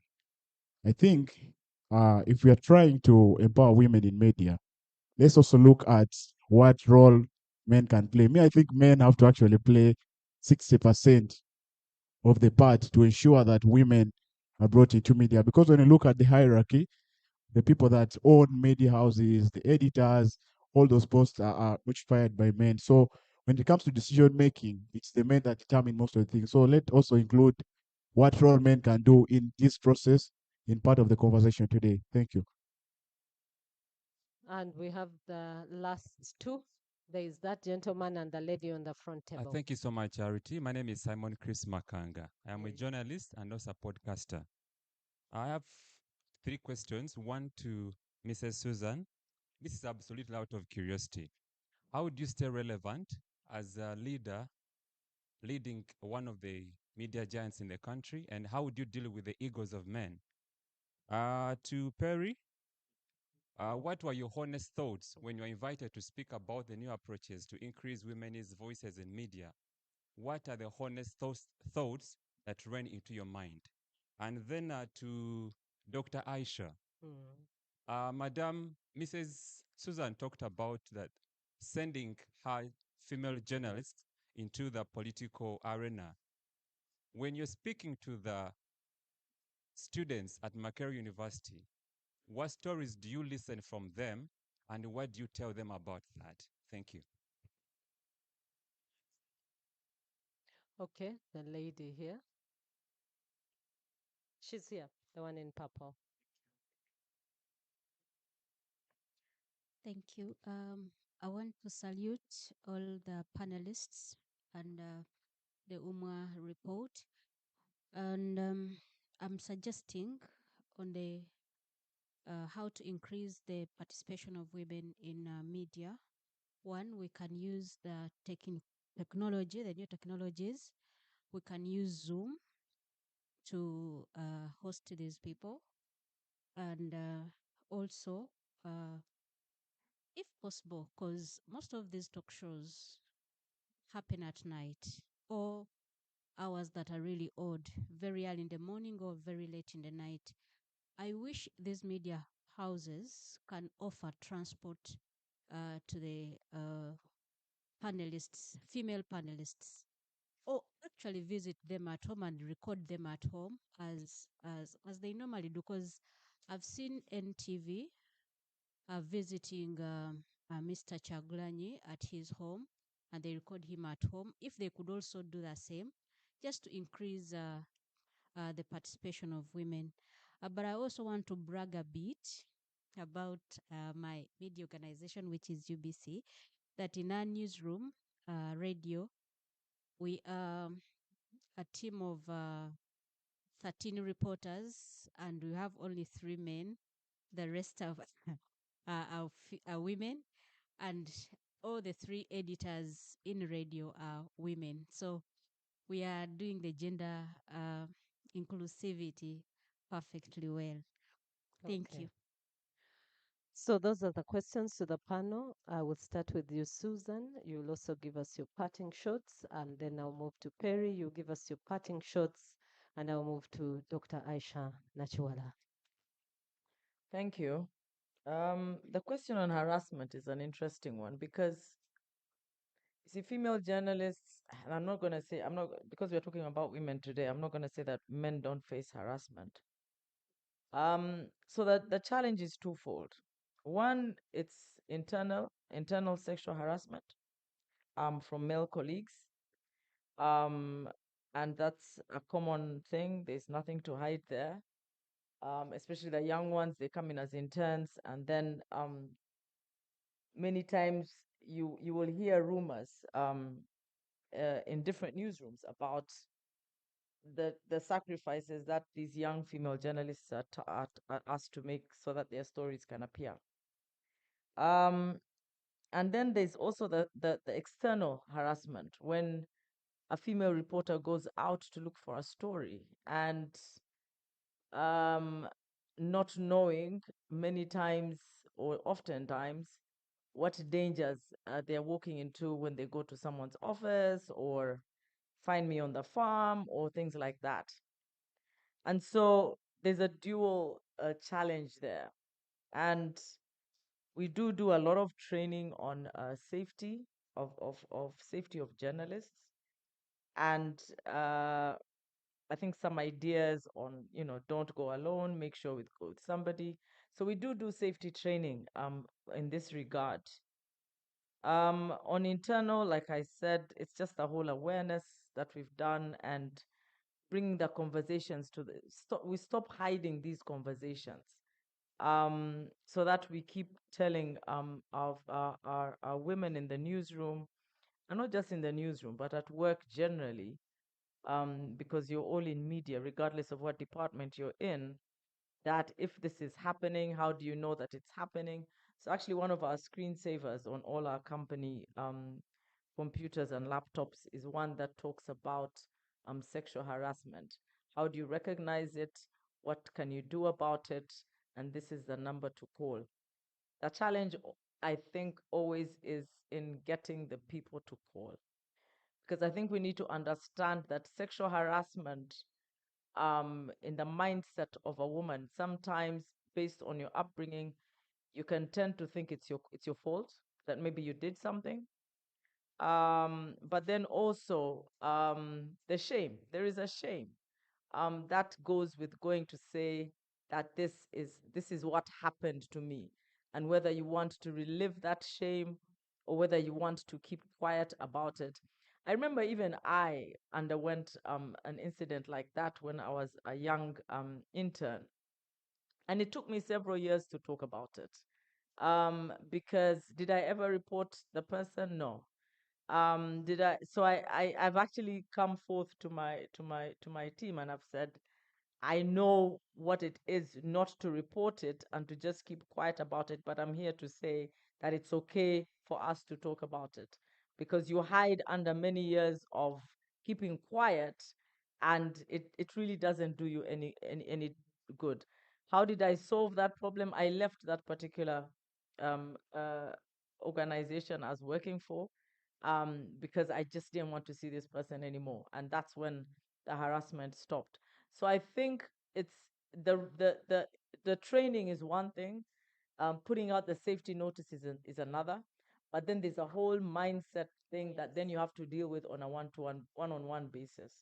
Obviously, our younger generation now are more outspoken and more aware of their rights, and hopefully will come forth and bring these to our attention so that we can deal with them. I think even for us, we've even thought of an external hotline that goes to auditors. That's not even an internal hotline.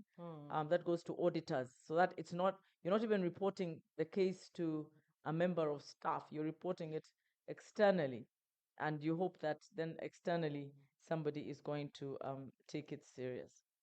The question on so the sexual harassment question is as old as civilization, and we just keep trying to see how we can help our women folk. Staying relevant and dealing with the egos of men. I think, and it really comes with that whole idea of mainstreaming gender. I remember when I joined the board of Monitor Publications. For the longest time, I think since the company was set up, there had been no women on the board. And so the former board chair then decides enough is enough. And in one go, 3 women were appointed to the board. And that was a deliberate, and that's how I joined the board. And that was a deliberate attempt to say enough with the suits. We need some diversity in the room. But it's very common. Even now when I travel and I sit on different panels and you look at globally media organizations, it's the norm. I attended there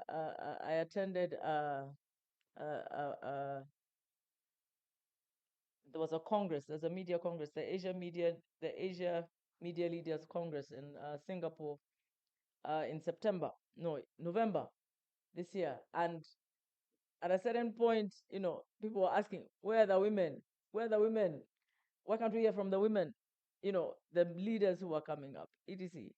And so it's what I want to say is that what we're facing, it's a real global thing. So I think staying relevant really it's just about you doing your work and doing your work well. And that really calls on, regardless of your gender, that you should be able to do your work and do your work well. Because I think at a point of excellence, I think excellence is what shuts down many things. Do I face like I don't go into a situation thinking you're a man and I'm a woman. No, if it's a situation, I'll come into that situation thinking I am Susan, who is a media leader doing this job because she's capable of doing it. So your own mindset has to change, because what if you have the mindset of, oh, I'm this, then that's exactly what you're going to project, and the reaction you're going to get is exactly that. So it comes with understanding, first of all, being comfortable with who you are, occupying a space that not many occupy, but then also knowing that you're credibly there, you're capable of doing a good job. So having a right mindset, I think, is the first way to actually ensure that dealing with yourself first, and then so that you can actually deal with whatever egos you find. So in terms of parting shots, I'm just going to say that I'm glad we're having these discussions, and all media houses, I think, should really be involved in these discussions, because the challenges are the same. The solutions cannot be found by one person or a specific group of people, but collectively, when we collaborate and put all our heads together, then like these results that have been shared here, I hope they will be disseminated to the different media houses to actually have these discussions. Let's have more of these discussions, so that we can bring these conversations not just once a year, but we bring these conversations to the front. The whole dealing with the gender bias. How do we bring? I think someone said you need to bring the men to the table. The men are at the table. The men have to be, we have to do our whole thing of unlearn gender bias, because our men grow up with the lenses of gender bias. Now at 30 years old, how do we actually point out to you that this is you are biased? And how do we unlearn 30 years or 40 years of what seems to be normal in society? It's a tough, it's not easy, it's not easy to do. But I think if we keep up conversations like this, then we can start to make slow but meaningful changes, and we can start seeing some upticks to those statistics. So at the next 5 years, if we actually set ourselves intentionally, and let's set some goals, but let's not wait for the 5 years to measure ourselves. As UMWA, I honestly think that you now need to, because you now need to come set some goals between you, ACME, whatever. Let's set some goals and say, okay, Susan, NMG, where are you and what can you do? And the next media house, and the next media house, and the next media house. And then we see that we can actually make some progress. Let's not wait for the report 5 years. Let's do something each year and review our activities each year, because then that way I think we can make some movement. Thank you. Thank you, Susan. Perry? All right. Someone asked, how do we, my honest thoughts on how we increase women in the media. I thought I gave my honest thoughts. But just quickly, one, expand your list of women whom you invite to those shows, because I can tell you there are more young women who are willing to be on those talk shows. And don't look for excellence on the first talk show, because it won't happen. We learn by making mistakes. That's one. The other is to also be a bit flexible in terms of how you get these women's voices heard. I said there are a number of things that I see as positive that are happening. NTV at times reaches out, and says, please, we want your opinion. Use your WhatsApp, record your opinion so that we can write the story. I've also seen at times Radio One, they'll say, just record your voice. We need to run the story. So you need to think about options. If your traditional way is you're going to invite women at 10 p.m. and they will not come, why you want to reinvent that wheel which is telling you it's not going to work? I've also known NBS at times will call you and tell you we're sending journalists to your home and they'll run the story. So there are things that are already working. Use what is working and then try to innovate new ways. On social media, how do we use social media to get more young voices, especially to the conversations? If you're hosting an space, which kind of people are you inviting? Are you inviting the same people you're inviting, or there are other voices that you can bring on board on these social media spaces? They don't have to come to your studio, they will be on X. My parting shot is that because media shapes public opinion, you also set policy priorities through your stories. And that because our society works a lot on social norms, it's really important that you unlearn certain things that you have been doing. And I'll share just one brief story as I end. One time I was on NTV and the budget conversation was actually happening. There was a journalist in the field who was recording voices and, interviewing people about their thoughts on the budget. And he had listened to 5 men. And I remember it was Joel Senyonyi, who is now the leader of opposition, who was hosting the shows.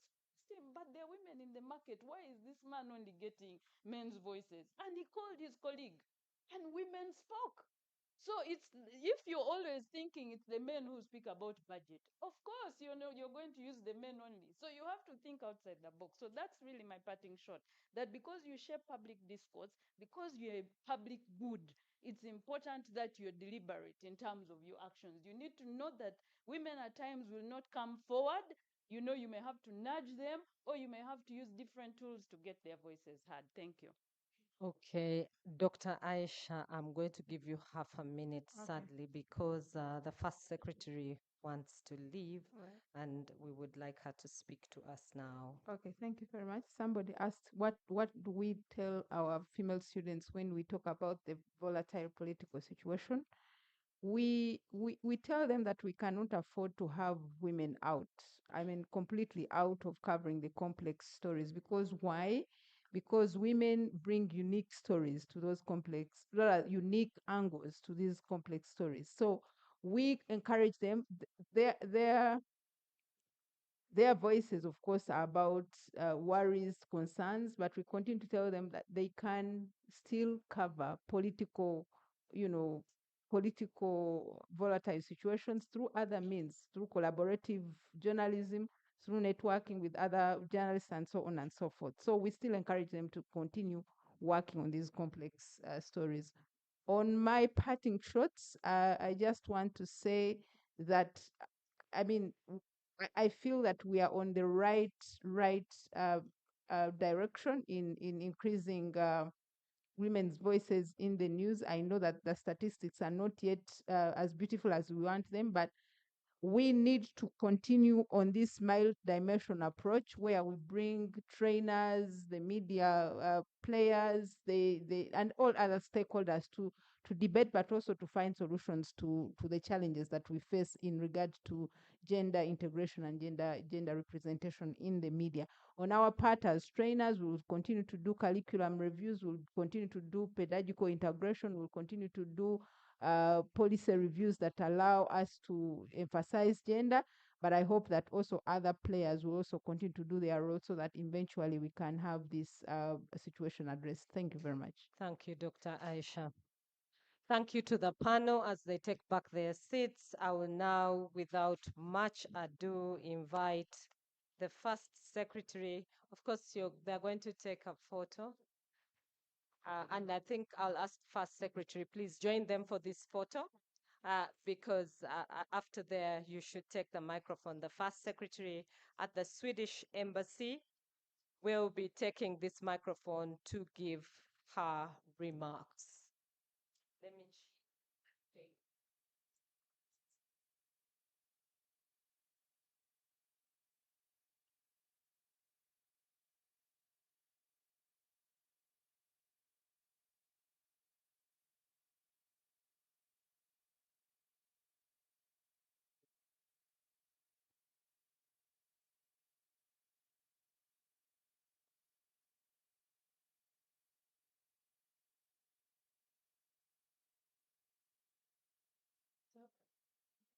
So, distinguished chair, esteemed panelists and participants, on behalf of the Embassy of Sweden, allow me to express our sincere appreciation to the Uganda Media Women's Association for organizing this important session, and to all of you for the insightful discussions we have had today.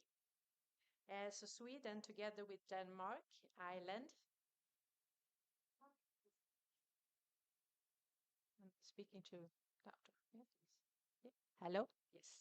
So Sweden, together with Denmark, Ireland, and the Netherlands, is proud to support this event under the PACER program and the media support for public accountability and civic engagement. And we believe strongly role of media as a cornerstone for democracy, accountability, and transparency, and civic participation. As highlighted in the GMMP 2025 findings, the pace of change over the past 15 years has been almost at a standstill. This reality calls for a reset, a radical shift in strategies by all actors in the news ecosystem. Recycling old approaches will not break through the inertia that has persisted since 2010.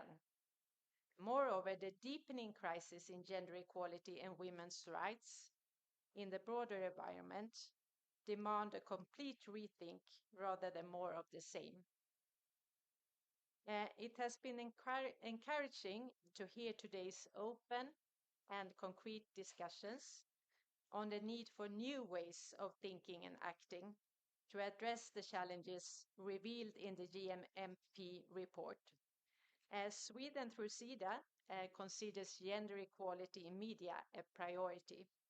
For example, SIDA supports initiatives such as Women in News, that Susan also talked about, which focus on leadership development, newsroom diversity, and creating safer working environment for women journalists.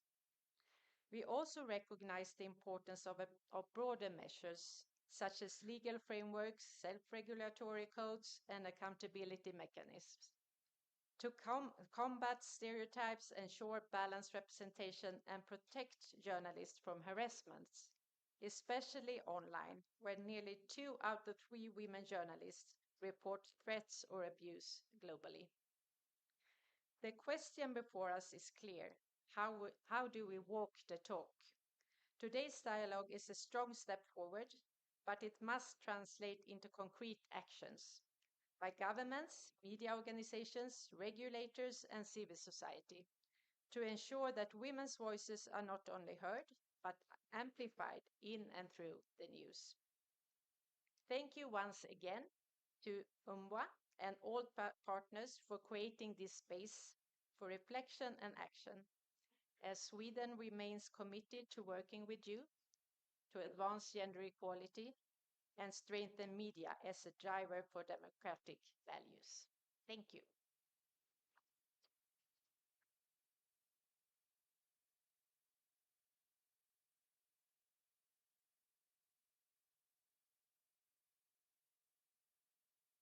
We want to thank the First Secretary for such kind remarks. I will now hand over this microphone to ACME, Dr. Bugalambi. All right. Thank you, Charity, for moderating this conversation. Round of applause for Charity, ever present and evergreen in these conversations. So the other two panel sessions that were happening in parallel winding down. So everybody's going to come back here so that then we have the closure. Mr. Paulo Ekochu from the Media Council of Uganda is here. He's going to give us the closing remarks, and he will do us the favor of closing this Uganda today Uganda Media Week. We edited the week into 2 days. That was deliberate, and we're just getting started. And as we've said, we're really looking forward to expanding this partnership so that next year we can have, the corporate media, the NMGs, the next media groups, the vision groups, all. NMG, by the way, has got a very uh, um, fascinating exhibition on elections going on. It started, Susan, it's at Commercial Plaza. It started, I think, yesterday, and it's going on for a week. Daniel Kalinaki wrote about it in his column. I would really, really encourage you to go and visit that exhibition. It's a photographic exhibition of the last 30 years of Uganda's elections. So, and those are things that we're really looking forward to, collaborating with the media houses, NMG in this particular case, to do something similar. Because I think we've had a conversation here over how do we take the media to the public. So if we have a Ugandan Media Week, which is a bit longer, and then we can dedicate, sessions and days where we are actually listening to the public speaking back to us. And I think, as I think it was Tabu Butajira who said, we speak a lot amongst ourselves. We preach a lot to the choir, we preach a lot to the converted. And these conversations are also very important because, as we've seen here on the issues of gender, norms are not very easy to change. And you have to talk about some of these, norms, so that ideas can really sink in. Because I think if you don't have these conversations, deliberation is very important. Sometimes we say we talk a lot, but what else can we do? Should we go and fight? Should we hit each other? We have to talk. I think I remember the old British Telecom used to have their slogan, and they used to say, "It's good to talk." That was the British Telecom, and I think it's really, really good to talk. We have to talk. But I think the important thing is that let's talk with an agenda, let's talk with a purpose, so that whatever we talk, we can then walk the talk as well. So as we wait for the rest of the teams, groups to come in, would like you to stay behind because we've got a reception on top of the building. It's set for you. It's a Thursday. Tomorrow is a Friday. I want to believe that many of us are winding down. If you haven't had a reason to party, I think this is a good excuse. Perry, I don't think you're going anywhere yet. Yeah. So please, let's mobilize the rest of the groups to come in, and then we end the Uganda Media Week with a bang. Cool.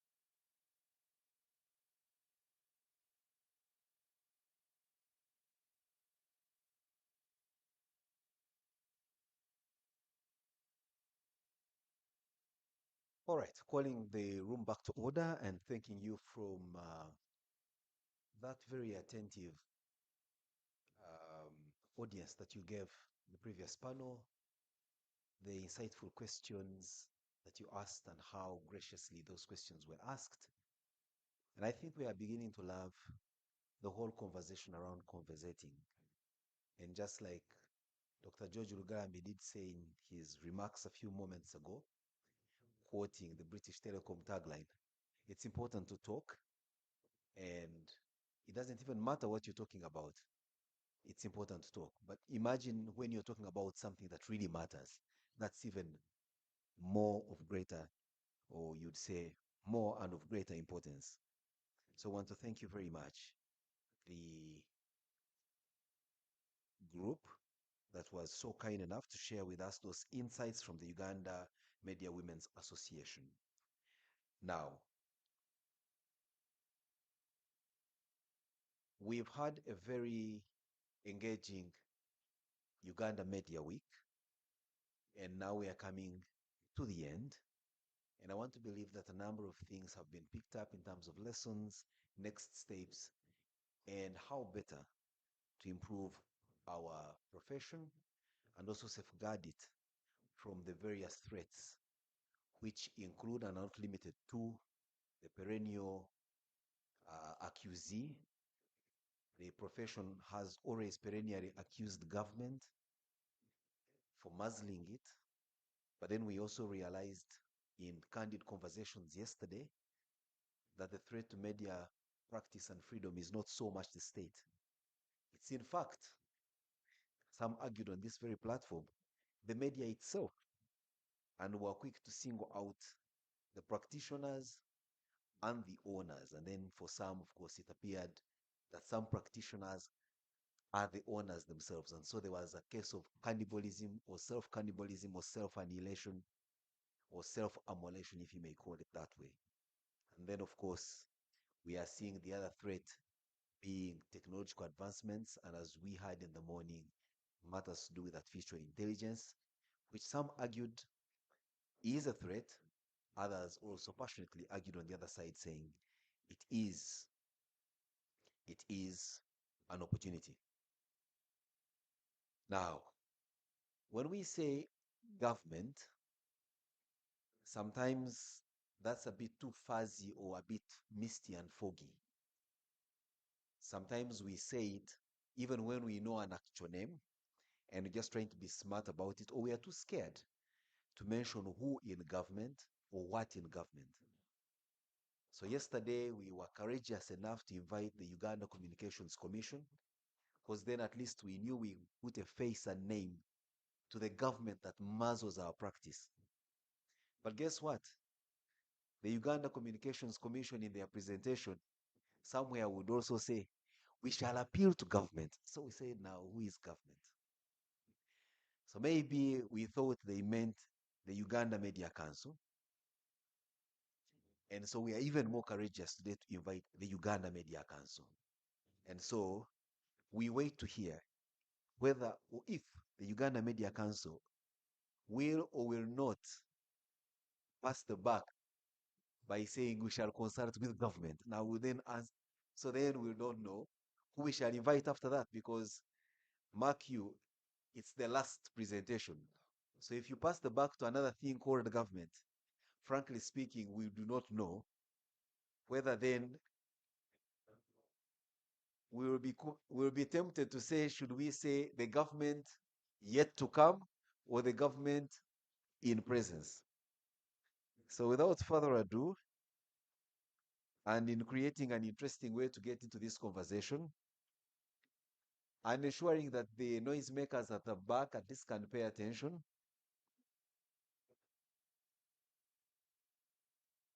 the conversations are so interesting that they don't even hear they are being called out.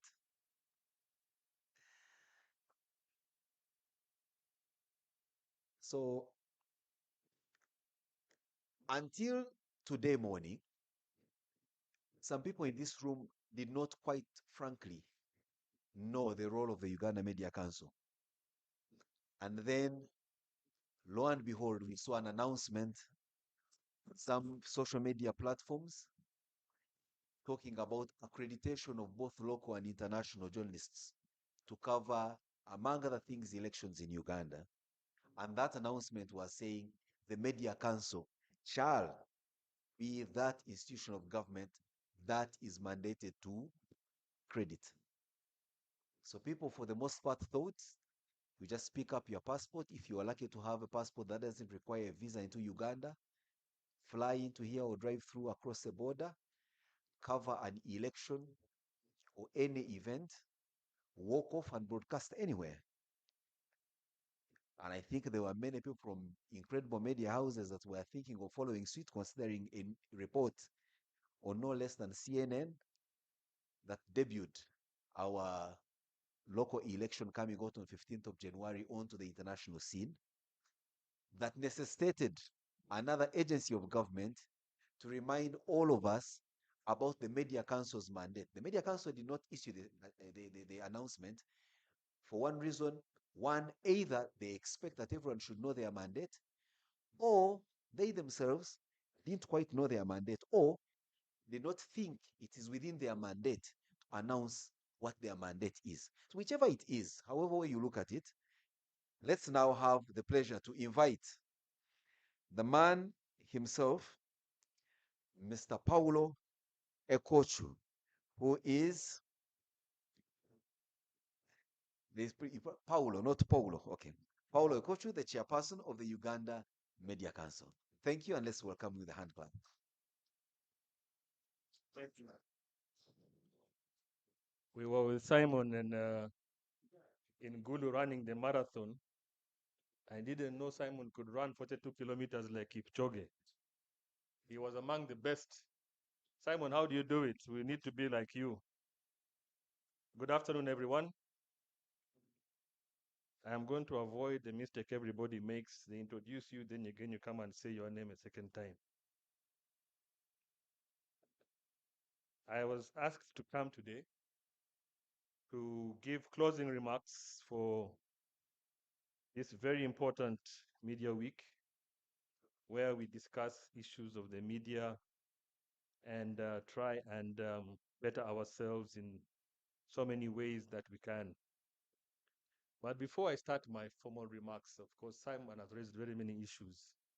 And I understand yesterday some other issues arose about the Media Council. And I wish to briefly address them. There has been in the past a perception in some quarters of the media that the Media Council government, as Simon says, is an instrument for control or suppression. I acknowledge that history. There have also been some perception in some quarters that the Media Council, as it were, is not lawfully constituted. Again, I acknowledge that that history. But let me state today very clearly that the council under the current leadership and membership is fundamentally very pro-media. And I've been saying this over and over again. I've been telling George, Galambi, and everybody that the council as it is today is very pro-media. And the examples are right. The council was at the forefront of creating what we call the Uganda Media Sector Working Group, which is one of the reasons I'm standing at the front here, which is supposed to be a platform to ensure that the media and all its issues are addressed collaboratively. We are here not our mandate is not to stifle, but to strengthen. Our mandate is not to police, but to facilitate. And that is what we are trying our best to do. And that's why today, when you invite me here, I come very quickly. Secondly, for clarity, this council is properly and legally constituted. New members were sworn in September. The council is fully constituted in accordance with the law, and our mandate and authority is absolutely properly exercised when we do so. And our job and mandate is to ensure that in Uganda, the principles of democratic discourse are maintained as much as possible. Our door is open. Our purpose is clear, and we are here to collaborate, not to confront. And today with me, actually, some of the new members are here in this congregation, and I would like to introduce them. I see Mr. Sami Banda, member of the council. I see Ms. Shamira Matovu, member of the council. Ms. Rachel Nakazi was there. Is she still there? She's right here, member of the council.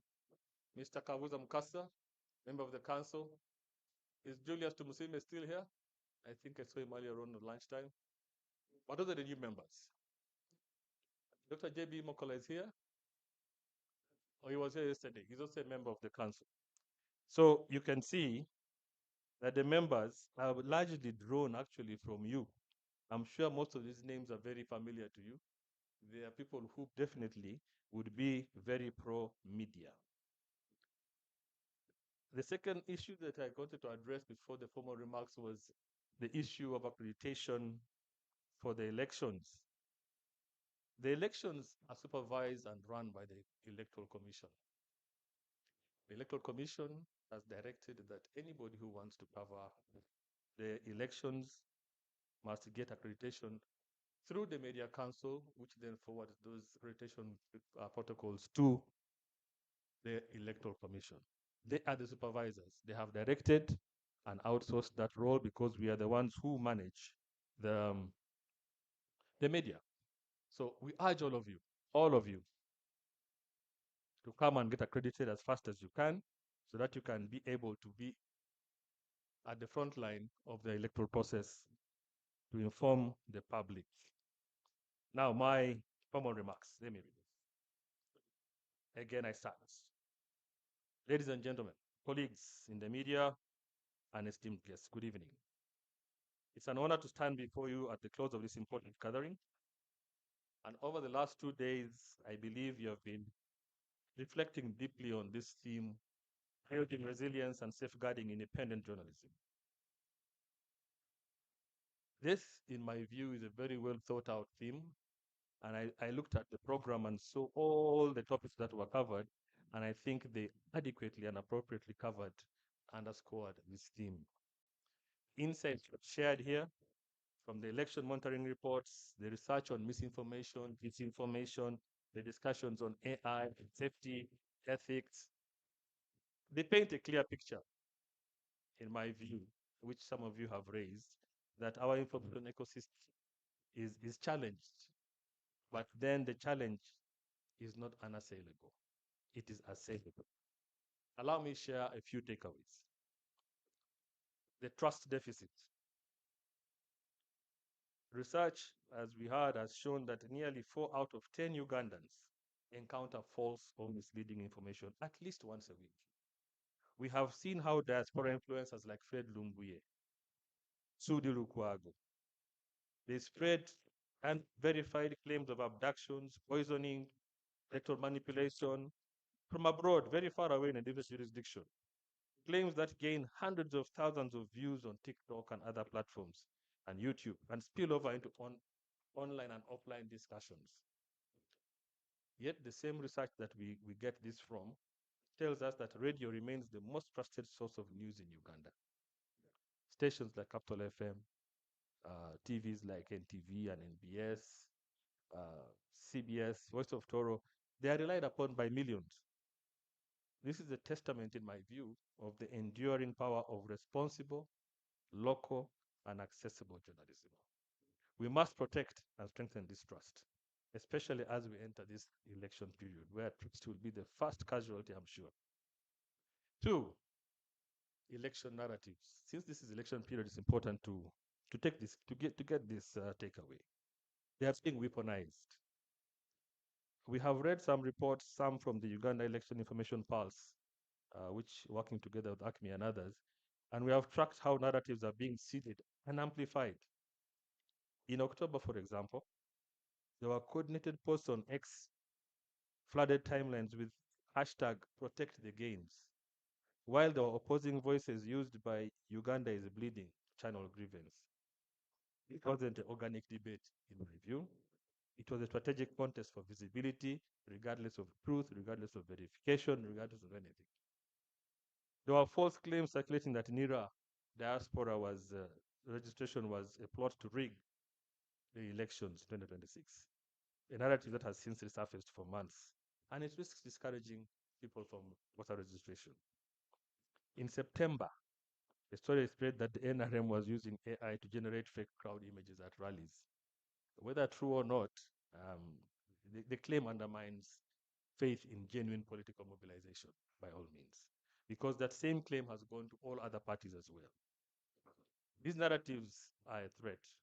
They are designed to delegitimize our electoral process and discourage participation and polarize our society. As media practitioners, I urge you, you must not become vehicles for these narratives. Verification must come way ahead of velocity. Balance must override bias. There was a discussion here on AI and digital manipulation. AI is here. Are we ready for it? I don't know. But we have seen AI generated interviews, videos mimicking NTV and NBS, complete with the synthetic anchor, broadcasting logos, gaining over 200,000 views, and it is false per video on TikTok and all other platforms. We have seen fake newspaper front pages circulating on X, falsely attributed to Daily Monitor or to New Vision. This is AI at work on the opposite side. Our audiences are struggling to distinguish fact from fabrication. Only about 4 in 10, as I said earlier, feel confident in identifying inaccurate political information. When a TikTok account with 167,000 followers posts news that looks real but isn't, we are facing a serious issue. We are facing an issue of media literacy, an emergency in media literacy. It's also a newsroom emergency in my view. We must invest in detection tools, training, ethical guidelines for the use and exposure of AI in journalism. So what was discussed here is really timely and very apt. A very important point and takeaway, the safety of journalists. I heard my friend and the friend Susan talk about the Kawempe election. We all recall the assault on the journalists during that famous Kawempe election, by-election. It was covered widely in the media, which heightened perceptions of intimidation from government, or should I be specific, from security forces. Journalists covering such events, they face real risks. Equipment confiscation, arrest, physical harm, no story, my friends, no story is worth a life. I think 2 days ago, there was another journalist beaten at Rubaga. We did raise our voice in his support. We thought it was not called for because he was simply doing his job. His camera was taken, he was beaten up, and we urged the authorities that please return them and let the man do his work. In our view, it's not only the job of the state to be careful. I think media houses must provide safety gear. You must provide psychosocial support. I remember discussing again with Susan of some of the staff who, to this day, 4 years later from 2021, are still traumatized from what happened to them at the last election. You need journalists to be properly accredited. So when we talk about accreditation, it is not for the purpose of control or suppression. It is primarily for your safety, because you need to be identified as a government accredited journalist covering an event. It is very important, and we urge all of you, when you go forth from today to cover these elections, get an election coverage badge.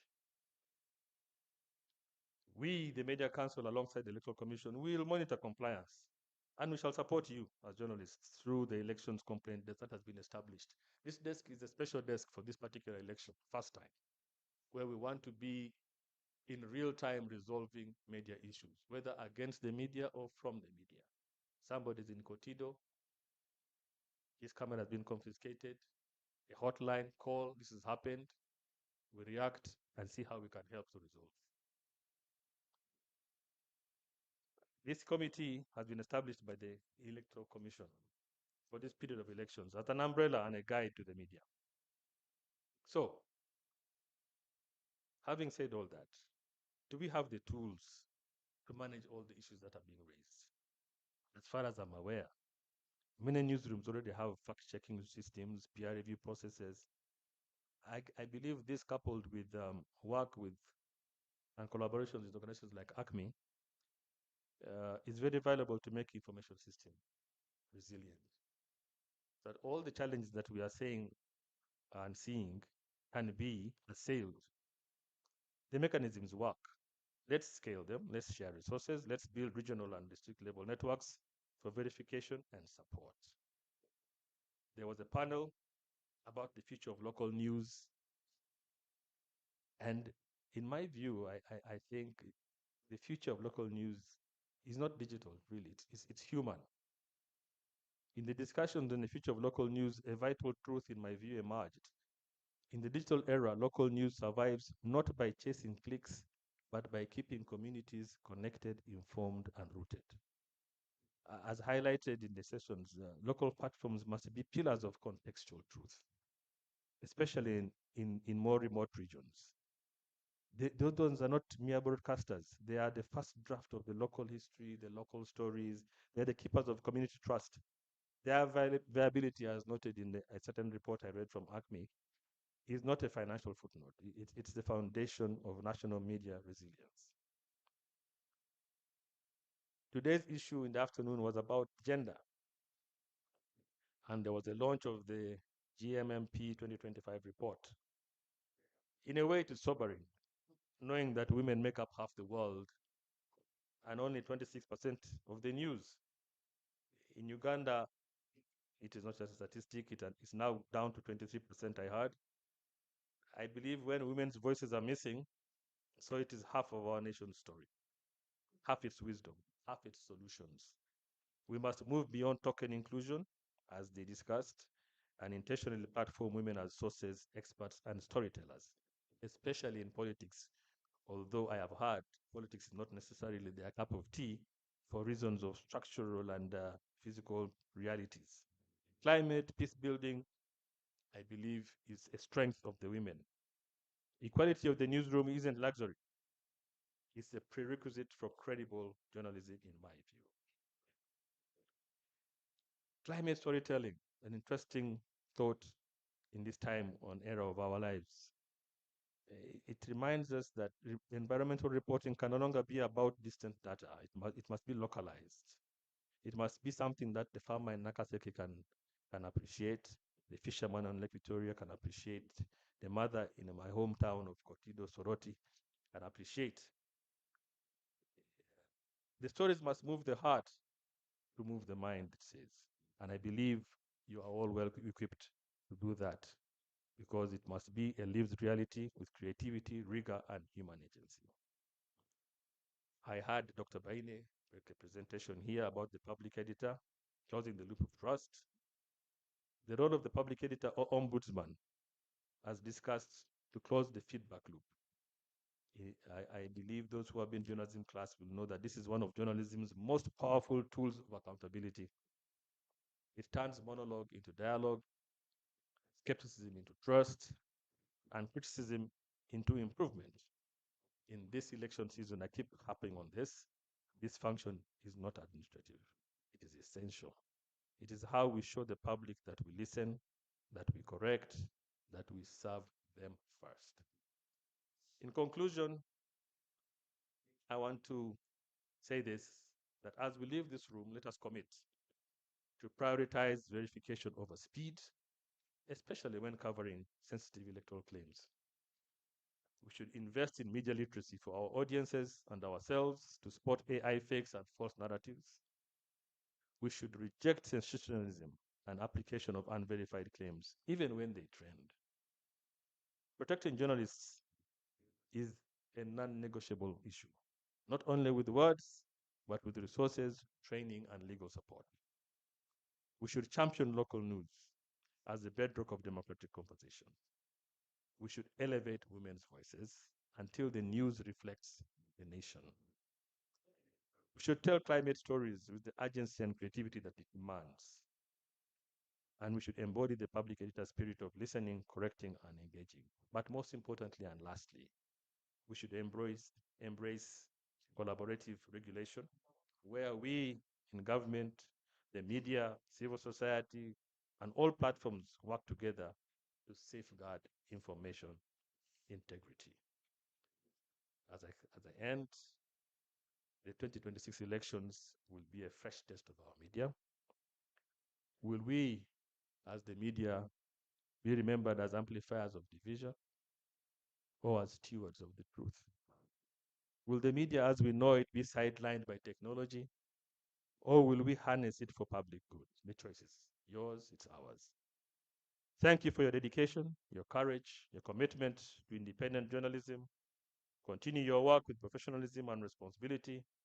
And for the upcoming elections, I urge you to ensure that the media facilitates the delivery of a credible, transparent, and peaceful 2025.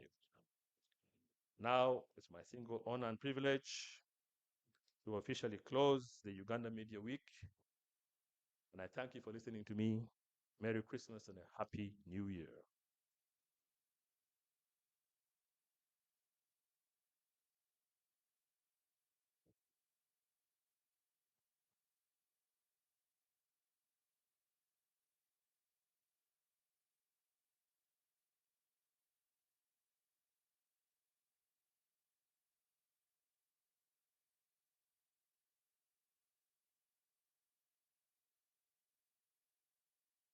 Um, Thank you very much, Mr. Kochu,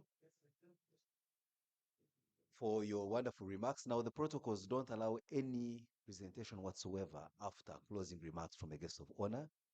I think the only thing that's permitted is everyone being upstanding, and then the anthems are sung in reverse order.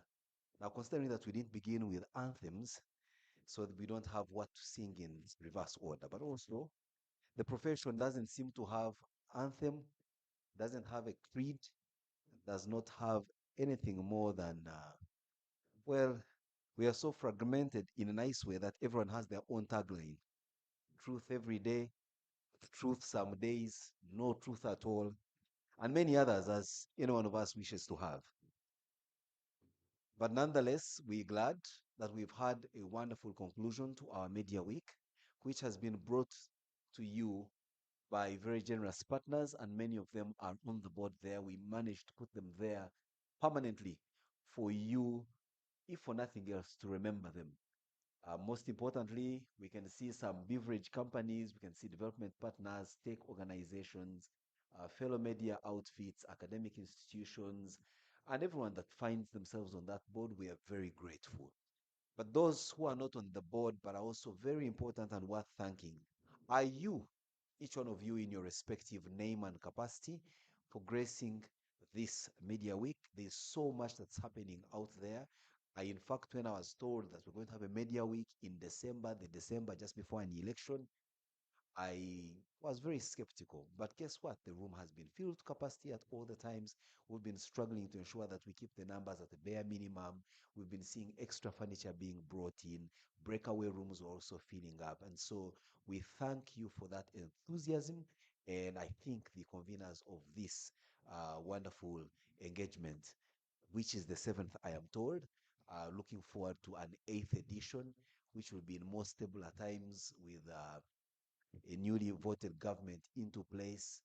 Some of you here may have been at the back seated there, but you possibly be one of those that will be at the front as guests of honors because your fortunes could have changed.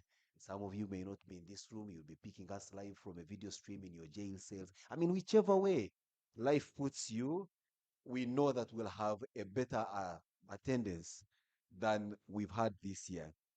That's not to wish you bad luck, but it's just to say that life throws at us different things. If you close your eyes for a moment and look back at where you were on this day last year, some of you were in school, some of you were in a hospital bed, some of you on your honeymoon, and now you're divorced. I mean, there's so many things that have changed. But nonetheless, we are all here. And so that also tells you of the uncertainty of human existence. But what remains for sure is that our trade and what's required of it remains up there. So thank you once again. Now, the final announcement. Earlier on, I was berated by the organizers for cracking an uncanny joke of saying, I said, it's not my joke. I found it in the trade when I joined it. And perhaps that's one of the reasons why, again, I love to remain in this trade now over 25 years. Yesterday, I was telling people, those of you just come in today, that I find myself privileged that I am amongst you. This is not what I thought my life would have turned out to when I went out to school. I thought by now I would be seated in NASA, NASA, rocket science. At worst, I would be at Mulago